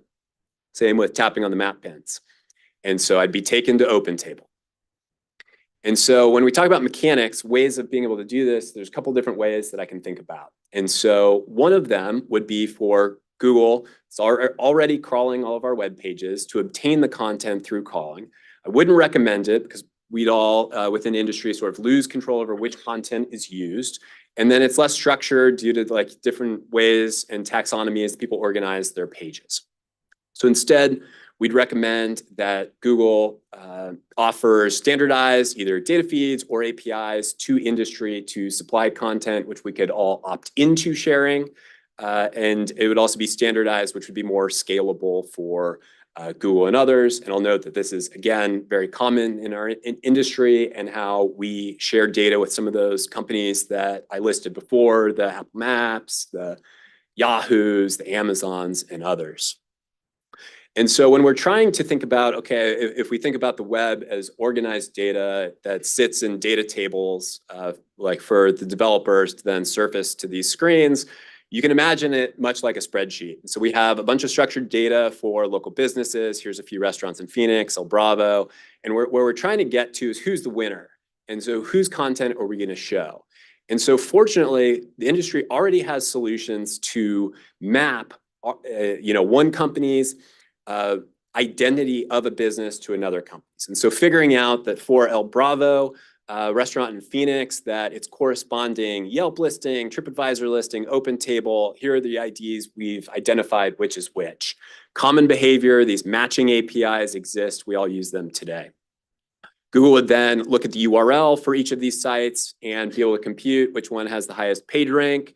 Whoever the winning provider is, great, let's use that company's content. So mechanically, this is relatively easy for someone like Google to implement. And so let's contrast that to some of Google's proposed solutions, which we believe are insufficient. So here on the first one of their proposals for complying with some of the DMA and some of these policies is to implement these search filters over here, which they think will increase competition. You're probably like, hey, Peter, like what search filters? Like, what are you even talking about? I'm talking about that little thing up there. I don't know about you, but most users do not tap on, these search filters or chips, as I think they called them. Those are typically a power user feature that get less than 2 or 3% click-through rates. So we're talking 96, 98% plus of users just continue to scroll down, where Google's still the default. Another one of their suggestions was to add third-party content to a profile page where you can learn about the business. So this is even worse in my opinion, because not only do you keep the user sort of self-preference flow heading back into the Google Maps listing, but in addition, they're taking third-party content and creating even less reason to go to a Yelp or a TripAdvisor site. So, and Google tried to propose this 10 years ago. We didn't think it made sense then and still don't believe it does today. Thirdly, they suggested having this horizontal scrolling layout where you basically have a user redo their search. It's like you first ask for what, 10 best restaurants in Paris. It's like, no, come down here below the fold and then scroll horizontally, even though our feature is vertical and more of a default, but you can just try again if you want to. It's just not sufficient. So we recommend that partners should be able to supply their content to Google in a standardized format. Google should rank the content and let the best content win to help consumers increase competition and then send links or send those users to learn more on these different pages. So thank you. All right, we have two more technology demos, and then a closing talk. So I'm gonna call out some of the people in the back, people like Reed and Edie, and yeah. I see Dave McCabe out there. Come on inside. Gus, Rossi, come on inside. Let's all sit. This is RemedyFest, and we are getting mainline fed some remedies, some great ideas for how a less restrictive alternative world could look. So please come sit inside this area. Next up, start with thank you. A product that I personally use and really love and has been really folded into all my kind of workflows online is Proton. They've got great storage. They've got great VPNs and a great mail service, and it's all kind of built with user privacy and encryption in mind. And I've gotten to know Andy, the CEO, who's been really an amazing leader and vocal on a lot of these issues. Their chief technology officer, Bart Butler, has flown all the way in from Paris to join us at RemedyFest. So please give him a warm round of applause. Take it away, Bart. Thanks, Luther. So I hope we're reaching the end of RemedyFest here a little bit, so I hope you'll forgive me a little bit of audience participation. Who here has an email account? Okay, I see 95% yes, 5% is lying. All right. Well, everybody has an email account, and there's a reason for that. Email is one of the two great technological holdovers from the 20th century, the other being phone. I promise I did not steal that from Senator Warren. And there's a good reason for that. They're still around because they are federated, decentralized, interoperable, one of the key words today. And crucially, none of them are controlled by a single entity, right? Google is the latest and most successful company to attempt to control the open platform that is email. And they've been, by measure of previous attempts, they've been astonishingly successful at this. 30% of all emails sent every day go through Google, which, as you might imagine, is an enormous privacy problem for the world at large. So, who are we? Well, thank you for the introduction, Luther. We are a Swiss company. Proton is a Swiss company, and we make a suite of products that protect your privacy with end-to-end encryption. So our solution to managing your data is not having it. If we don't have it, we can't lose it, and that's the only, we think, sort of bulletproof solution to protecting your privacy. We have Proton Calendar, Drive, VPN, and now Proton Pass, a password manager. But we started with Proton Mail, which maybe people are familiar with. And that's why email remains sort of at the core of what we do. There's a reason that our slogan up here is privacy by default, right? Defaults are powerful, and Google has weaponized them in its attempt to control your online identity through your email address. So I could talk about a lot of things today. You'll forgive me, maybe a little more audience participation. How many people have an iPhone here? Okay, yeah, that's kind of what I expected. So Android, for those of you who don't know, is the software that runs on the phones of people who are not in your contacts. Okay, but it's very important because it is 70% of all phones in the world run Android. About 50% of US phones, 70% of all phones. And believe it or not, most of Proton's mobile users are on Android as well, which shows that it's not only Apple users who care about privacy, okay? Android users want privacy too. So what I'm showing here, and we'll go back to here, this is what happens when you set up a new Android phone. The first thing you're asked for is your email address, right? And then you hit next and it says, oh, you don't have a Google account. So you need a Google account to operate Android phones. And you click next and okay, what happens? Maybe I can skip this. Maybe I don't need this, right? But if you hit the skip button, you'll see that, oh, I need a Google account to get apps. And well, I just have my shiny smartphone. Unless you just want to make phone calls, you need apps to use a smartphone today, right? So skipping's not really an option. So what happens if I click create account? So I've already given the phone my email, right? And I hit create account. And what would you expect to happen? Well, you expect that, oh, okay, how do I create an account with my email address? But no, on Android, they say, oh, create this Gmail account so you can use your phone, right? You just told the phone that you already had an email account, but it forces you to create a new email account just so you can use your phone, right?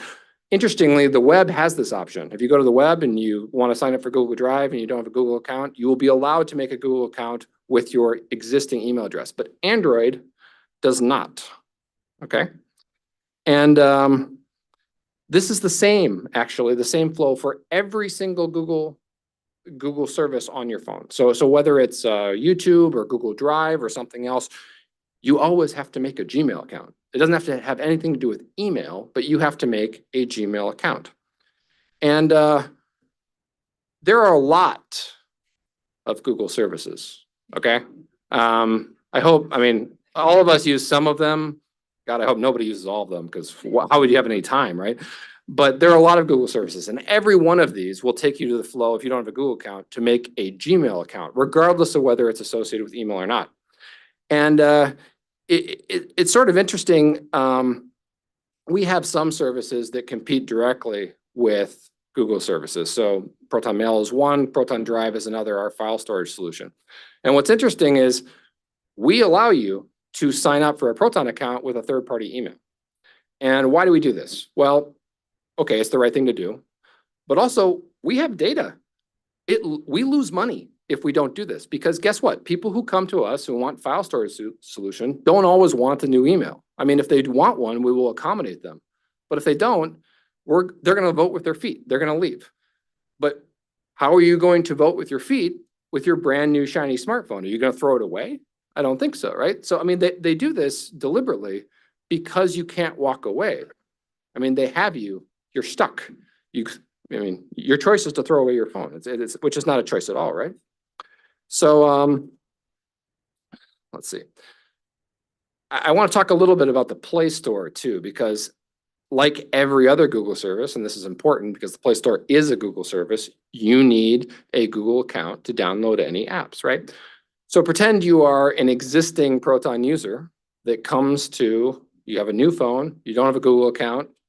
What do you have to do to get Proton Mail on your phone? Well, you have to sign into Google Play, create a Gmail address. You have to create another email address just so you can use your existing email address. And of course, you have to go search in the Play Store, download it, all this nonsense, right?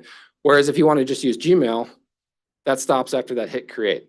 That's all you need to do, right? It's a self-preferencing is everywhere on Android, but I think this is one of the more egregious examples of it, right? So, I mean, right, sorry. Right. The other thing that's interesting about this, sorry, I'm going back to the Play Store briefly, is that what if you want to pay us? I mean, we're like everybody else, we need to make some money. We have a free tier, but we also have a paid tier, and that's how we pay our bills. Well, if you want to pay on Android, you pay 30% more than on web because you have to pay the Google tax. We pass it along to you. And we are prohibited from in any way saying that, hey, you can get a better price if you go to the website, right? So people who arguably are choosing us because they don't want to be spied on by Google end up subsidizing Google to the tune of 30%. And this also happens on the App Store, of course. I only have 10 minutes, which is why I'm not talking about Apple, but a lot of this stuff applies to Apple as well. So, I mean, I think at the end of the day, what we think is that users should be able to control their online identity, and I think that's pretty uncontroversial, but it doesn't seem to be the case today. So how do we do that? It's RemedyFest. Let's talk about remedies. Well, the basic remedy is pretty simple. You gave them your email address. How about you allow creation of an Android account? Just enter a password, confirm, and go. You're done. Why does you've already given them your email address? Why can't you use that? You've made an affirmative choice that, hey, this is my identity provider. Go with it, right? But passwords are annoying. Nobody wants another password. What happens if people lose it, et cetera? We can do better. So what happens if, I mean, the phone, and by extension, Android, knows that Proton.me is managed by Proton, right? As it can know with any domain, because we can use DNS records, we can use all kinds of mechanisms. This is an easy problem to solve. So why not, instead of entering a new password and having to manage that, you just bring up a web view with our site, and you can log in with your Proton account, just like you log in with Facebook, log in with Google. Why not democratize this so that if I've chosen Proton or any other as an identity provider, that I can use that to log into my phone? Like, oh, why not, right? And also, when it comes to once I've made this affirmative choice, I've already told my phone that I use Proton. Why can't Proton Mail be pre-installed on my phone instead of Gmail, right? Why does the user have to go to the Play Store? DuckDuckGo had this presentation earlier where there were like 4 different touch points where you had to change to really, change your search. It's the same thing with email, what handles mail to links, et cetera, where the apps live in the phone so that you can access it easily. This would be easy to set up sort of automatically, and especially in the particular case of email. And finally, what happens if you don't have an email account, right? And this is, I promise, the only time that you will see another choice screen in my presentation, but we can do better there too. There's no reason why it has to be the self-preferencing of, hey, create a Gmail account and go. You can have a list of providers. This is probably not the best engineered choice screen ever because it gives you no information about anything, but there's no reason why you can't choose your identity provider among a, maybe lightly curated list such that this is not self-preferencing.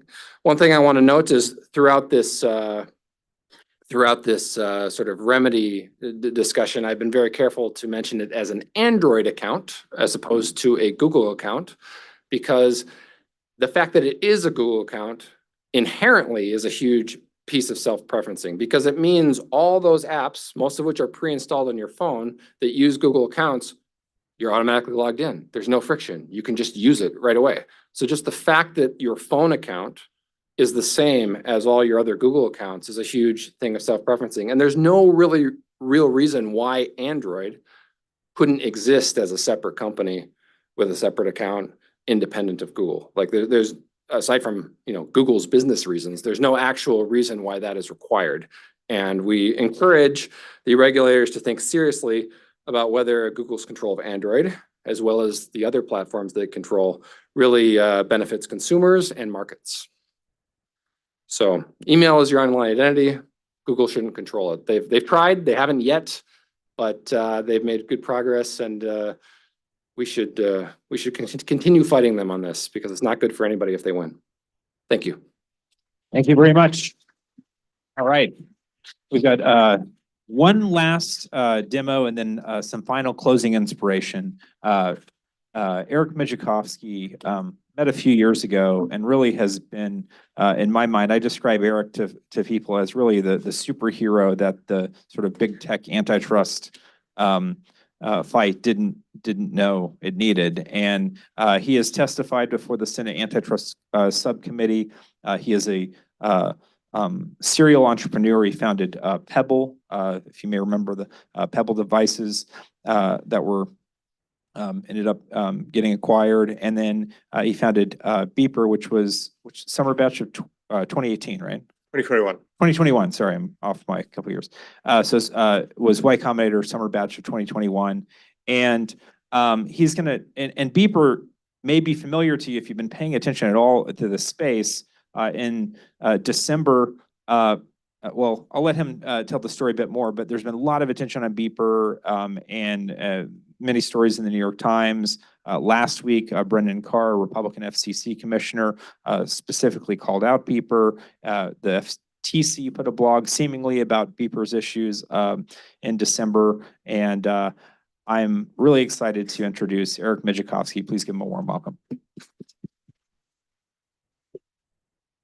Thank you, Luther. I am one of the co-founders of Beeper. Our goal is to build what we think is the best chat app on earth. We're doing this mostly because we ourselves love chat. We grew up on the internet. We grew up with chat. I can still remember my 8-digit ICQ number. Wonder if anyone else in the audience might as well. And I can't get that sound out of my head because that's still drilled into my head from high school. Chat to us is how we hang out with our friends. It's how we chat with our family wherever they happen to be in the world. We are shifting these days from using phone and email to using chat as the primary way in which we communicate. Today, 3 billion people will spend hours and hours chatting on their phones. Now, given how important and essential chat is in our daily lives, you'd expect that there'd be a ton of innovation in this space. Lots of new Y Combinator startups creating new chat apps, new ideas being tested. Well, that's what you'd expect. But the truth is that there's essentially been no new chat apps released in the last decade. The current crop of chat apps that you have installed on your phone were created more than 10 years ago, right around the time that smartphones first came out. Many of the apps that you use still look a lot like they used to look when they were launched over 10 or 15 years ago. Now, unlike almost every other segment of tech, there's been no changes, no innovation, no real new features. I think the biggest new feature that WhatsApp has added in the last 4 years was being able to react with an emoji to a message. That was, mind-blowing. Why is that? Well, I guess Elizabeth Warren, Senator Warren already shared the glut of my presentation, but it comes down to interoperability. Chat apps today have no concept of account portability like there is with phone numbers. If you download a new chat app, you first need to invite all of your friends again and recreate your social graph on this new app. There's also no common standard protocol like there is with email. Each network has its own proprietary signaling methods and encryption. You can't send a message from your WhatsApp account to a friend on iMessage. And thirdly, chat is predominantly a free service. So all of these apps are actually free. They're free to the end user, but obviously the companies that make them use these services to drive revenue for other aspects of their business. So this bundling massively distorts the market and makes it difficult for new entrants to actually make money from a chat service. The result is that building something new in chat is incredibly hard. In order to build a new chat app that offers just one new feature to end users, you first need to solve the chicken and egg problem. No one will actually use a new chat app unless their friends are also on it. So if apps must first convince you to invite your friends, usually by spamming your contact list with an SMS that says, please download this new app and try it out. The big entrenched tech players have done a fantastic job at making it practically impossible for users to switch. So at Beeper, we heard that this is RemedyFest, but instead of waiting for a remedy, we went out and actually built it. We're attempting to create the next generation of chat app. And as I'll explain, while we're attempting to build the remedy, it's not as easy as it looks.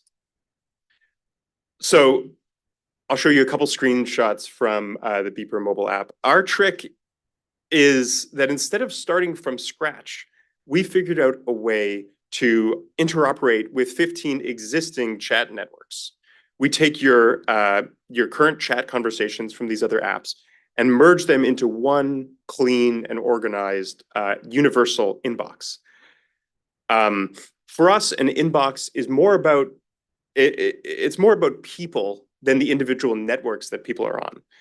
Our goal is to prioritize the people that matter in your life and flush out a lot of the noise that you get through chat, like spam, busy group chats, Uber receipts, DoorDash, that kind of thing. We also give you a single search box that you could use to search across your entire digital life. No need to remember which friend is on Signal and which friend is on WhatsApp. You can just search their name and immediately start chatting with them on whichever network you happen to use previously. You don't even have to remember which network they're on anymore.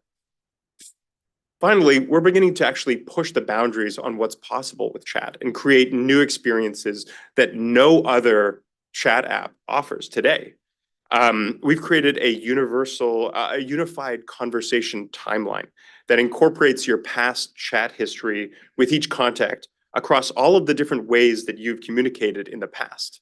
Now, when I started using this, it pulled in 17 years worth of Facebook Messenger history, which date back to the beginning of university for me. And that was wild. So, to a certain degree, be careful what you wish for here. Above all, we're trying to make chat feel fun.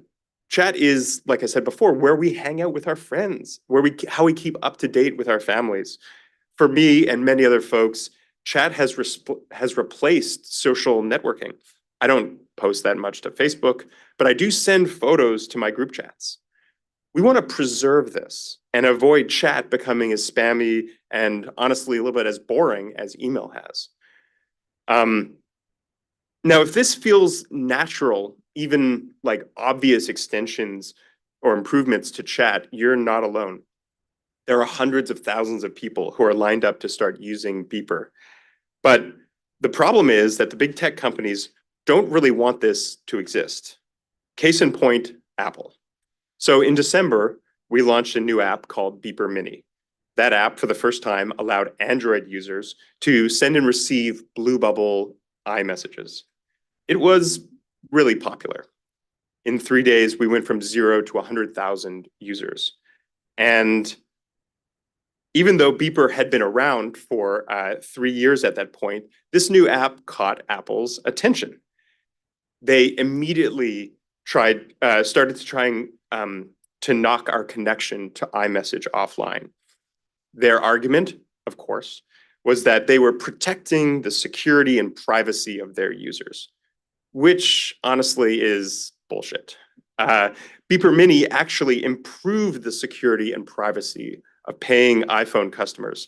It upgraded what were previously unencrypted and unsecured green bubble SMS chats between iPhone and Androids to being encrypted blue bubble chats. Apple's interference with Beeper Mini actually degraded the privacy of their own users. And of course, they had the gall to claim the exact opposite.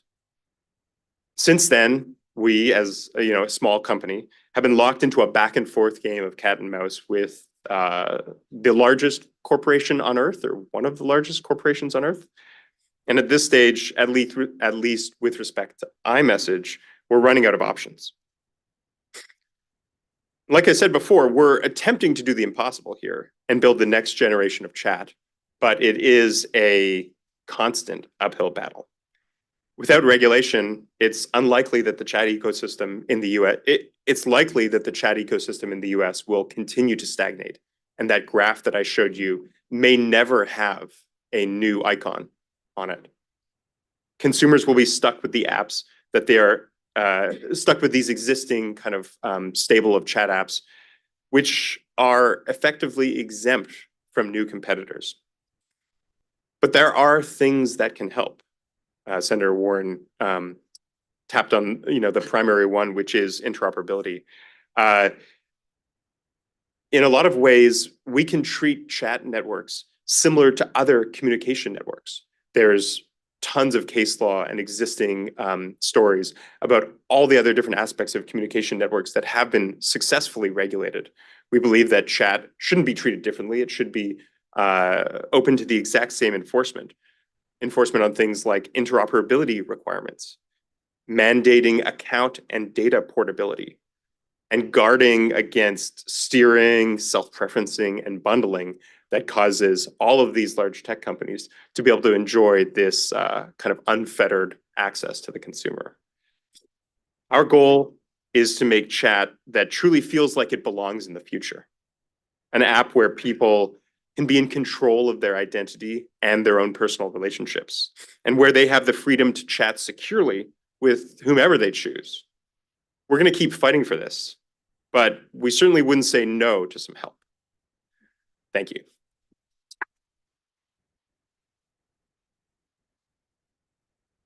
Thank you, Eric. Okay, this is our last presentation. I was trying to think about a fun way to end the program, and I was chewing on the idea, well, why don't we do a fireside chat with former Attorney General Bill Barr? And I thought, well, nah, that's we need to keep the tech demos coming. So Soren Iverson, I came across Soren's tweets. I'm like many of you, very online, very sort of paying close attention to the social media feeds. And I heard described last night at a dinner we had that Soren is sort of like the onion of user interface.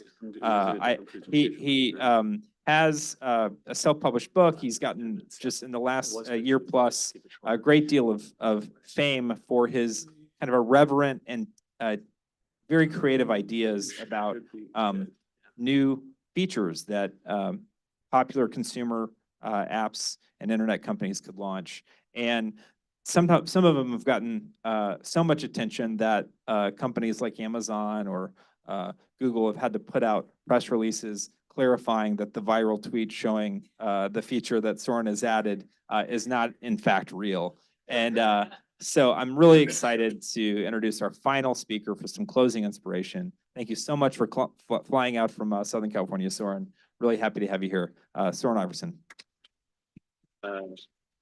Yeah, thanks so much for having me. It was interesting to find out that it was going to be me or Bill Barr. It would have been two very different conversations. But yeah, a quick context set on. Oh wait, 1 second. Sorry, just deleted all my speaker notes. Okay, we're good. Quick context set on me. I'm Soren. I'm a product designer, and what that means tactically is that I've done kind of work both with startups and with companies in the Fortune 500. I've done go-to-market for Square, and I've also done a lot of like 0 to 1 startup builds. But more recently, people have known me for my unhinged design practice, which I've been doing for a little over 400 consecutive days now. Thinking about what design is, because I think people see my funny work and they're like, what is it that you actually do? And I think a lot of the conversations that we had today were extremely high level. We're looking at kind of what my work is it's really a hybrid of user interface design, how it looks, user experience, which is how it functions, and then product strategy, which is really thinking about the larger machinations of the business that you operate within, and then just like juxtaposing that with the needs of the customers that you're serving. So we really kind of live at the center of that. And then like tactically, what does my day-to-day look like? I use a tool which you probably wouldn't have been familiar with a couple of years ago, but you're now probably familiar with Figma. It's a web-based collaborative tool that allows engineers, product managers, and designers to kind of work together to create interfaces for a variety of different things. People are also using it for brand illustration. It's really kind of exploded in popularity over the last few years. But another, I actually skipped over that one. Another kind of thing that I think is an important part of any designer's career is really understanding broader industry trends. And I think 2022, even 2021, so Spotify Wrapped was a feature that was created by an intern back in 2015, and then it became more and more and more popular, and everyone started copying it. So I found out that in December of this last year, Aldi, which is a grocery store, ripped basically the exact same interaction pattern and put it in their app because apparently they believe that people want to see a year in review of their groceries, which I think is pretty interesting. But I almost imagine a well-intentioned product manager that's just kind of missing the mark when they're thinking about building products. And that led me to create a few experiments in the December of 2022. The first one was basically like me feeling shame about how many caramel macchiatos I have had, and then thinking about how that might be presented to a user in a well-intentioned way, but it really misses the mark if they have had too much. And then I did this with Google Maps, showing how far you've driven in a specific area. I did it with DoorDash, like, oh, you're the most popular eater at Tommy Pastrami, which is my house, stuff like that. And it was something that went viral within the design community on Twitter, but it didn't really expand beyond that. But in early 2023, I started doing it more and more, and it really became more and more viral. And I started kind of thinking about experiences that are like shared things that we all have been waiting for a Zoom meeting to update. And it's like, okay, what if that like moment of pain was like broadcasted to everyone in the meeting that you're on? So it's really taking kind of pain points that we already have with interaction design and making them a tiny bit more painful. And I think kind of the framework that I use is like, this is bad, but how do we make it even worse? And it's interesting because that also works as an initial way to clarify a customer pain point. But I also started kind of capitalizing on current events. I remember when the Chinese spy balloon or whatever it was traveling across the country last February, and I was trying to figure out like what app could this live in, and then I realized like Snap Map is the perfect place, and so put that one together.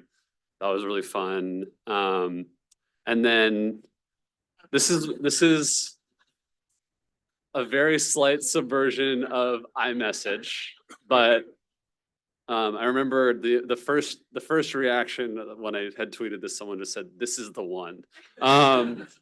And it's funny because you can imagine a world in which these things exist because they are very simple permutations or evolutions of the things that we have. Also, I should have mentioned the QR code at the top left will just take you to my socials, but if you Google my name, you can also see there's over 420 as of today, actually, concepts that I've been posting something different every day. This one was so I posted this exasperated because I was at the mall doing some shopping and I heard Christmas music, it was like October 1st or something.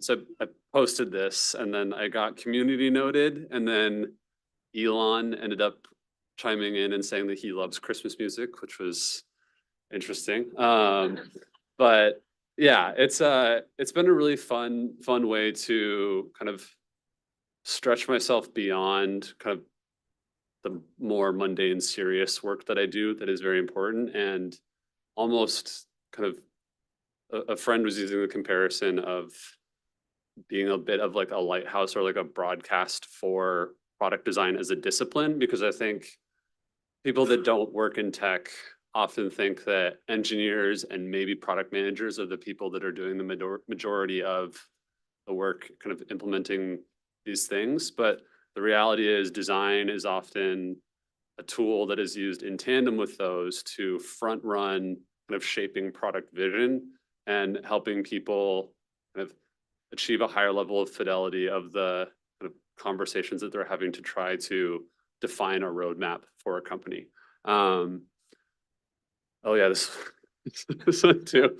I also I think it's interesting to call out too that like I'm taking at times existing product constructs that like work perfectly fine in things like Duolingo, but then you like put it here, and while yeah, a credit card company wouldn't have like a public facing leaderboard, you can't imagine companies employing designers to do work to find somewhat ethical or maybe questionably ethical ways to incentivize customers to spend more money or, you know, spend more time in their application. But oh, then we have the gentrifications inside one. And then this is the last one I'll share, but Reuters had to fact check me on Uber Hotbox option because no, they would not use the term devil's lettuce in their microcopy, but I thought I was being clear, but that one really got away from me. But I think with all of this funny work, I ended up getting tagged in something that people thought I had designed that I played no role in designing, which this is an actual screenshot from Apple, right? And I think there's this kind of razor thin line between what is absurd and what is unhinged and what companies will do to defend their bottom line when they need to.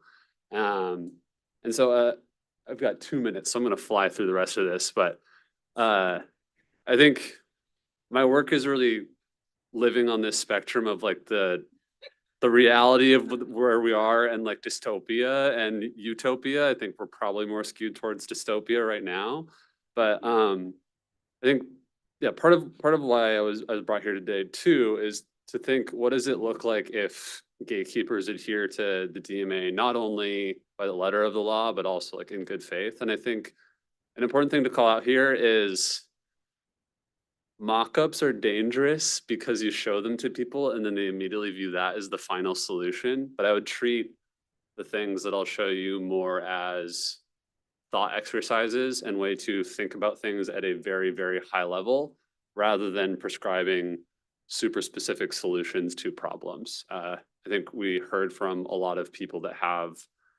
an abundance of experience in context and knowledge that I do not claim to have. But I think just as a thought exercise, I took some time this last week to put together a couple of theoretical concepts that I'll walk you through. I think the first one that's interesting is Threads launched in the summer of 2023, and Instagram has, over the last probably 6 to 9 months, more and more aggressively self-preferenced Threads content. Initially, it was a badge that showed what your rank was in terms of the number, like when you joined Threads. So like I was in the 100,000s, and then some like Zuckerberg was #1, right? Because he was the first profile. And that was like a small chip on your Instagram profile. And then after that, they introduced in-feed content that would disrupt you while you're going through Instagram, and it would show you like Threads posts in Instagram.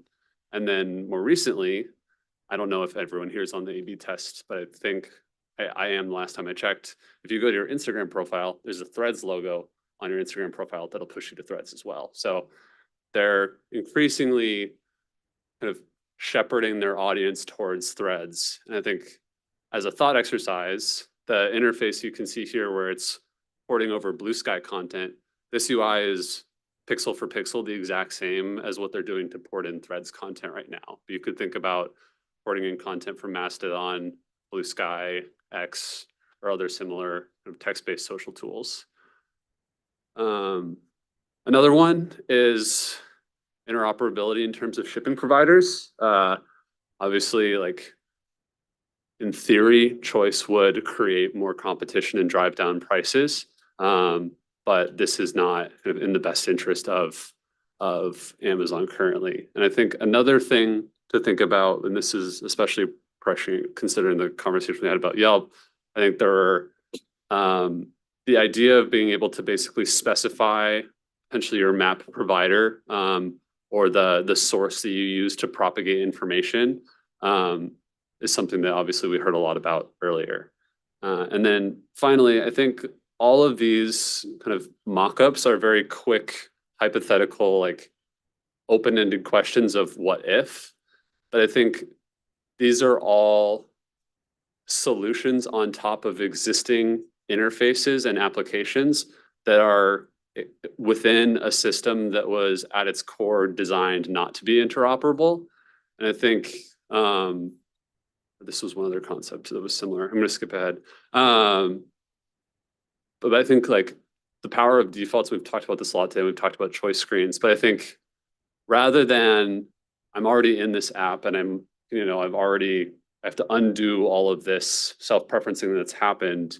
You can imagine a future where at device setup, not only are you specifying what email you want to use and the experience is frictionless there, but things like messaging, things like what app store you want to use, basically giving choice. And there's obviously design considerations for, is this information randomized? Do you surface reviews alongside it? Do you allow people to port in or create their own versions of it that are fully open source? I think there's a lot of questions there, but generally kind of revisiting the experience from the very onset and the first kind of touch point of the consumer with the device is an important consideration in addition to constraining and reconfiguring existing interaction patterns that happen kind of within the apps. So kind of refactoring at a platform level is a much larger and longer timeline and conversation, but I think those things will ideally lead to an experience where customers have choice from the onset, and it also doesn't necessarily reduce friction or add additional choice kind of further down when they're kind of in apps trying to kind of get a specific job done. But that was, we ran through a lot and I'm 5 minutes over and you all have been sitting since like 9 a.m. So thank you for listening to me talk about memes and then show you a couple high level ideas. Thanks, Luther and Y Combinator for having me. Thank you. That was beautiful, beautiful way to end it. Oh, we might have a question from Tim Wu. Tim Wu, you want to ask a quick one? I became a big fan last night of your thing, and I just need to know, who is Kaylee? All these dating ones with Kaylee. So part of the Iverson cinematic universe is that all of so I think Kaylee might be an Unsplash photo, but all the names are AI generated. I don't actually use AI to create any of the visuals. I have the Figma file with all the stuff, but because I don't want to put anyone on blast and I don't want to kind of speak ill of anyone, I have Kaylee as like an archetype that I created. And there's this person that continues to try to ask her out on dates. And then there's the dynamic typing indicator. There's one that showed how many times she read the message but didn't respond. There's like a polygraph indicator because of an Apple Watch integration. That's been a fun recurring motif. Thank you so much, Sean. That was beautiful. So, bottom line, we can have nice things. A better world is possible. Thank you so much for coming to RemedyFest. Just real quick, I want to thank he had to jump on a plane to head back west, but Roy Bharat, my co-conspirator on this, and all the Bloomberg beta team, especially Angela, Michael, everybody who was involved in helping with the logistics, all the folks that sort of picked up the mugs and laid out the food, everybody who was involved in this, really appreciate, give them a warm round of applause. And I hope that, and I also want to thank my colleague Kat Manyalik for coming out from the West Coast, and really the Y Combinator team for, creating a head of public policy role to start thinking about fighting for little tech and creating these types of conversations. I hope that this is the beginning and we do maybe another RemedyFest in another city with maybe a little different themes. And I hope that Y Combinator is going to be leading some other policy events, not necessarily competition theme, but other stuff like AI and immigration in the future. But I'm so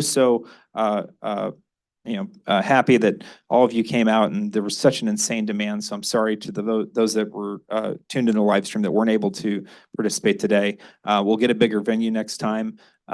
Thank you again for being part of this, and we'll see you at the after party.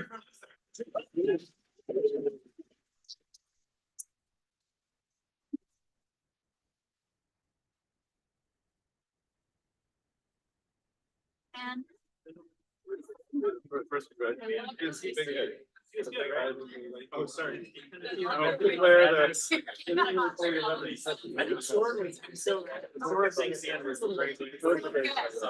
It was harder. You see how what I was trying to do? Yeah, I was time and are you gonna go to? Yes, I'm giving the